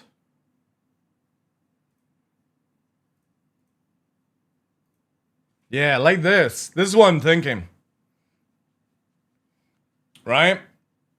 Little 4 sidewinders, 2 EMs, so 2, yeah, so like 4 Fox 2s, 2 Fox 3s, and I don't even know what you would call a cross section, to be honest. Since they're all technically Fox 3. Yeah, let's try this. I need a little bit different. A little bit opening. Crusader, actually. Where's Crusader? So we go. Oh, there you are.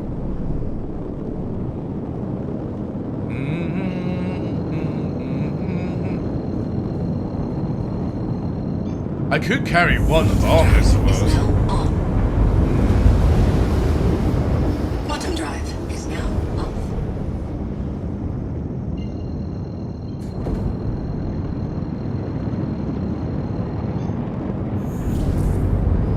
Quantum drive is now on.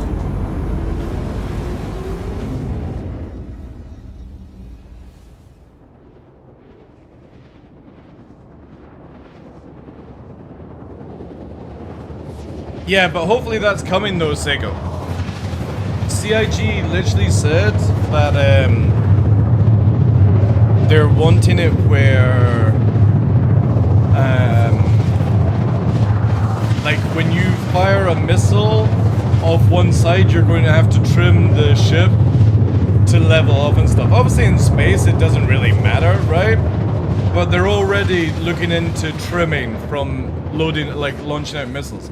Where again, you may want to dump all your missiles and bombs before going into a sweaty dogfight to have an advantage. Obviously, that's massively court-martial in real life, but in Star Citizen, it might be an advantage of winning in a 2v1 by dumping all your heavy ordnance.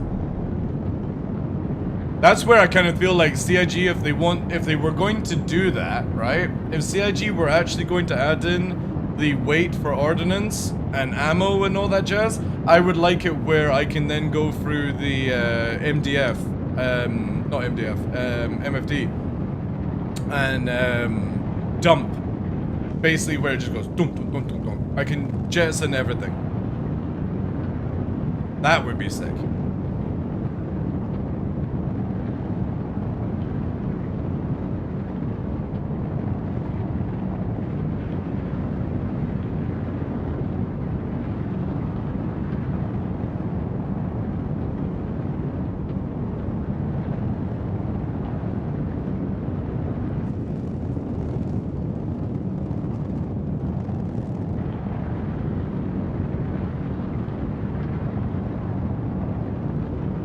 But I also feel like Arrow and Gladius shouldn't be allowed bombs. I think it should be Hornet only, like medium fighter. That's my take. What do you guys think of that one? I don't think light fighters or interceptors should be allowed to carry bombs. I think it should be a heavy, medium roll only. More heavy, actually. In the future. Like a good reason to have like a Vanguard or something like that, right? I don't like the idea that lights and interceptors can carry bombs. Even as one that uses it.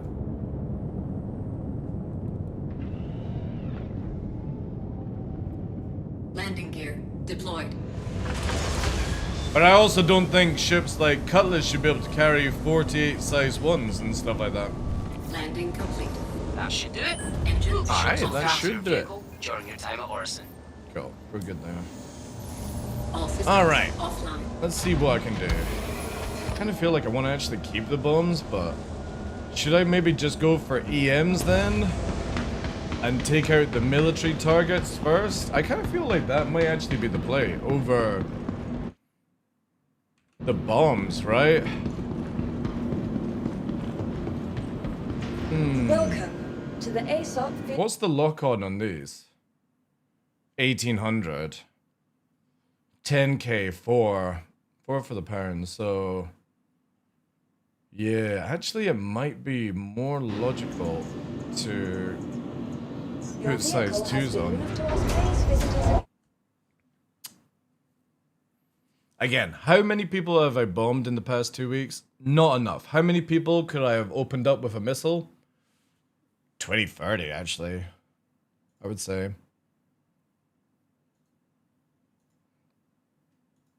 I saw your DM.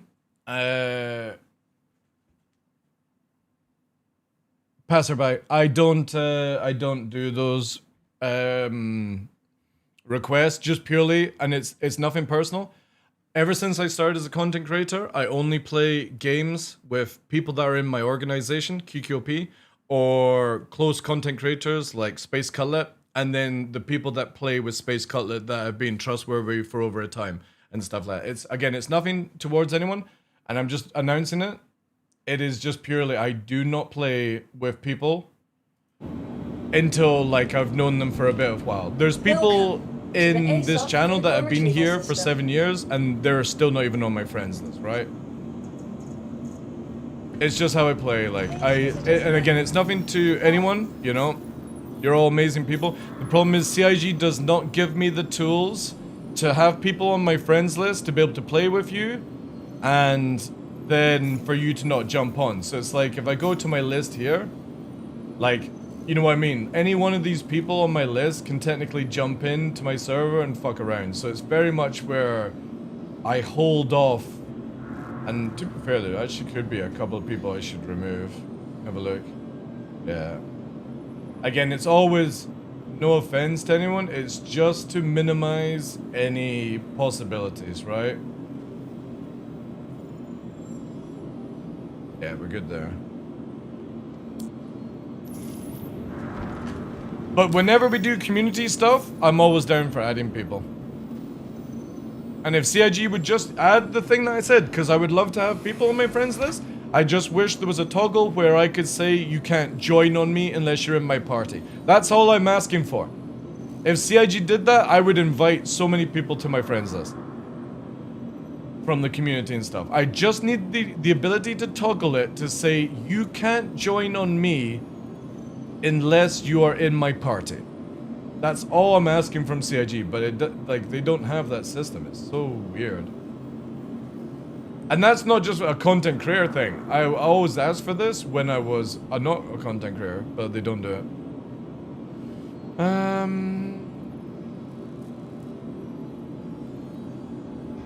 Where's the original launchers?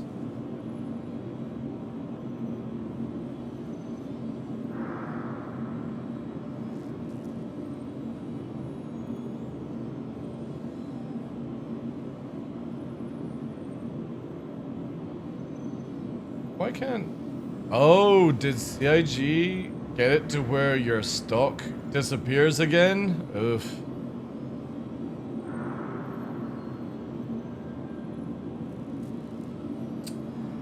Fuck's sake. Take them off this stalker then, I guess. CIG, please can you fix this bug? It's been in for so long now.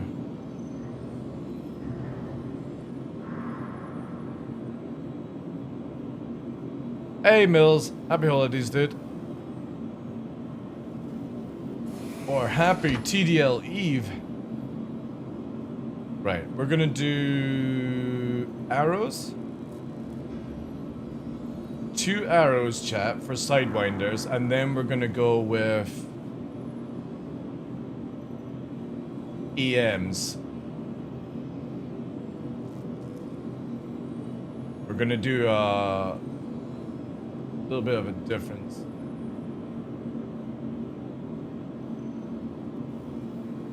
There we go. So we got some Fox 3s, Fox 2s. So we don't have any more bombs anymore, but to be honest, I've not been using them enough to justify that. That's where we roll.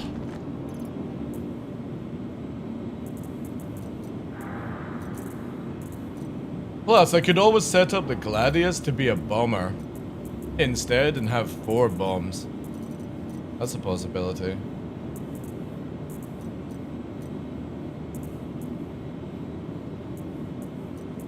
Still have all these things. What does a PWL sell for now? What is the meme on this one? So yeah, it is... Also, I need to lose this. I don't know why it keeps coming back. A PWL1. What does this sell for? It sells for 400 mil?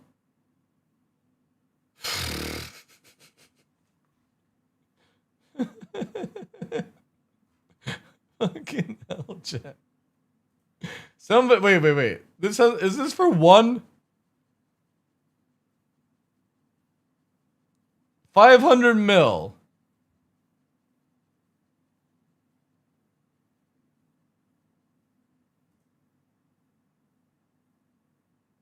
$400 mil each.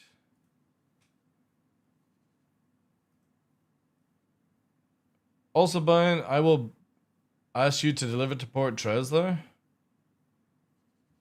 Where's Port Tresler? Oh yeah, it's Microtech.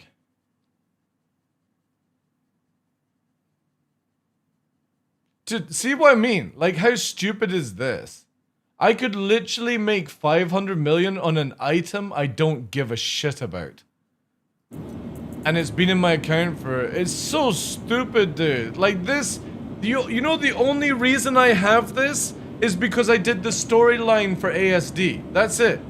That's the only reason I have one. Because I did that stupid mission once because it was part of the storyline to find out about the... Just in case you haven't been there. And now it's 500 million for this shit. What else do I have on my account that would be worth a stupid amount of money? Wait, actually, what am I saying? I have... Is it this container?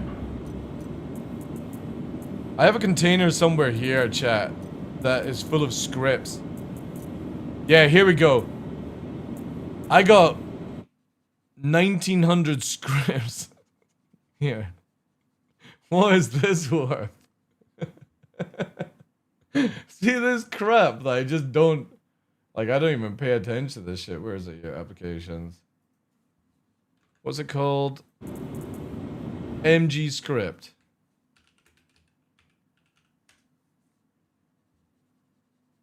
$150K per unit. Let's do one to buy. Let's do the highest price. Wait, this guy's wanting, what, $1 billion? I want to buy script for 60,000 UEC apart. Right, wait. Here we go, chat. All right. Let's fucking look at this. So, 60,000, and I've got what? 1,932,500. Let's say, so we're timesing that by, let's say 2,000, just for shits and giggles. Oh yeah, easy. Easy 120 mil, no problem. Fucking bargain. I'll even do a discount for 100 million. Ready for pickup. Wherever's the easiest for you. Please load the script into a crate for easy transport. The items are handed over and payment is right after pay. Yeah, that's not fucking handed. That's not happening. You must be fucking kidding me. That's not how UEX works, dude. You pay up first and then you get the items. You must be kidding yourself if somebody's going to hand over the items first without payment. Fucking mental. What's this dude doing? Buying a stack of 50 script for 10 million. Easy. Send me all you got. There you go. Before this exploit happened, I genuinely wanted to go for the Idris as a solo and as a challenge, give myself a reason to play, but yeah, dude, it's like, it's the whole factor of like, you know, people buying the Idris. I personally think CIG should have made the Idris wait until the new event that comes out and made it a different material. I think it was so stupid to release the Idris so early.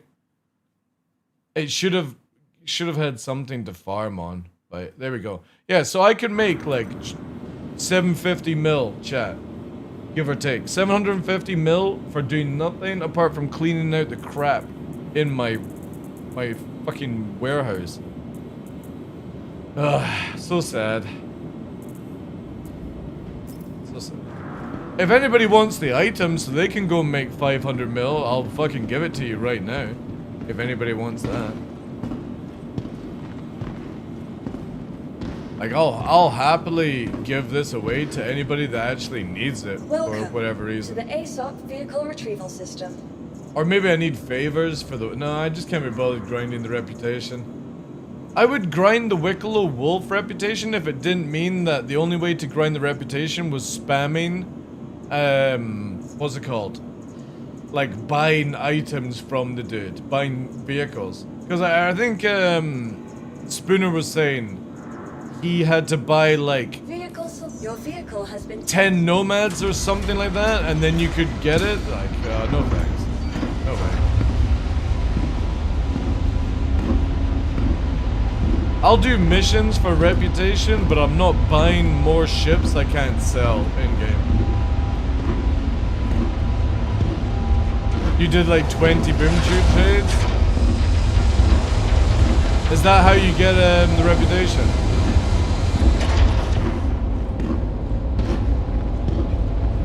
Yeah, oh that was it, Nox's, yeah. Because check this out, chat. Do you want to see how much of a scumbag I am? To fit out my Perseus with ballistic PDCs, I bought 6 MDCs with credit off the website because CIG couldn't be bothered to sell a PDC pack over the holidays. Wow. Wow. That's just great. Let's see, do I have a tractor? Wait, chat. Oh no. I don't understand why this gun changes location.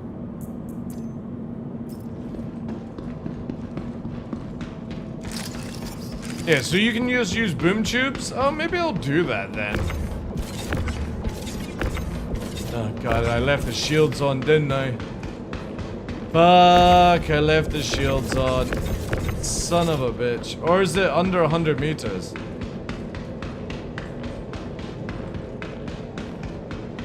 I can't remember what the range is on this thing.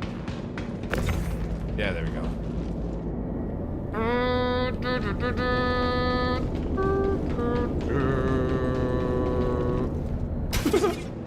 It's so fucking dumb. Like, seriously, what a dumb thing. I think you need about 20 to 25 boom tube trades to get the full rep, because I did 1 Nox, 1 Ursa, 1 Pulse, Feature, and then about 20 boom tube trades. But even then, dude, just even thinking about doing 20 Wicklow fucking things, like, oof. Yeah, no thanks. Anvil Aerospace. No All systems thanks. Online. Alright, cool. So we got our sidewinders and we got our fucking primary Fox Freeze. We are juiced. Takeoff complete. We're juiced. However, to Landing Grim Hex gear we go. Raised. Alright. Clear to go. You're cleared to go, laddie. I like how there's a Scotsman in Orison. It's the only reason I'm based at Orison is the ATC guy is Scottish. He should totally shout when you leave the hangar, freedom. Especially if you drop 100 bits on the channel, you get the same sound file.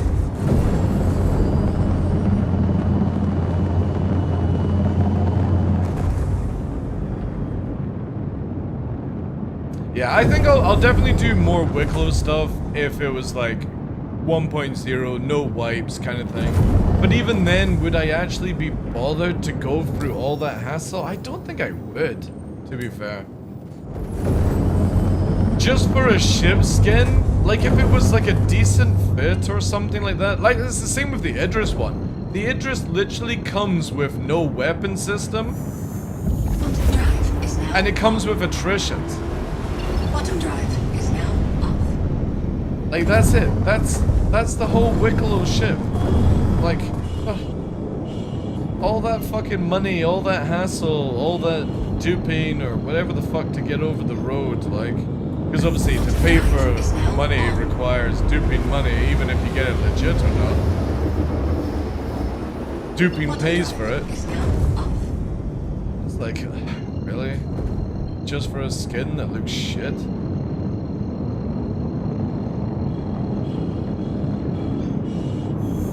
Quantum drive is now on. Quantum drive Like, I is just now on. don't understand why CIG does that. I really don't.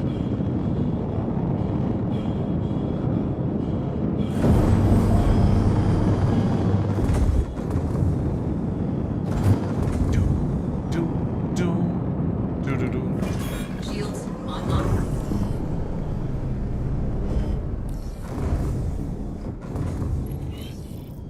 Back tomorrow with more Arrow gameplay, I think, chat. More striking. We will test it out to its limitation. But I'm really, really digging the fucking Strike Arrow. Landing gear deployed. We'll have to find out exactly.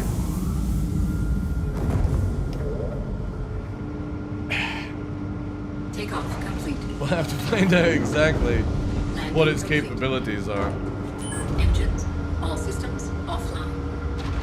My wife has decided to try Star Citizen. If I gift her a game package, does it count for... No, it does not. No. You have to purchase it on her account. So don't gift it. To the ASOP vehicle retrieval It will not system. count. That, for account class as referral, it has to be classed as it spent $45. Be it doesn't need to be game packages, you could buy like multiple skins and stuff like that, but yeah, sadly, it does not work that way. Because there's two people...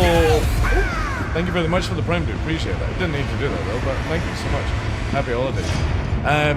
I have two people that have played Star Citizen in the past. I gifted them a pack, and it didn't count as a referral. Which kind of sucked, but... The thing is, if they ever get into the game and spend $45, obviously they'll become as a referral, yeah. But yeah.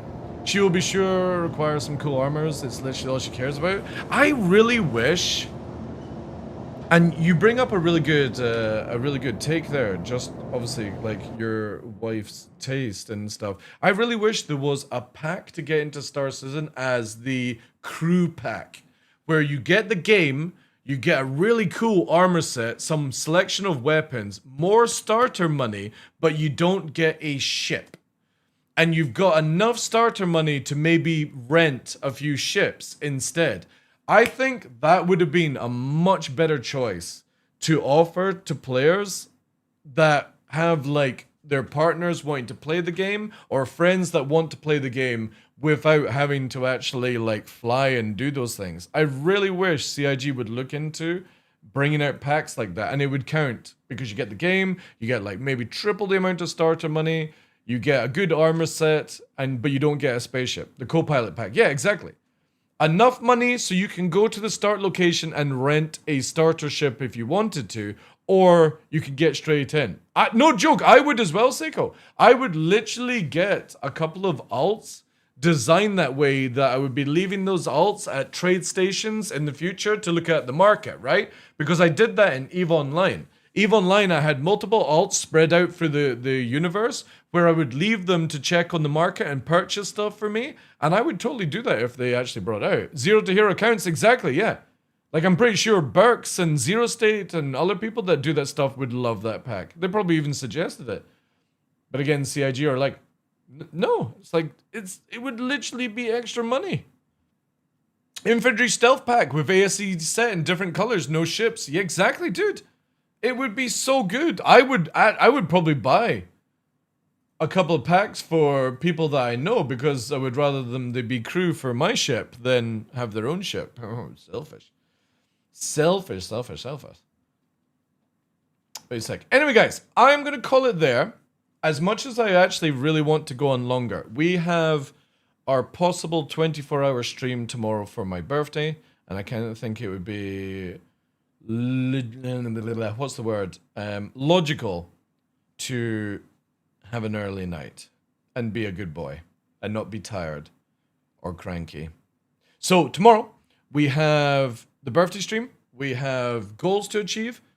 If you drop $25 worth of subs, bits, donations, there's going to be a balloon with your name on it. We haven't decided exactly what we're going to do with the balloons.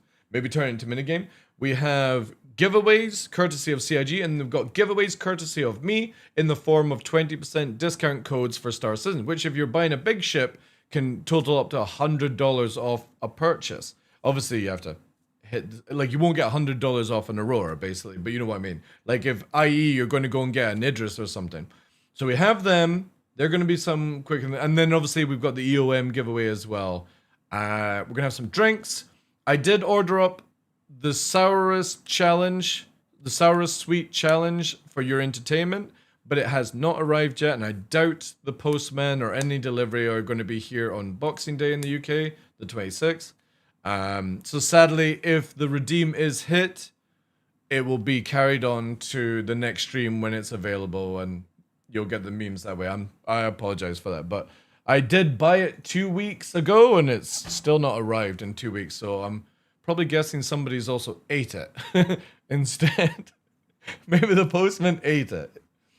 That would have been funny though. But yeah, that's the plans for tomorrow. Now, if Star Citizen is lacking and there's not much to do, there's nobody to play with or something like that, we'll maybe see if Cutlet's playing, who knows. Might install like party animals and play some fun games and stuff like that. We'll see. That's the plan for tomorrow. But if I don't get to see you guys, have a great weekend, because I'm off on Saturday and Sunday. I got some other stuff to do, RL. And then we'll be back on Monday for the end of the year stuff. But appreciate it. Have a good day. If you've not eaten anything and you still got time to celebrate and all that jazz, do appreciate it. And how the fuck did you start a hype train? Wait, what? What? How did you, what? How did a hype train just start? What? Buttered the card pack? Good. That's a good one, actually. I always recommend the Avenger Titan, but the cutter was actually looking kind of juicy. Guys, how did a hype train start? Not that much is happening, but I'm just curious. How the fuck did that go off? Crazy. Anyway, appreciate your time. Thank you for all the follows today. Thank you for all the banter. Have a wonderful day. And I will see you tomorrow. Who to raid?